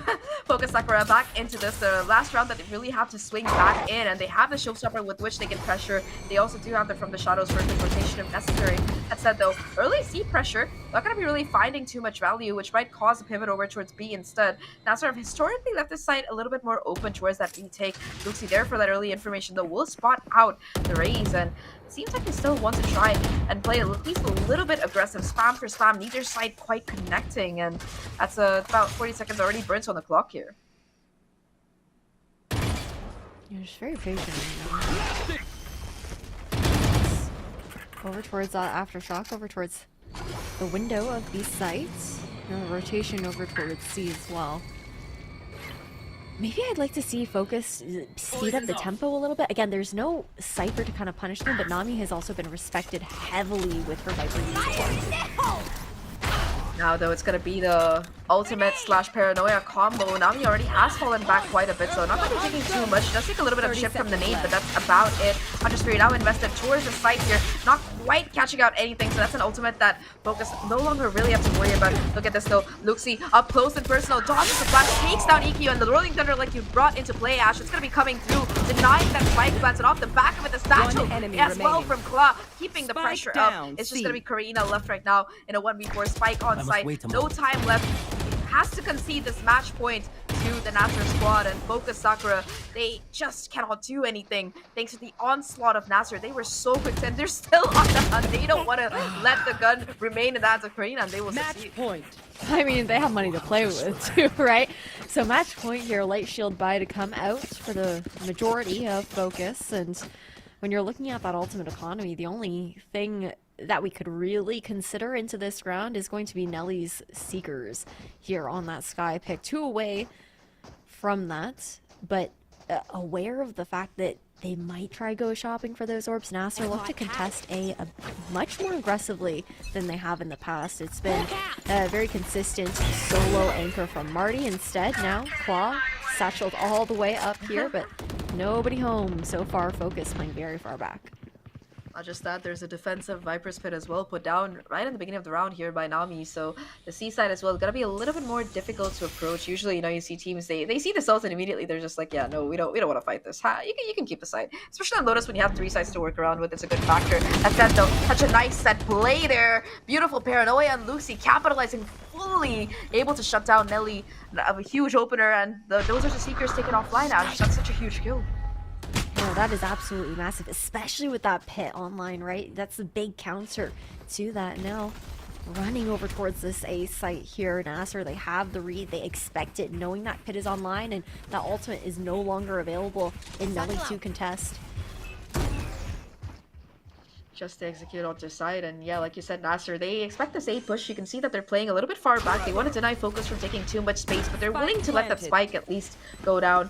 4v3 is what we're looking at. Focus in this post plant, they haven't been able to really push towards too many other lanes. They do have control of cave and site at least, so that's going to be going for them, and they're just looking to play contact as much as possible. Nothing really available in that post plant. No more aftershocks, no paranoia either. It's all going to have to be with the power of these rifles. They see looking to take contact on that first kill, but instead it's going to be Marty and Lucy to find a couple of their own. Little Bomb strikes back with a duo, and suddenly Focus, they bring it back together here. Little Bomb with the fake TP to fake out Safia and find a final kill. And I said it, they were going to have to play contact, and they do it in style. They find all of the kills, only losing 1 player in the process.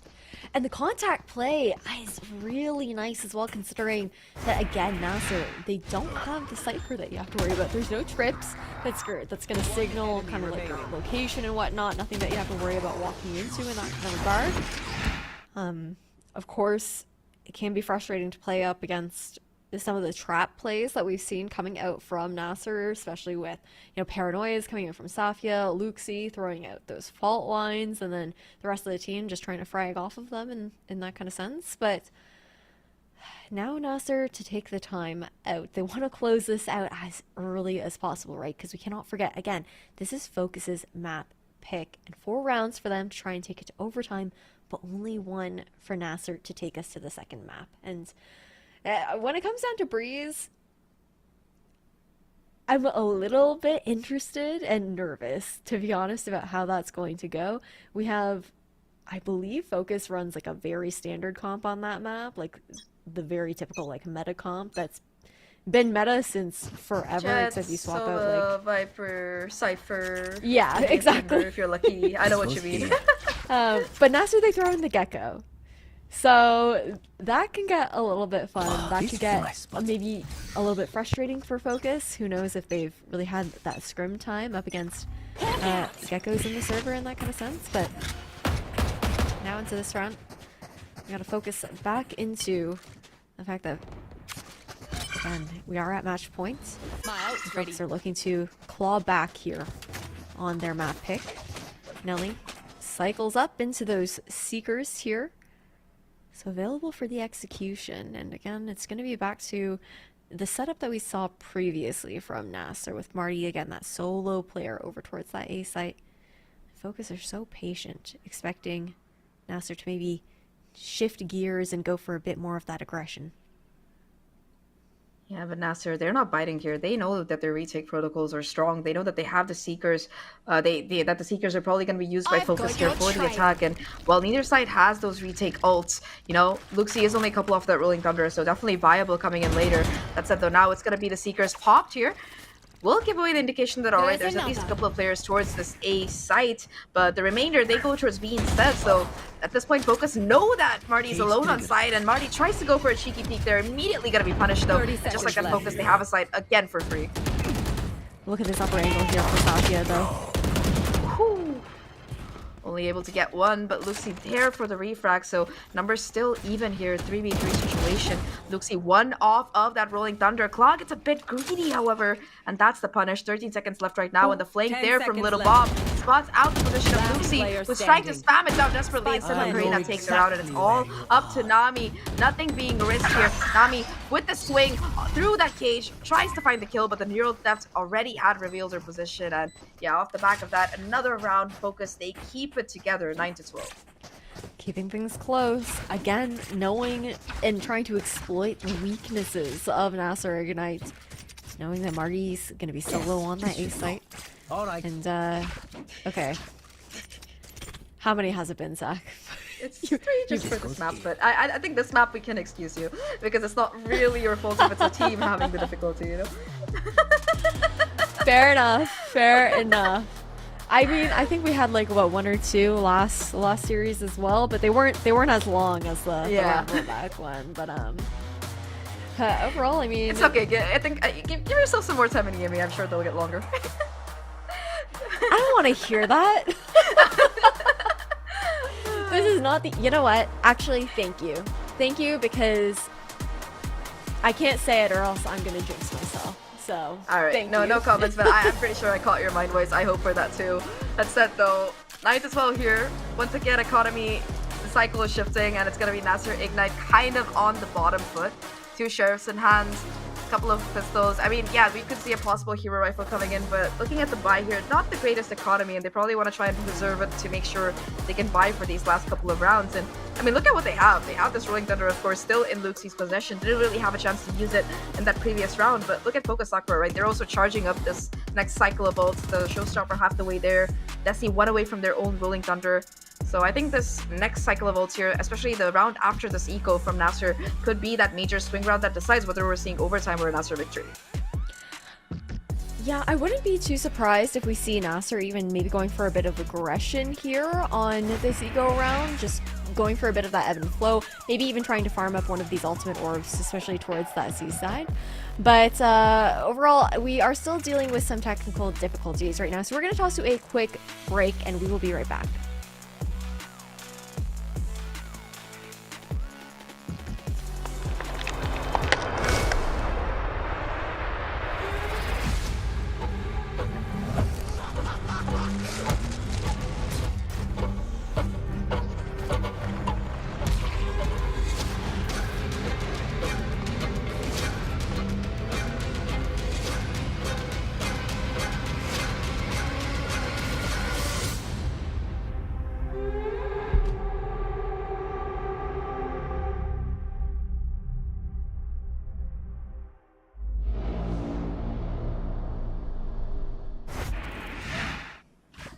Psych, you thought. Welcome back from the quickest break that Game Changers has probably had.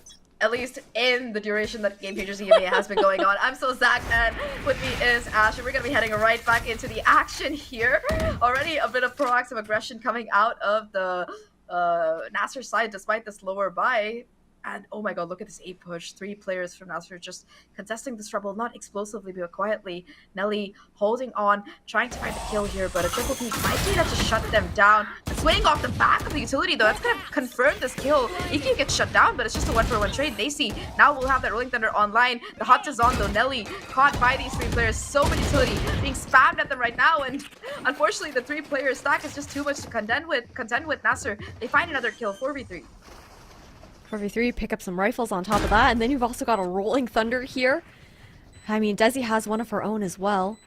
Looking to already contest, expecting the flank to come through. They push back over towards Mound. Oh, but the retake instead, it's going to be funneling in through B. That's a lot of time that's being used up here, though. So NASR, yeah, it's a bit of a questionable decision. Safia there for that flank pressure, if necessary, might be able to keep it up here. I don't know if we're going to be seeing this Rolling Thunder invested so early on by Luxie. I think if they can burn this one from FOKUS, it's going to be huge for them, and they managed to succeed. By that, the trigger discipline, though, huge there to come out of Safia. They find the kills and Kala on the diffuser. They see doing everything they can to deny it. I think the time has been bought here, though. The stick has to come through, and there's just no time left on the clock. Sure, NASR, they find all these kills on the eco, but the round, it's still gonna go to FOKUS here. That Rolling Thunder, as well as that final kill rather, from Luxie, really saving the round here for them. Yeah, Rumble clutch to come through, and I don't know if that was a real tech pause that I also saw coming up again, but we'll ignore it. we'll find out after this. We'll find out after this. This though, I think what was difficult is that if NASR wanted to actually take back over towards Waterfall, they had to run for it.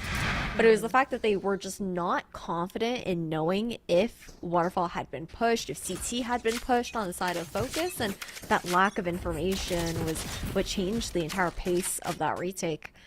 Now, it's very deep one way to be thrown out here on the side of NASR towards the C side. FOKUS, I think the adjustments have been really good out front of this team, knowing that the contact plays have been working, the aggressive pushes have been working as well, just being aware of the fact that they don't have to pay that much respect if you have double flashes that can pop through those smokes.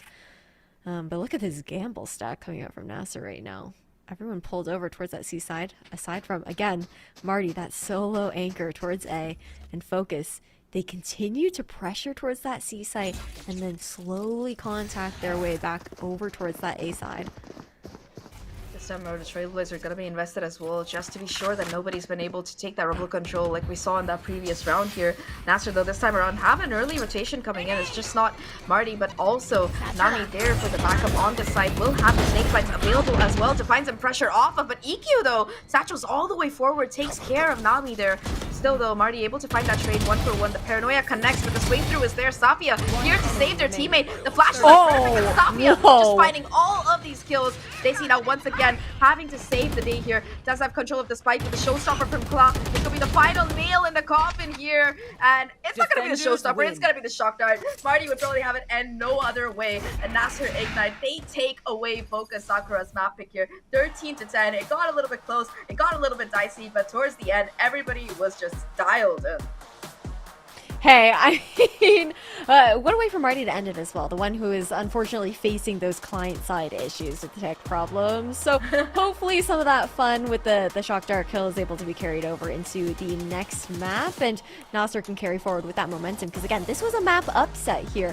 But Zach, we have some more Valorant to come, so we are going to toss to a quick break, and we'll be back soon with the analyst desk.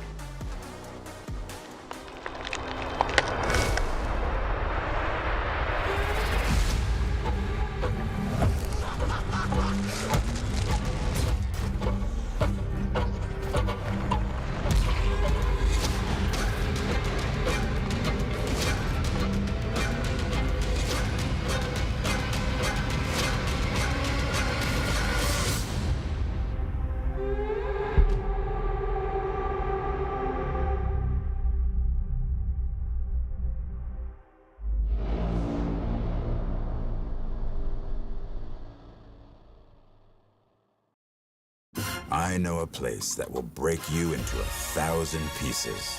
Stay away from them. Stay away from Lorca, Paco, and Picasso. Don't ask about Lola. Ay, Caballo Grande. Ay, Dolor de Nieve. But in spite of everything, it occurs to you to visit Andalusia. Don't say I didn't warn you. Be careful of the Andalusian crush.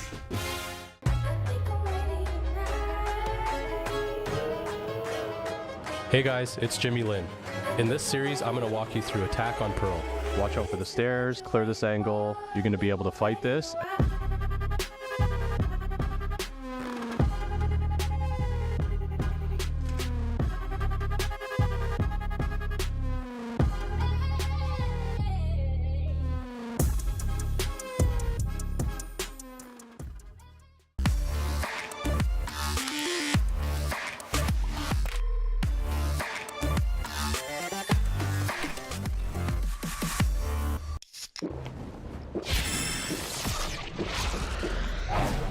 Red Bull gives you wings.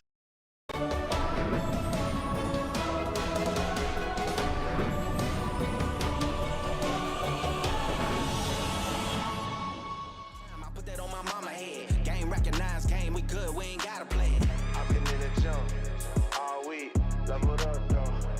Ooh wee, that's a whole lot of wins on me. That's a whole lot of wins on me.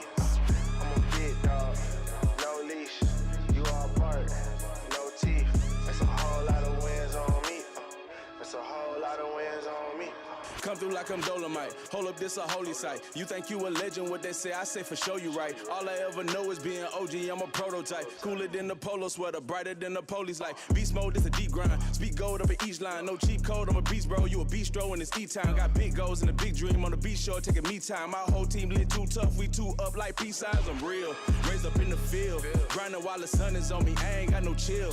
Get it out the dirt and work like I ain't got a deal. I'm trying to blow 100 bands and tell you lames how I feel. We ain't throwing up a brick, dog. The game tipped off. I'm out the kennel, catch me running with the big dogs. Don't hear the critics, they can kick rocks like kickball. They not important, boy, I'm Jordan to the pitfalls. Too many L's over there, I'm trying to big ball. I'm trying to level up a bit, I'm talking Rich Paul. I hit the floor and get it jumping like I'm crisscross. Throw me and Cannon in the booth and that's a hit, dog. I've been in the jump all week, leveled up though. Ooh wee, that's a whole lot of wins on me. That's a whole lot of wins on me. I'm a big dog, no leash. You all bark, no teeth. That's a whole lot of wins on me. That's a whole lot of wins on me.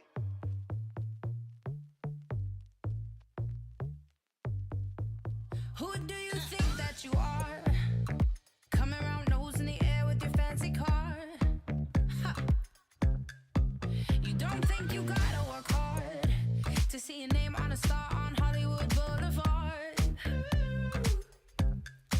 You wanna run the world? No, you want the whole wide world to run around you. You. To make your fantasy, you gotta work harder. You gotta work harder. Turn into reality. You gotta work harder. You gotta work harder. You gotta work harder. Yeah. You gotta work harder. You gotta work harder. Ooh, harder. You gotta work harder. Life's not always VIP, rooftop parties, yachts on the sea. You gotta push further. You wanna run the world? No, you want the whole wide world to run around you. You.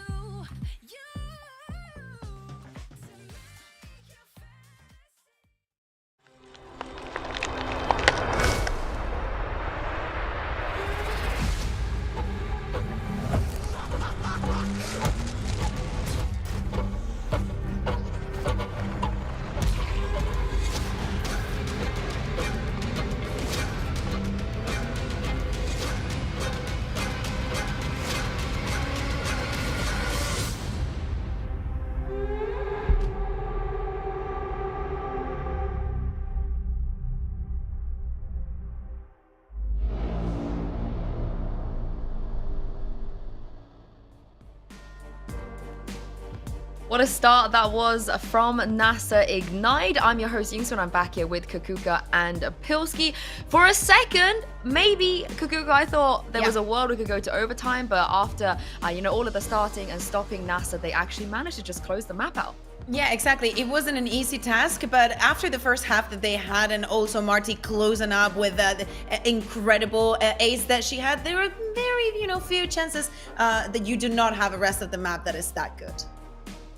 Yeah, I think, obviously we have seen at least a couple of reps on Lotus from NASR in the competition so far in the groups. I think against Carmine, they were able to take up a win as well. So despite shuffling around their comp a couple of times, they were able to put the pieces together against FOKUS on one of their strong maps. And as I said, I have my kind of reservations about the rest of FOKUS's map pool. So dropping one of their kind of core maps is probably not good news for the series. Yeah, I do want you guys to cast your mind back to a super important round 17. Of course, this was rolled back, and Pilski, I mean, you got to feel for FOKUS for losing this, but what an incredible thrifty this was coming out of NASR. Yeah, so obviously in the rollback, rollbacks are never particularly fair. I've actually had my own experiences with rollbacks sometimes where you can kind of play off the tendencies of what the other team did. And you see in this case, you had the C-trap with the showstopper on through. Clark gets a double. Incredibly common to kind of go and take C control, anti-eco, and kind of ping-pong the map control, which is something Kuku was talking about in the last pre-show. But the rest, as for the rest of the round, I think NASR, it's kind of what won them this game. They seem to just play the mid to late round better, play the post plants and things like that, come out ahead pretty much every single time. And I think these kind of crossfires and relying on the fundamentals seems to be what they did. I think a level above what FOKUS brought to this game at Lotus. Yeah, exactly. And being able to, keep their calm here and actually, play for the rest of the round, understanding that not everything is done, that they need to, even though they had that good start, their economy is not as strong and they need to gather that information. I think that Marty gets all that info with that dart onto the site. But as we're saying, the movement from FOKUS, it's still good. They still have a lot to solve. But overall, I'm getting the same feeling from FOKUS as I was getting yesterday, and is that they're very close to closing up the map. It just doesn't happen. And I love that we see Marty having this kind of performance and making it so hard for FOKUS to actually have an easy time moving around the map. I mean, this is the thing. This is what we call it a map-defining round, a swing round. Right after this thrifty, the economy were in the dumps for FOKUS as well. And of course, NASR, they eventually go on and win this map. And I just want to talk about Marty very, very quickly before we move on, because the Sova, it's not a normal pick. It is a little bit niche coming into this. And Kakuka, what did you make of it in the end?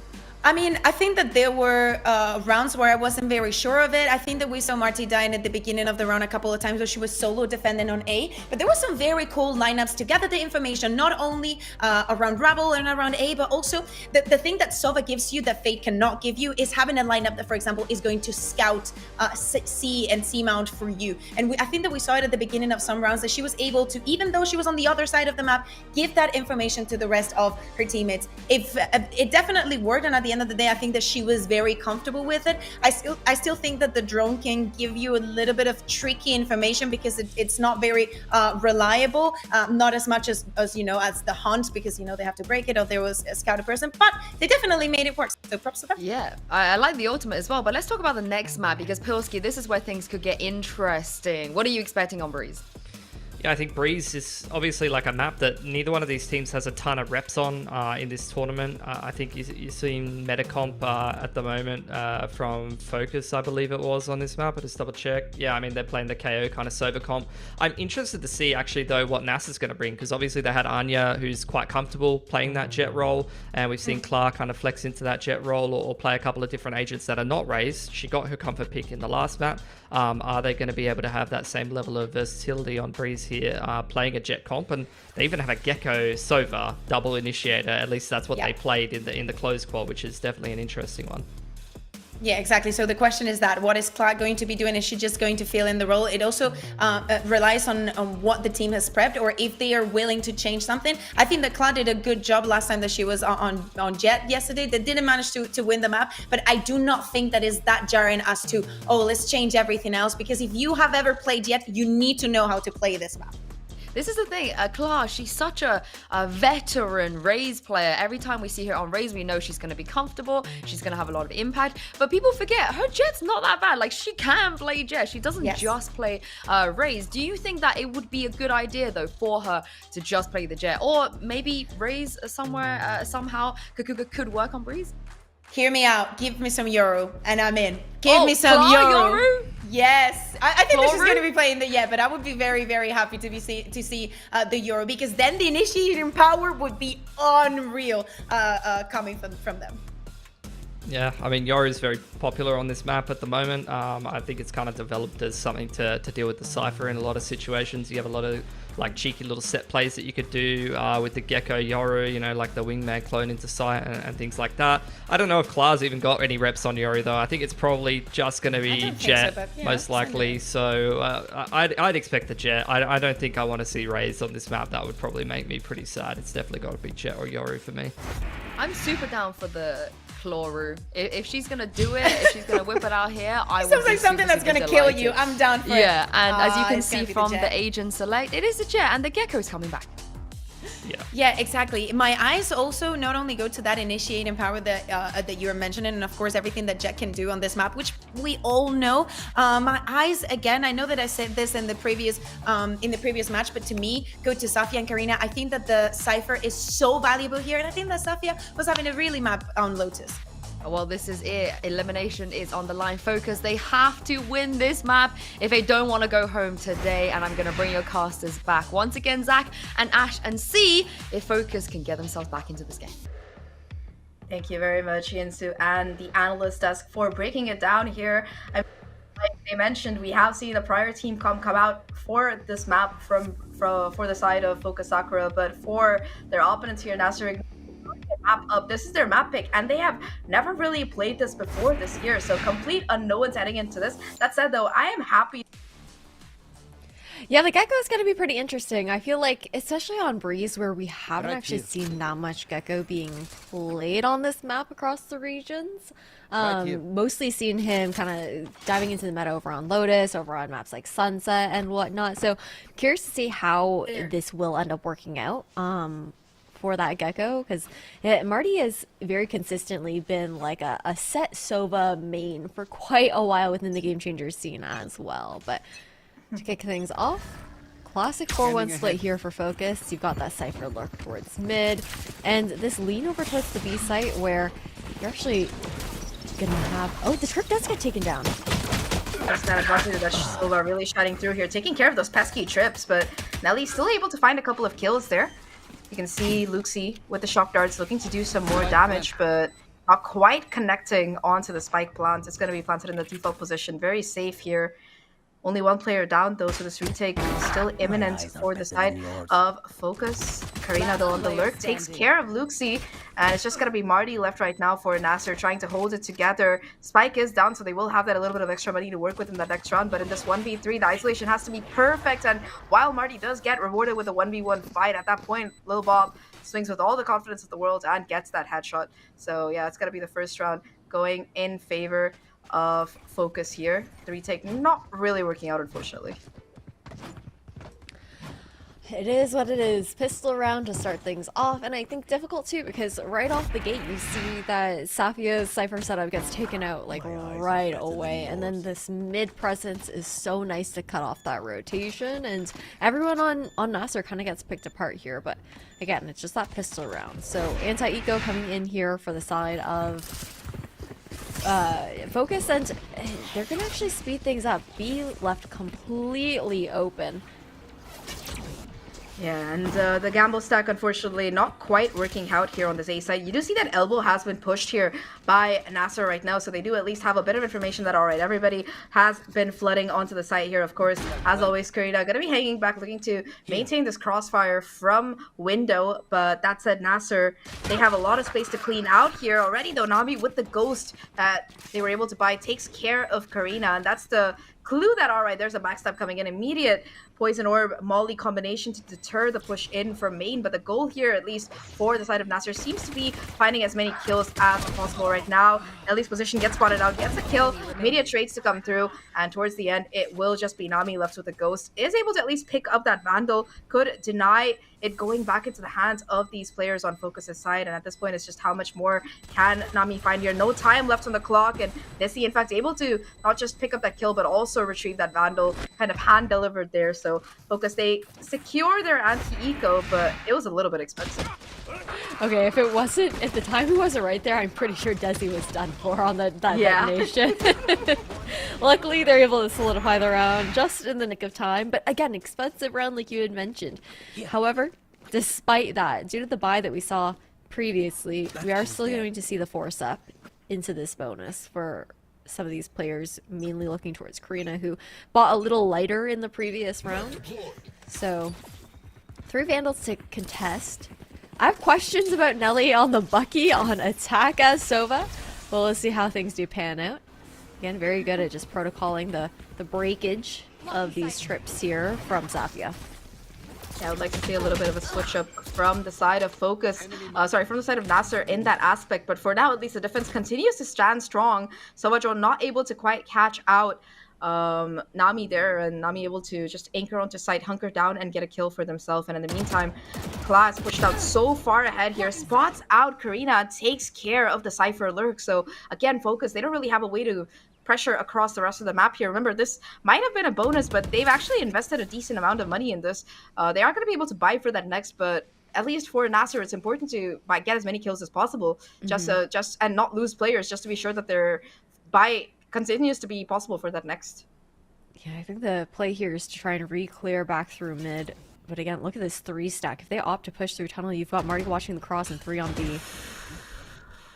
Timing there was very, very narrow there. Marty almost finding the head onto Nelly. Right now, though, the pivot over towards the A side is finally happening. Claw gonna be hearing all this information. Does have the tailwind activated, so we'll be able to go in for at least a swing, but that's the position given away, and the Bucky action not quite working out at the close range. Clock, it's 2 more before being shut down, and now it's all up to Little Bob. Does have a Vandal in hand. Could be getting that spike down if allowed, and Luxie says no, that's not happening. This is our buy round, and NASR, they converted with the help of just the pressure from Claw throughout that round. 3K for her. I mean, extremely clean round coming out from the likes of NASR, and the fact that Claw is able to get 2 over towards Yellow, I mean, it was a great smoke that comes out from the Jet, just to deny one angle, and she turns right around to double check on the side there, but switching up these trips here, Safia continues to have to get creative with where she's putting them, because again, not Marty on the Sova, but Luxie this time around is going to cause some difficulties just due to how consistently they've been able to just break those trips off for it. Manchester United invested for a bit of zoning here, trying to clear out the corners, but instead you can see the reposition from the players on site. Safia able to find a kill, although the immediate refrag's gonna be there from Focus's side. 3 kills, in fact, 1 for EQ and 2 for Karina, to be able to make sure this B side is where that spike goes down. Once again, it's a retake attempt coming in for NASR. This time around, though, they don't really have the numbers to play around with as much, just a 2v4 that they're gonna have to try and contest here already. One player gonna be tagged out by the recon. I think the second one's position wasn't quite noted here. Marty able to find that first kill onto Desi, but EQ tucked away into that cubby will take care of Claw. It's all down to Marty right now, and with 7 HP left, I think the better call might be just to save this gun. Claw aware of it, EQ aware of it, tries to dash forward, but Marty shuts that down. 2 players left, but the clock, it's already wound down so much, and yeah, Marty just looking for exits at this point.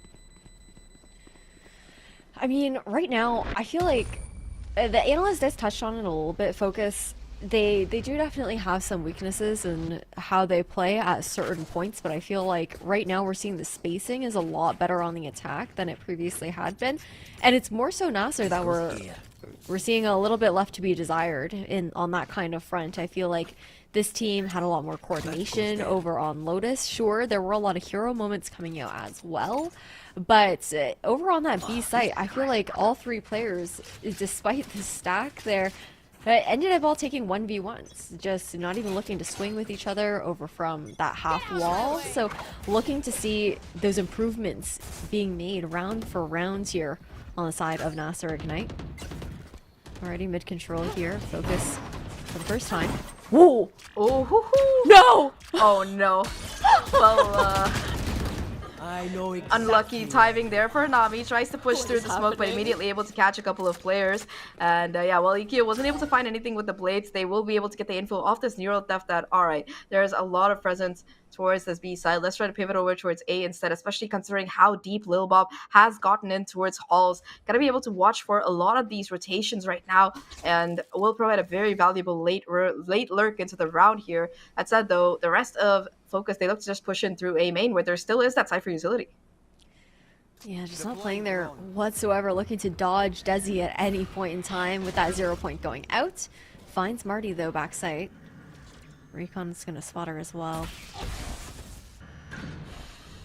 Shock darts being invested once again to clear these pesky trips, and the door opened as well for some pressure. Lil Bob and EQ able to find a kill apiece, shuts down Safia and Marty both, so no more Cypher utility on site for that information. Once again, a 2v4 for Luxie as well as Claw here, trying to go forward already. To look at the space towards this stairs area. So much to be done here, and the crossfire, it might not have found the initial value, but it finds the final kill for the round. And again, Focus, they just look so convincing on this attacking side.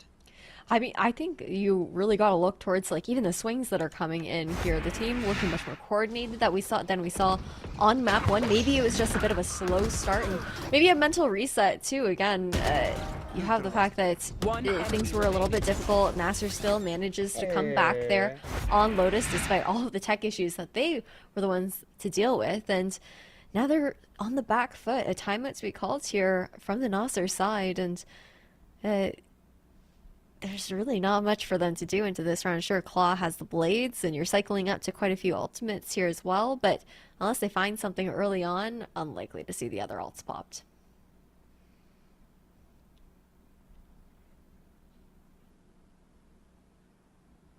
It's gonna have to be like a lot of work basically for NASR to be able to get in a position to use a lot of these ultimates. Of course, like you mentioned, they could come into play, especially if Claw with that Blade Storm able to pick up a couple of early picks. You know, a proactive Viper Spit for that retake, or even that Hunter's Fury Deny the Plant could be a huge factor. But yeah, it's more of an exceptional circumstance than something that we're likely to be seeing so early on. For Focus Sakura, they still have that null command in their ult cycle to draw off of here for a possible quick execute, like we've been seeing them favoring on this map at least since the beginning couple of rounds. And also Lil Bob only a couple off of that Viper Spit, so that might be another ult that could come into play. Oh, look at the pings going out there. They're looking to scale up towards elbow, or maybe more so expecting a push coming from elbow, looking at NASR, maybe hoping to close out the gap early on, but it's not going to be the case whatsoever. And then for Focus, you've also got that late lurk on the other side of the map, waiting for some progression outside of A. And NASR just want to play numbers. Rotation's already being called very early on from the team. Marshall towards mid. Might be able to hold it down, but again, just the amount of space that Focus are prioritizing here. It's very interesting to look at because, first of all, you have, again, this lurk from Lil Bob towards this halls area. We'll be able to hear the rotation, and the shock dart as well positioned towards this B side. I But don't know where it goes.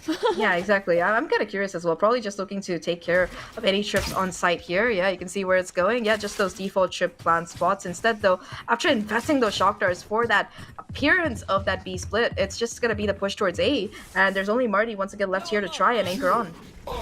I mean, the Mosh, nice to at least delay. Now you've only got kind of a spacing issue. Ikyu's on site alone. Great recon as well to clear out on the side of Focus.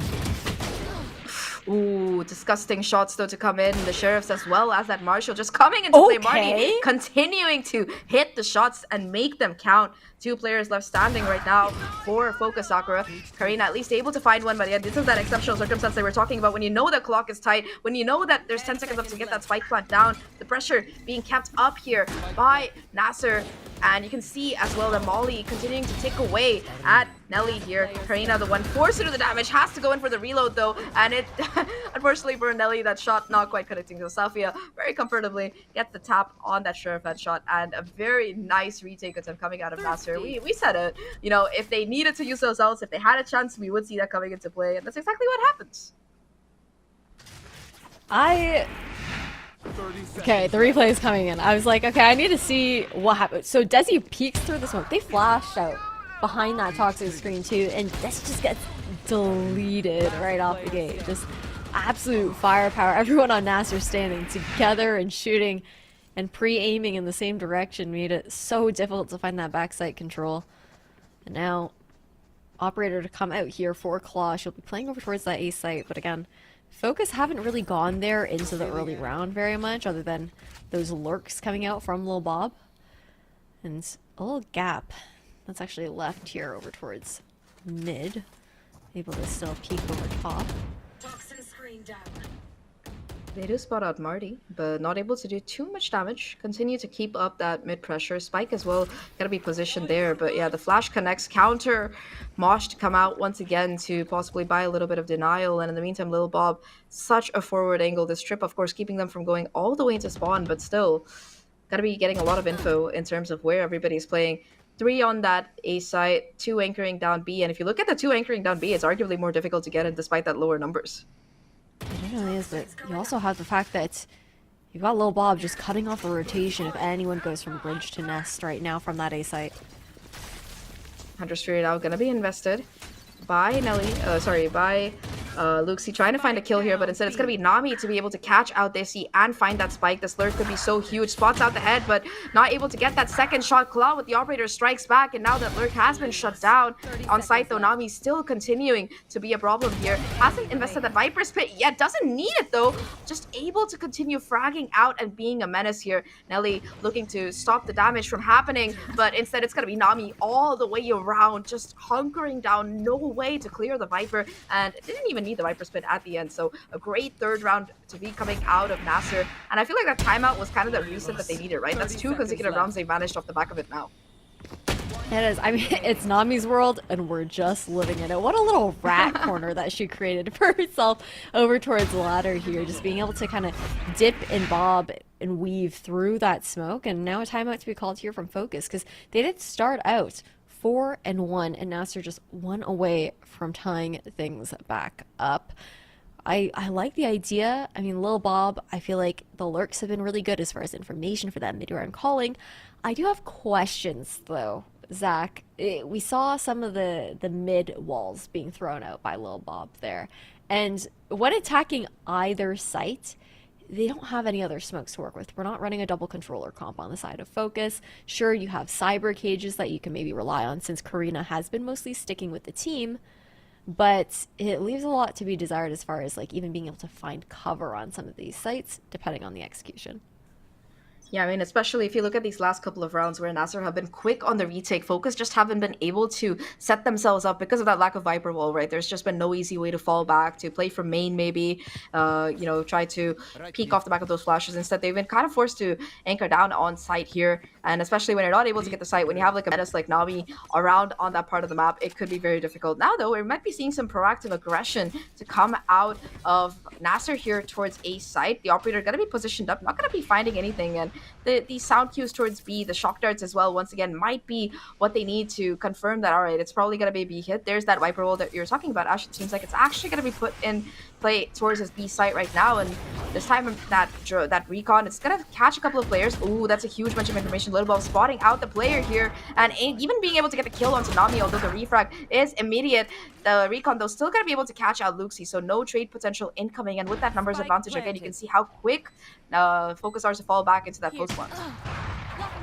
Okay, Claw finding that, though, is absolutely massive now. Picking up the Vandal in hand. Well, look at the flank to come through. The timing here for Karina could be everything. Yeah, the neural theft as well to make things worse, and now it's going to reveal exactly where Karina is, not in position to deny that defuse of the spike, and Safia just covering their teammates so perfectly from backside here. It's going to be a 4th round as NASR tied things up, like you said. Like you mentioned, Claw, that opening pick with that Operator, everything that they needed to really get back onto side, and they're going to be able to preserve that into this next round as well. I think it was rough too. Karina, she was playing for the trigger discipline and then just shot a little bit too early as Claw dips back behind that half wall. But focusing forward now, Claw has consistently been peeking out towards A main, finding that early on. Safia swapped her setup over towards the A site the last couple of rounds, as well as the trip over in halls, just because of the protocoling that Focus has as far as either throwing that 0 point or breaking the trips with the shock darts as well. and just not having the value on a Cypher that you would expect, and especially with the fact that you have the Viper's Pit coming out here. That was such a good recon, and Luxie takes full advantage of it. That it's just being able to spray them down within that Viper's Pit. Just such a nice set play, and it seems like Focus were completely caught unprepared by it. Now down to 2 members, and yeah, they have a minute left on the clock. They could try to find something, make it work. We've seen 2v4s come out of teams before, but in a 2v5 with almost no information here, aside from the fact that there's 2 players on that Viper's Pit on that B side, as well as that lack of that presence towards that A that you see coming out from Lil Bob, it just might be the early save call here, despite there being so much time. Yeah, a lot of time. Not a lot of money. Exactly. I mean, especially when it's down in the pit, there's just no way. But also, trying to save for 40 seconds on the clock is a feat in itself. NASR, though, with the fact that it's... Well, I mean, their economy is actually pretty good right now, especially in 9 rounds into the half. They could technically go 30 hunting, seconds left. but don't really want to risk it at this point. Might see some running around once we hit like that 20-second, 15-second mark, just knowing that that spike is unrecoverable, but never mind. Luxie runs a tight ship. Nobody's allowed to go hunting for the weapons. I mean, I respect that, honestly, knowing that the economy, it tends to get like so back and forth with how close these games have been playing. I think that, yeah, you want to be sure that you're carrying all of these weapons into the next round, as well as just being able to deny this damage. Marty now finally allowed to go on the hunt here. It's going to be able to take down Little Bob, so at least 1 kill that, you know, NASR find. I feel like Marty could have gotten the second as well, but thankfully the timer switches over to that next round. And for Focus Sakura, they still are going to be able to have a buy here, but I mean, look at this play again, right? Just such a clean recon. And, you know, while Ikkyu was trying to take care of that Viper, most of the time you see teams, like, especially at this higher level of play, trying to just push towards that Viper's Pit, and that's the perfect counterplay that you want to try and deal with. It was so quick. I didn't even know the recon was going out until it was up, and then they were all dead. But heading into this round, shifting gears, but Claw's waiting. So nice little jiggle there. Ikkyu takes a bit of chip damage, but still gets away with their life and continues to be able to dash forward onto side. In fact, takes care of Kala there. 2 huge kills to open. And once again, these isolated 1v1 fights, we talked about them before, and they are coming through on both of these sides here. Luxie, though, still left alive here. 1 off of the Hunter's Fury, so that could be a huge ult to come into play. And look at this Viper's Pit from Lil Bob. It's going to be able to take care of that rotation through that mid doors at the very least. And now Nelly in that post line has the Hunter's Fury as well. In fact, going to be investing it early on here. Actually managing to catch out Nami, though they might be able to survive. Never mind. They get taken down by the ult here. Second kill as well for Daisy. And now it's all up to Safia. A 1v4. Does have the economy, like you mentioned, to work with here, but yeah, with that Viper's Pit possibly going down, they're going to be left in the open. They're just trying to find what they can here, and it's going to be absolutely nothing. Karina shuts down that final player, and Focus, they dive back into this with a vengeance. They really do, but it also took them 3 ultimates to do so. I was actually kind of surprised to see the Hunter's Fury being pulled out. I mean, sure, he gets value by taking down Nami, but there's still a couple rounds left into this half, and I don't know if it was necessarily a need to throw that one out there, but regardless, just nitpicking at that point. We're gonna see now the pivot over towards this A site. We haven't really seen like the full push on towards A early in the round. Ooh. We might be seeing that right now, though. They have the null command ready to go off of here, as well as the blade storm.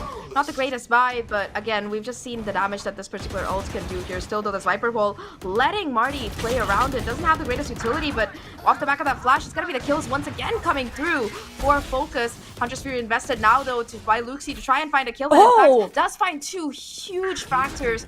They see going down. Null command no longer going to be a factor. No more 0 point either. So it's a 2v3 retake that we're looking at. And Nelly is just so low here. Karina has to do a lot of this heavy lifting. That recon, though, it's going to spot out that player. Nami takes care of Nelly. And now it's all up to Karina. Position known. Going around for the flank. But Kala with an operator cuts them off at the cross. And it's going to be a 6th round on the board for NASR. Great recovery into this map so far into the first half. I mean, Focus, again, they started off really strong here on Breeze, and NASR just didn't look quite like the same team that we saw over on Lotus. And they've really been able to kind of like regroup and reset, and now we're heading into the last round before we swap sides. Last round. Let's see if we're going to be seeing a 6-6 half out of Focus or if NASR are going to be able to keep that lead. That said, though, I mean, ultimate-wise, NASR also did burn a few in that previous round, especially that Hunter's Fury, which got so much value there for Luxie. They are charging up a lot of these, though, so I think that, at least for NASR, there's the potential of a couple of these ults coming into play. The same, unfortunately, can't be said for Focus. They burned through everything they had in these last couple of rounds, and now they're just kind of forced to play contact. But, I mean, they did pretty well on that previous map that we saw. A lot of those rounds that they were able to put together were off the back of those trades, off those contact plays. The problem here is that NASR this time around, again, they're switching things up here. The Cypher back towards that A side, and look at where Nami is. So aggressive towards mids already. That's first blood again for NASR. Look at the setup here coming out on the side of NASR as well on the A side. I know you said, okay, playing over towards A, but it's such a deep setup here coming out from Safia. Oh, Lobot doesn't know Marty's around the corner. Timing could be everything, and the one way it's going to isolate that fight perfectly, just in case that additional bit of security gonna be there. And that's going to be another kill found by NASR. 3v4 situation. And with 45 seconds, the clock is wound down to half of its time. They have to make a decision where they want to go. They know that Marty is still around his A side. No real information about the rest of the players here. They have taken care of Nami, though. So that's one less thing that they have to be worried about. Safety is in numbers, and they are still going to be looking to head into the side. That's the information garnered by Marty right now. And Safia, with this cage, able to cross over even further here. Possibly take that high-low peak to come through. Cloud with this operator, not in the best situation. And oh, Marty still goes unchecked there for the 3K on the site. And NASR, they end the half with the lead. Important pistol round coming up here for Focus. NASR, they're up again with the 2-round lead like you had mentioned, but they're also up a map. They ended up upsetting 13-10 on Lotus. Focus Sakura's map pick, and Breeze their playground. Again, Focus, they had a strong start, but I think it was Kukuka who was talking about it on the desk. Focus have looked like they can start off very strong. There are obviously, I think, mistakes being made from both teams in certain situations, but Focus have more of that struggle of like trying to close these maps out, even when they do have that lead, and kind of like continuing to string those rounds together once the enemy has those reads on them. Now onto the defense, though. It's a question of, I think I'm looking over towards Desi.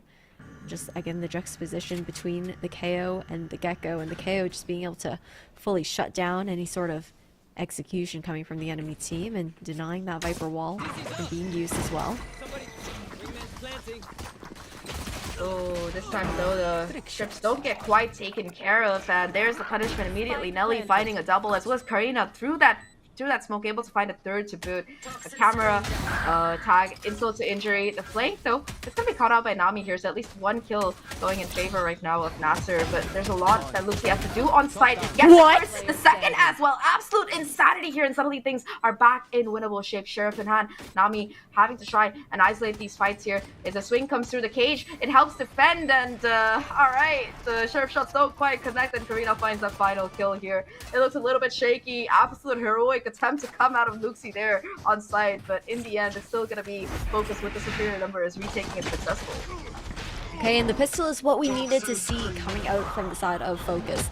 Again, the fact that they're looking to get back into this map, again, very close matchup so far. I really thought, I was like, there's actually no way NASR is going to win this round. After I saw Luxie get 2, I was such a believer, but heading now into the anti-eco here, Focus, they're going for a bit of a staggered buy to guarantee a strong bonus into the next round. And just protocoling to be done here from NASR. Just poking and prodding, seeing, okay, where's Karina going to set up those trips? Try and shock dart them if they are going to be over towards A main. Not the case this time. Little Bob playing close. This is dangerous.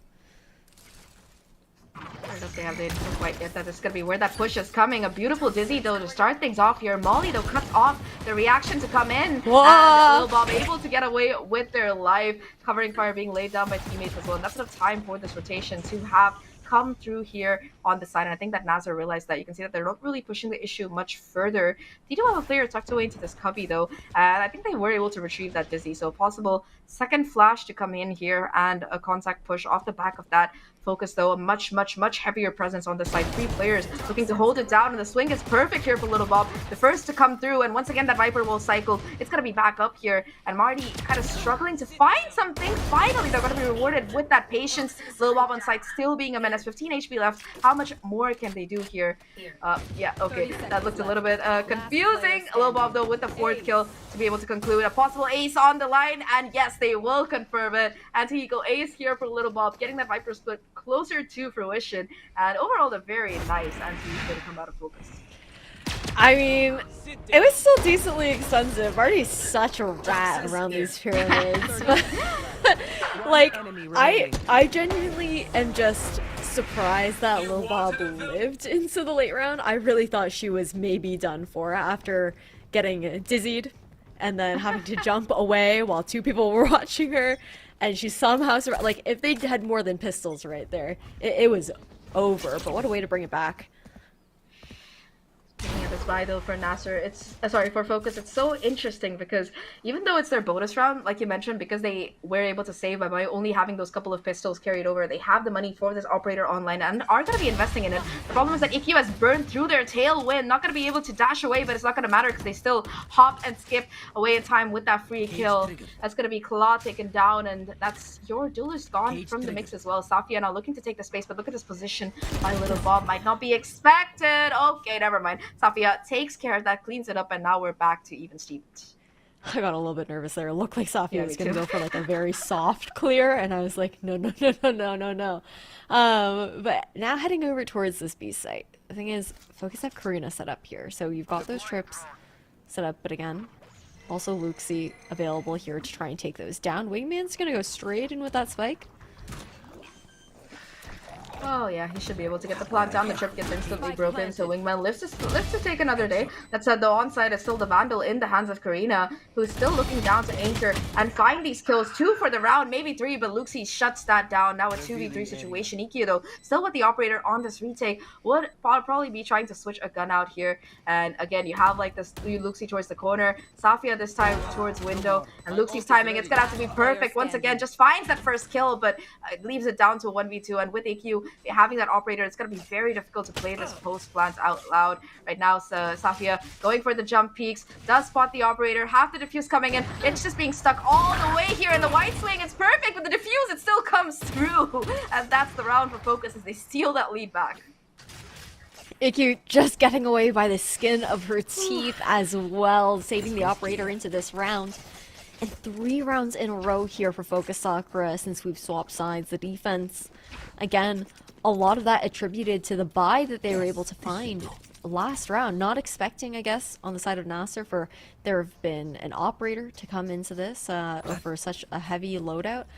You could have done the math, I guess, in that kind of sense, but there was a lot more firing power than I think anyone would have really expected coming out from Focus Sakura in that last one. But now, it's going to be NASR with a hero rifle in hand here for Safia, alone from that last round where she was able to get away with it at the very least. Spotted out by Lil Bob here. Gonna fall off of A. The rest of the team just fully scaling over towards this B side. Camera taken out.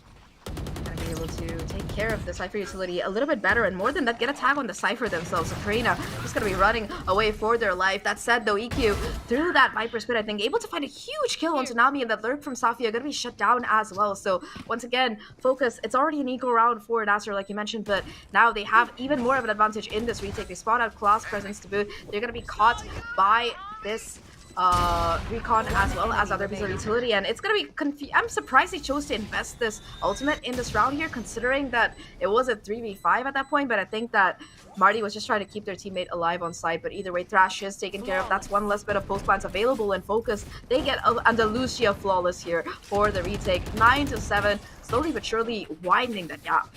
Yeah, that ultimate is really hard to lose, I think, going into the buy rounds. I really do think you're on the money with that call, though. Just not even just trying to keep whoever was on site alive, but trying to buy as much time as possible, because it was like decently close as far as that timing goes for that defuse to come through. But NASR have lost 4 rounds in a row now on the attacking side, and they have to call a timeout because this is, I know it's only like, okay, it's 9-7, but we also ended the half 7-5, and this is NASR's map pick. Yeah, they are. I think that Focus Sakura, they haven't like really taken that previous map too badly, I think, despite it being their map pick and losing it. They've come back into this with a clean mental, and it's definitely showing for sure. That said, though, NASR, they've been really good at capitalizing off the back of these timeouts. You know, even in that first half, I think they were able to win a thrifty off the back of it the previous round as well. They've been really good at resetting and being able to figure things out off the back of these timeouts here. That said, the Focus Sakura, they've been putting up a very oppressive defensive half, whether it's Karina and her utility on that B side, Bob being able to catch Safia, or Nami out on the lurk, and just that operator constantly being a thorn in NASR's side. They got to figure out a way to deal with it. I mean, that's tough, right? Because you're not playing the KOs, so you see flashes coming out from Marty. That Dizzy, shootable. And what folks are doing really well is, on top of that, is Ikkyu is typically, I mean, there are times where she is playing on her own, don't get me wrong, but she's great at throwing down those cloud bursts, that smoke, to ensure that she can get out if she does end up getting flashed, or has somebody alongside her to try and shoot out some of that utility if she's getting droned, if that Dizzy's coming through. And the repositioning has been really nice, very dynamic there from the Jet on the side of Focus Sakura. And this is where I think we are, again, seeing that difference between the Gecko and the KO. Those KO flashes have found a lot of value from Desi, whether it was on the attacking side or now on the defense into those retakes. Yeah, I think Desi, you know, they might not be up there on that scoreboard, but the utility from both of these initiators for Focus Sakura have been so good here. Desi in particular, with that 0 point, able to shut down so much, whether on the attacking side as well. You saw it, like so many rounds they were able to take care of Marty towards that backside, denying the flash peek from that Gecko utility, or just taking care of those pesky Viper ultimates or other pieces of utility that deny them from really coming into play. I think that even though it's been a quiet map in terms of kills, they're definitely doing a great job at setting up EQ as well as Karina for being able to find the frags off the back of it. And I think for NASR Ignite, you know, it's been a little bit of a slow game from Kla, like our AD touched upon. This is a player who is more frequently used to that raise, and while they are good at Jet, it's not their favorite duos to play by far. So I think that they weren't able to really utilize that operator in that previous half, and now on this attacking side, in terms of finding these entries, NASR have been very much struggling, especially with Focus being able to find that first blood so more often than not, I would say. I think there's also the difference between, again, I know that I keep comparing the KO and the Gecko, but it's literally the only difference in these team compositions, and I think it's a really important one too, because Claw, while she can be explosive on that Jet as well, the physics of the flash coming out from a Dizzy in Marty's hands from that Gecko versus if you're a KO, you can flash very deep for your Jet to just like dash in and capitalize off of that. But the Dizzy flashes are much more shallow. It depends on like the angle that you're throwing it at, and there's just not much as much of that capability of chucking that really deep into a site to find that kind of deep value to help your Jet kind of gain that kind of space. So we have to see a bit of an adjustment in that kind of sense. And I think for NASR, when they do manage to find that plant, I'd like to also see them maybe pushing into some of those extremities a little bit more, trying to deny some of those retake angles. I was a little bit distracted by the bit of microplay. You know, they tagged the camera, they tried to take care of it, and that's the case indeed. Now the Desi gets caught early on here, and that's the neural depth to come through. Gonna be revealing Lil Bob as well, where exactly they're playing. They try to push forward, they get that first kill, and the spam, it doesn't quite connect, so Lil Bob still going unchecked here until, of course, Marty hits them with that wingman and takes care of it. 3v4 retake is what we're looking at here, and NASR also have that Hunter Sphere available in that post plan. That shot not quite connecting there could be extremely costly later in the round for Focus here as they look to go in for this retake. All three players sticking together, doing their best to find the timing here, and they know that there's a couple on site. The operator going to have to go huge here, does in fact connect onto Luxie, and now that leaves them in a 2v2. Dizzy though still online for the flash peek here, does connect perfectly on the operator, but the spike isn't planted for them, and it's just gonna be the diffuse to be stuck all the way possibly, unless of course Safia has something to say about it. She does, but it's a little bit too late, and Focus, they get themselves to double digits and preserve that operator. The risk of planting safe in that situation, I know they did lack some of that mid information. We're unsure if someone was going to maybe come in through double doors, try and shoot that, but that's so difficult because if you're just gonna go and play back over for main there, you're really relying on a Mosh to come through, which I think was maybe up there for Marty, but again, the op paying in dividends here for IQ. Double digits for Focus and NASR. This is a pivotal round for them. They lose this round, it's essentially game, to be honest, here for NASR.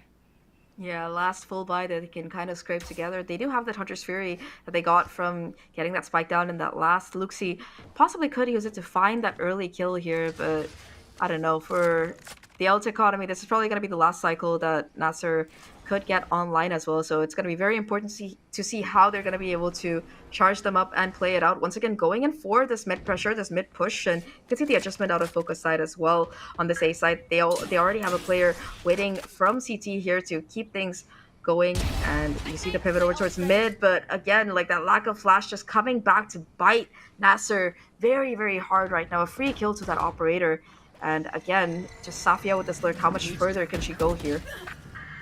It's all about playing disruption. Woohoo!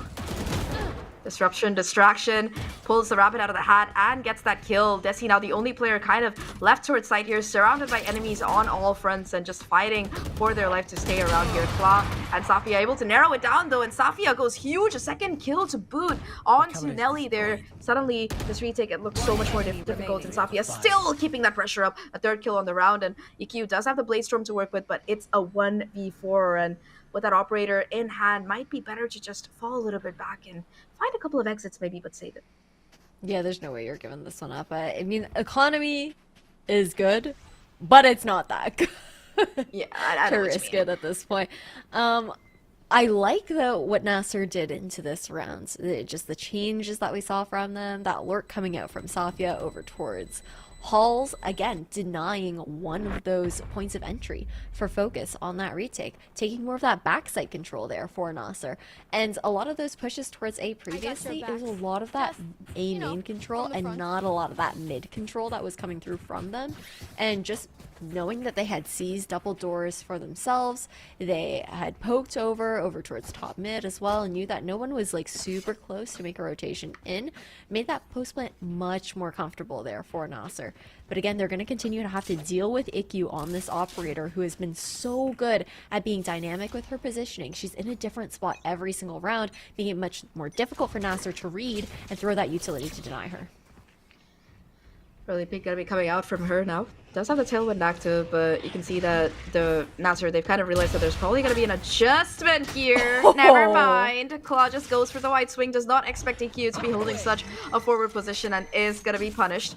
First blood, they take care of that duelist here, and it's going to be a little bit more difficult for them to really get into sight. That said though, ooh, a nasty shot from Marty, able to take care of EQ, so no more operator in play. Safi on the lurk as well finds another kill, and with that Viper wall cycling back up, they're able to retrieve that spike and fall a little bit back here. That said though, a lot of utility going to be dumped here. My Focus, they go on the aggressive, and immediately NASR ready for the punish here. They don't want any revivals of that KO to be even in question. Just the final kill and the ult to boot to smoke out Karina. They know that the rotation has come in here, but Karina, she's gonna have to do so much to try and save this round from going in favor of NASR once again. A 1v3 is what we're looking at. She does have a neural depth of her own, so if she can get one kill here, might be able to put that down into play.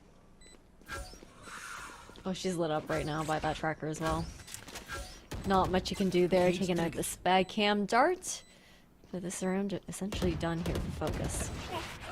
Yeah, I would agree with you there. You see Karina spots out a player, tries to get the tap, not quite succeeding, and Luxi on the repeat able to confirm that kill. NASR now narrowing the gap to 1, and despite how incredible EQ has been at consistently getting a lot of these first bloods, right? In these last couple of rounds, NASR have been not only good at refragging those kills, but also in the lurk timings here. Safia, for the third round in a row, is able to find a kill on that lurk, and it's just made things so difficult. I do like the strip that we're seeing, though, from the side of Focus. It's to catch the Jet dashing in, if I'm not wrong. Should be. We'll see how it goes. A gamble, though, coming out from Focus over towards the right side of the map, leaving Karina on an island alone here on B. That gets taken out right away, and there's a thrashing coming too. Hunter's Fury invested to try and deny the plants, but used a little bit too early. And again, Karina tries to go in for that solo swing here. But Bob at least able to find one, but the same mistake again committed. And NASR, they find safety in numbers. They are finding the kills to boot.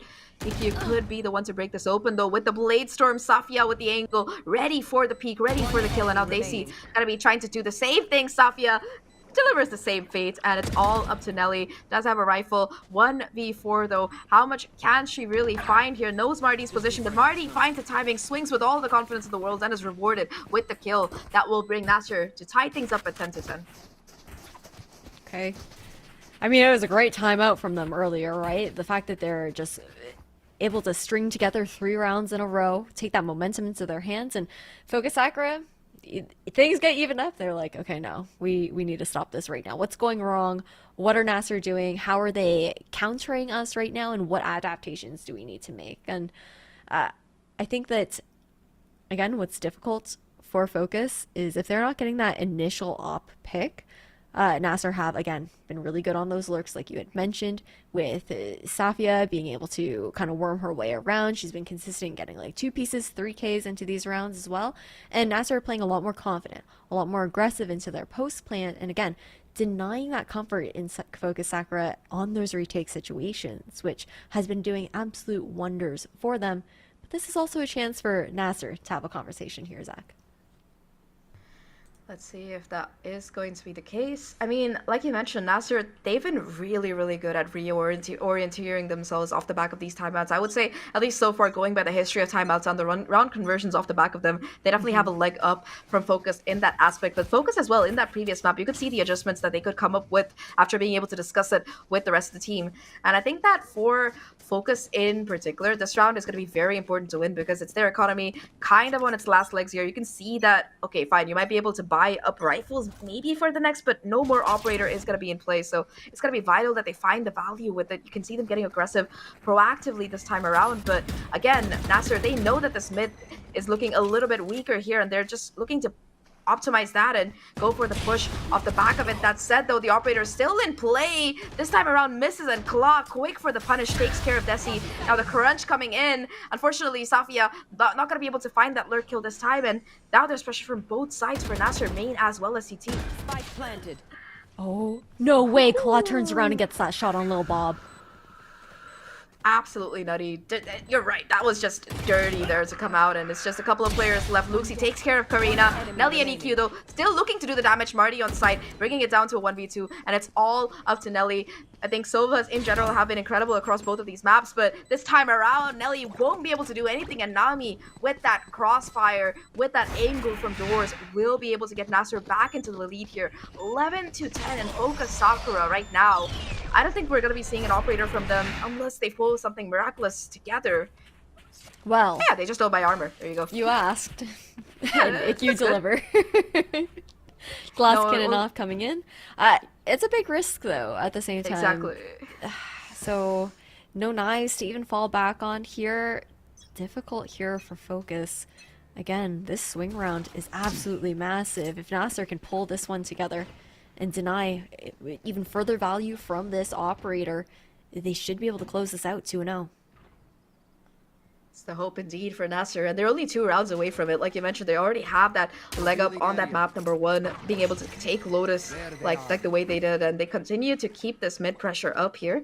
EQ with the operator, not going to be exactly watching for this cross position towards main instead, and Safia once again up to her lurky antics, going to be watching the door with their camera and looking for the right time to capitalize. And now that NASR know where this operator is, they're going to be rushing that hit onto this A side. There is going to be, of course, a player hanging around towards this yellow box here, and Claw on the hunt to try and find the kill. Daisy gonna have to hold strong, but Claw takes care of them, and that's 2 huge kills once again. NASR, they find the crucial entries to get their way onto site. Nelly, of course, does see the tripwire, could be looking to find some value here, but that camera being broken, Safia still having to do so much in this angle. Yeah, the tripwire taken care of. That's gonna be at least information clear. There's still a player around here, but it's still gonna be a 3v3, and with that last kill coming through, it will be the Viper Spit invested to make this post plant even more difficult to retake here, especially when it's so far ahead. The neural theft, though, it comes through, and Lucy's still able to find the kill onto Nelly. EQ hasn't had a chance to really change out this operator, and that's going to tell the tale as NASR gets a match in series point here.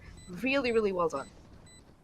Again, it's just continuous value coming out from Safia as well. I know in that round she didn't necessarily have like an insane like pop-off round, but her positioning alone, The timing. it just slows down focus so much on those retakes. They feel that need to be so diligent, clearing out towards halls. She's able to just buy a little bit more of that time for the rest of NASR to set up into these post-plant situations. And now Marty's been holding on to this Thrash, hasn't needed to use it. And so this last round here for NASR, can expect them to be pulling out all the stops. They gotta pull out all the stops indeed. It's just 2 rounds that stands between them and overtime, and now they look to get aggressive here towards mid, forcing the Gecko ult out. Thrash not gonna be able to really detain anybody, I think, but it's still a bit of information and denies this early push through aggression from Focus Sakura quite early in the round here. That said, though, off the back of that, a quick pivot over. I don't think they're really going to be investing the resources to try and get that Gecko ult back for a second usage. So that's the ultimate done and dusted with. And in this post-plant, I think Luxi, they've been prioritizing getting the Sova ult up. We've seen them take that ult orb so many times, and they're going to continue to go towards the base side, which has worked for them. That said, though, oh, Nami, their lurk has been spotted out here. Shock Dart available at the ready to maybe find this kill, but not succeeding. Instead, it's going to be the Flash Peek attempt to come through, but the Flash connects with their own teammate. And once again, Focus Sakura, they're going to be a leg down as Safia's lurk kicks in and finds a kill.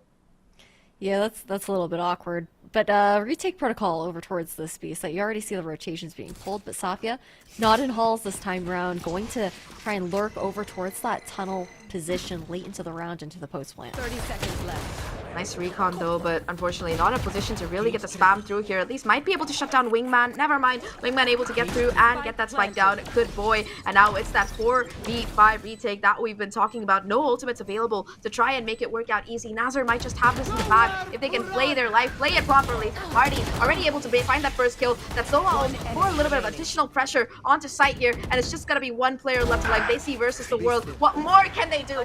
Absolutely nothing. It's gonna be Luxi to find that final kill, and NASR, they take the series 2-0, moving on in that lower bracket and eliminating Focus Sakura from the playoffs. I mean, absolute insane value to come out of the timeouts on the side of NASR Ignite. They looked absolutely stunning making those adjustments. Focus, again, they looked really good in the initial motions of this second map here on Breeze, but NASR, they slowly get those reads in. They start to warm up a little bit, figure out, okay, what are the weaknesses that they've been exploiting on us, and just tightening up on all fronts in that kind of situation. Yeah, I mean, you could see that pressure come through, especially like you mentioned, the timeouts have been so good here from NASR throughout the series, not just on this map. And honestly, I feel like while we did see a lot of flawlesses in that first series, this one, it was completely fought tooth and nail. Both of these teams just pulling back and forth to be able to find that victory. But unfortunately, for the side of Focus Sakura, NASR were just a little bit better today. You know, it's amazing, despite them having Claw coming in as that stand-in for Anya, despite them having to like shift around their playstyle a little bit. And again, remember, this is the first time that we're seeing their Breeze getting debuted here for this year. So all things considered, I think that they definitely look to be one of the... They've improved so much from that last year, and they've definitely looked to be one of the stronger teams heading into this Game Changers, especially with the amount of mental that they have, the strength that they have. It's been crazy. That said, though, I think that we do have our AD ready to do the breakdown here for that post-map. But before that, just a reminder, Masters Madrid is just around the corner here. And if you're going to be heading in all that way, be sure that you catch these tickets from that QR code. Just scan it. You can go online. And I know it's 8 teams there. You might not have the favorites from the previous years ahead, but that's what's going to make it even more fun. You're going to have these teams that have swept through that bracket, have proven their dominance, and we are going to be seeing that at Madrid this year. But at least for today, I think that it's going to be it for me and Ash. Anything that you'd like to share, Ash, before we give it back to our lovely analysts? No, I'm just stoked to see how the rest of the week goes. I feel like a lot of dark horses here are into playoffs. But let's say hello to Yinsu, Kukuka, and Pilski once again and see what they have to say. Hello! Hi! Hey, girls. Hello, everyone. Thank you for today. Great job. And of course, you heard it from them. It was a close matchup in the end. I got Kukuka and Pilski back here with me, but another 2-0. It does feel like Kukuka, the elimination bracket is brutal right now.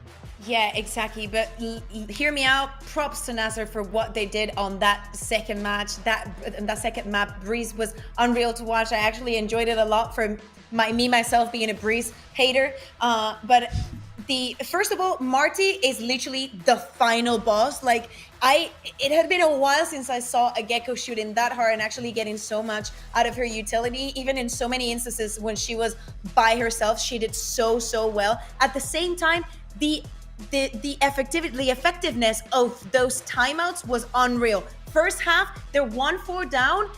As for a timeout, they start getting round after round after round. We really need to know, and I would love if we have an interview to have the chance to ask them what was going on in those timeouts, because it happened again during the second half. They start losing round after round. They ask for a timeout. They lose a round that they maybe should have won, and then it's round after round. The read is complete on the team. Yeah, they did a fantastic job with the timeouts, turning the mental around. I think actually, you know, they won this series really with superior fundamentals, superior mental, and just, you know, being able to stay in the game and stay resilient. For me, you know, Focus, I feel like they fell apart after a couple of key rounds. You know, if they lost against a Thrifty or a half buy, or there was an important swing round, they weren't really able to put the pieces back together.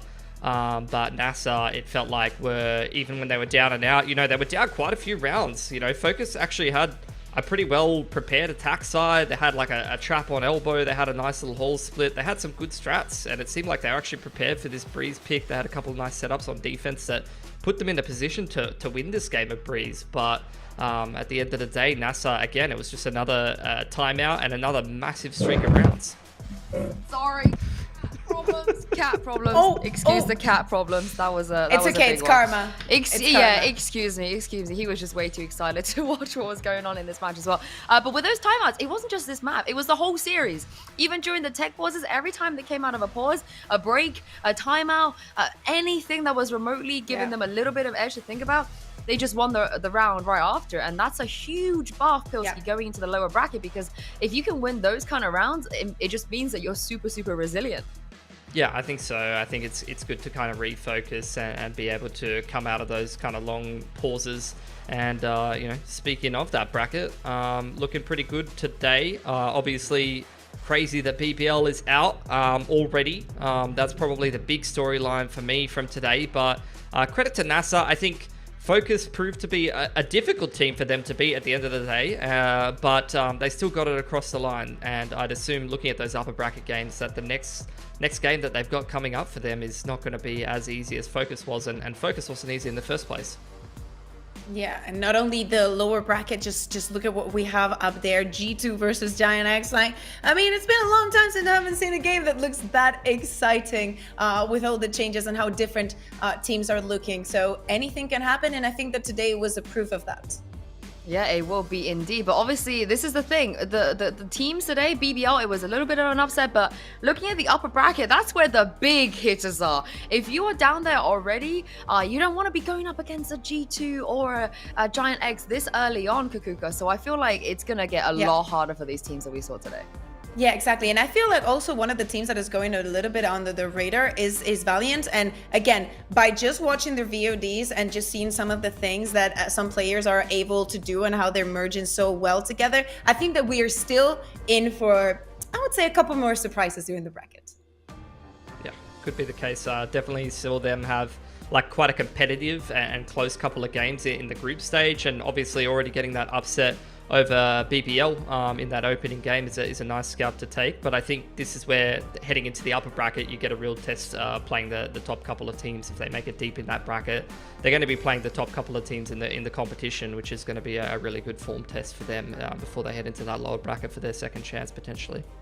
Yeah, I want to give a shout out to Klar as well. Obviously, we weren't expecting to see her at this point in this bracket, and she's come in here. You know, the Raze is reliable, but the Jet, Kakuka, was clean. I really enjoyed it.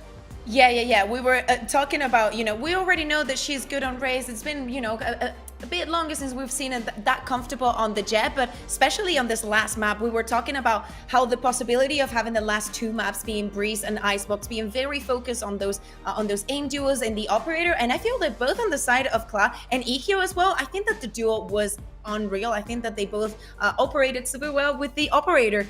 So very happy to see those results definitely coming in and actually merging with their respective teams.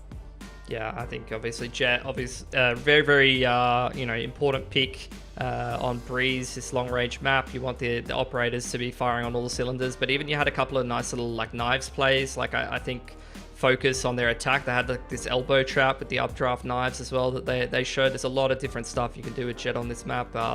With the KO comp, you got the pop smokes as well. So yeah, I think obviously your Jet being on point and not having to play something like a Raze that's going to really limit what you can accomplish. Although they did make the It Gecko doesn't limit look Cloud. good. I don't. It doesn't limit her. Mm-mm. I don't want to see the double satchels. Please don't make me watch it on Breeze. Hey, if you're out there, if anyone's listening to this and you got some games coming out, make sure you play Raze on Breeze. I want to see Pilski's reaction. I want to see the world burn. But having said that, though, I feel like the general theme of today, you know, after the first game as well, and this one, is some of that niche, out-of-pocket, out of meta picks are working, you know. We saw the Sage before, we saw the Sova, and now it's time to bring out an interview for you guys, actually, with Luxie from NASR. Hello, Luxie, welcome to the show again. Hello. It's great to see you, first of all. Massive congratulations on that win today. It was a great 2-0. I just have to ask you right off the bat, every single time there was a timeout or a tech pause or some kind of a moment that we stopped, coming out of it, you guys were winning those rounds. I think it was 3 thrifties. So what was going on in those timeouts? What was being discussed? How were you able to win so many thrifties and also rounds after timeouts as well? Actually, the timeout, it's on our coach. Our coach is really good on timeout and always good, give good idea on that. So we just follow and shoot. What was the kind of thing that he was saying to you guys? You know, was it just like making adjustments or anything like that? Sometimes he was just making an adjustment because we forgot about like our gameplay and stuff because of the pressure, and sometimes he was just counter play the other team. Oh, the mind games, the counter strats. Oh, we love it. We love it. Yeah, there's a couple of picks you guys brought out today. The Sova on the first map, also then the Gecko. It's not something that people usually play. So what was the reasoning behind that? But to surprise people, and also it's working for us, so we keep going like that. Do you have more surprises? Is that something? Is that like the playstyle you want to do? Actually, maybe. I don't remember actually. I'm so happy to win, so I don't know yet what we're gonna play in 2 days or something like that. No. Flexible play, so. Yeah, no, you definitely deserve to feel the happiness right now. I'm just trying to like dig, you know, I'm trying to dig a little bit. Of course, you know, the match yesterday and the match today as well. I know you guys are playing with Klar right now. So what's it like to have Klar to come in? How much time have you had to prepare for this? Is it just like a last minute decision?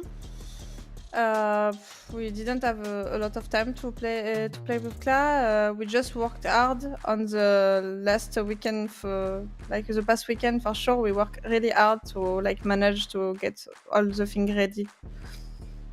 That's all. We just adapt, and she adapts really well also. So it was really good. Obviously, she's a very experienced player. You know, she was winning stuff like right in the beginning of this game. So, what's it like to have somebody that experienced, and what's she like as a teammate? But actually, she has a lot of experience, yes, and she's giving a lot of idea, a lot of proposition. Even in the communication, she's really, really on point. So, it's for that we won also. Yeah, I mean, you look great. It doesn't even look like she was standing in for you guys. And lastly, of course, you know, you played last year as well. You've been grinding really hard. And coming into this year, you didn't make too many changes. I know Klar stepped in very last minute. So how far do you think you can take this lower bracket this time around? I don't know, but we're gonna do our best and go to the best weekend. So maybe the first, maybe not. I don't know. You're gonna go all the way. I'm telling you this right now. You're gonna go all the way. Trust me. Thank you. Thank you so much for the interview. Congratulations once again, and we'll see you in the next round. Yes, thank you. All right, time for me to bring Kakuka and Pilski back. What did you make of that, Kakuka? Did she hear me out? She has a Jujutsu Kaisen poster in the back. There is no way that she is losing. Okay, you know that's a curse, right? You know that's a curse. No. Don't spoil me. Please. I just started season 2. Please. I may have binge watched the series, the first season, before we started VCT, and now I have to finish the second one. But hear me out. Good taste. Pilski, anything about your actual answers besides the decor of her room? I think it's great that obviously they have a coach that can kind of reset the mental and give them not only like a mental adjustment, but like small little gameplay tweaks as well as some counter strats. To be honest, that sounds like the full package of a coach, and you saw the effects of that on their pauses, even playing with a stand-in. They looked well organized. I think it really shows, and I mentioned it in the pre-show as well, you know, all of this experience, having an experienced stand-in, having a coach that's really helping them, I think is definitely been worth its weight in gold, and I think is probably the main reason why they've actually been able to pick up that series today rather than kind of crumbling after a few bad rounds. Yeah, I mean, shout out to the on-the-fly counter strats, by the way. That's kind of goated. But let's take a look at tomorrow's schedule, because we have a couple of huge games coming up, as you can see on your screens here. We've got Falcons, we've got Valiant, we've got G2 Goes, and we've got Giant X as well. Very quickly, who's your money on? Who do you reckon is making it through?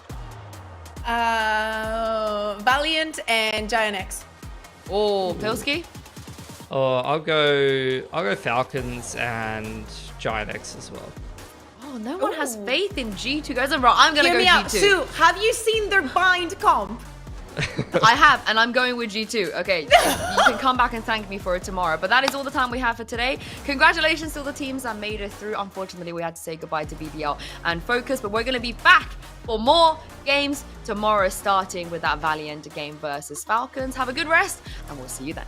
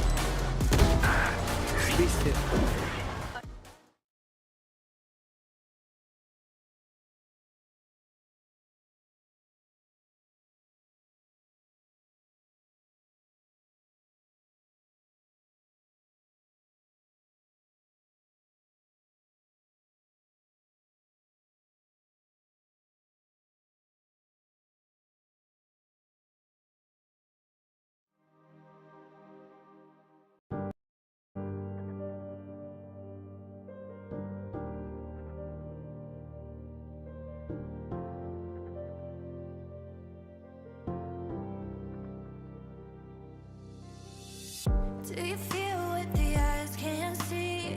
You hear it calling way down deep. Trust your heart, it'll keep you true. This world expects so much from you. From the dark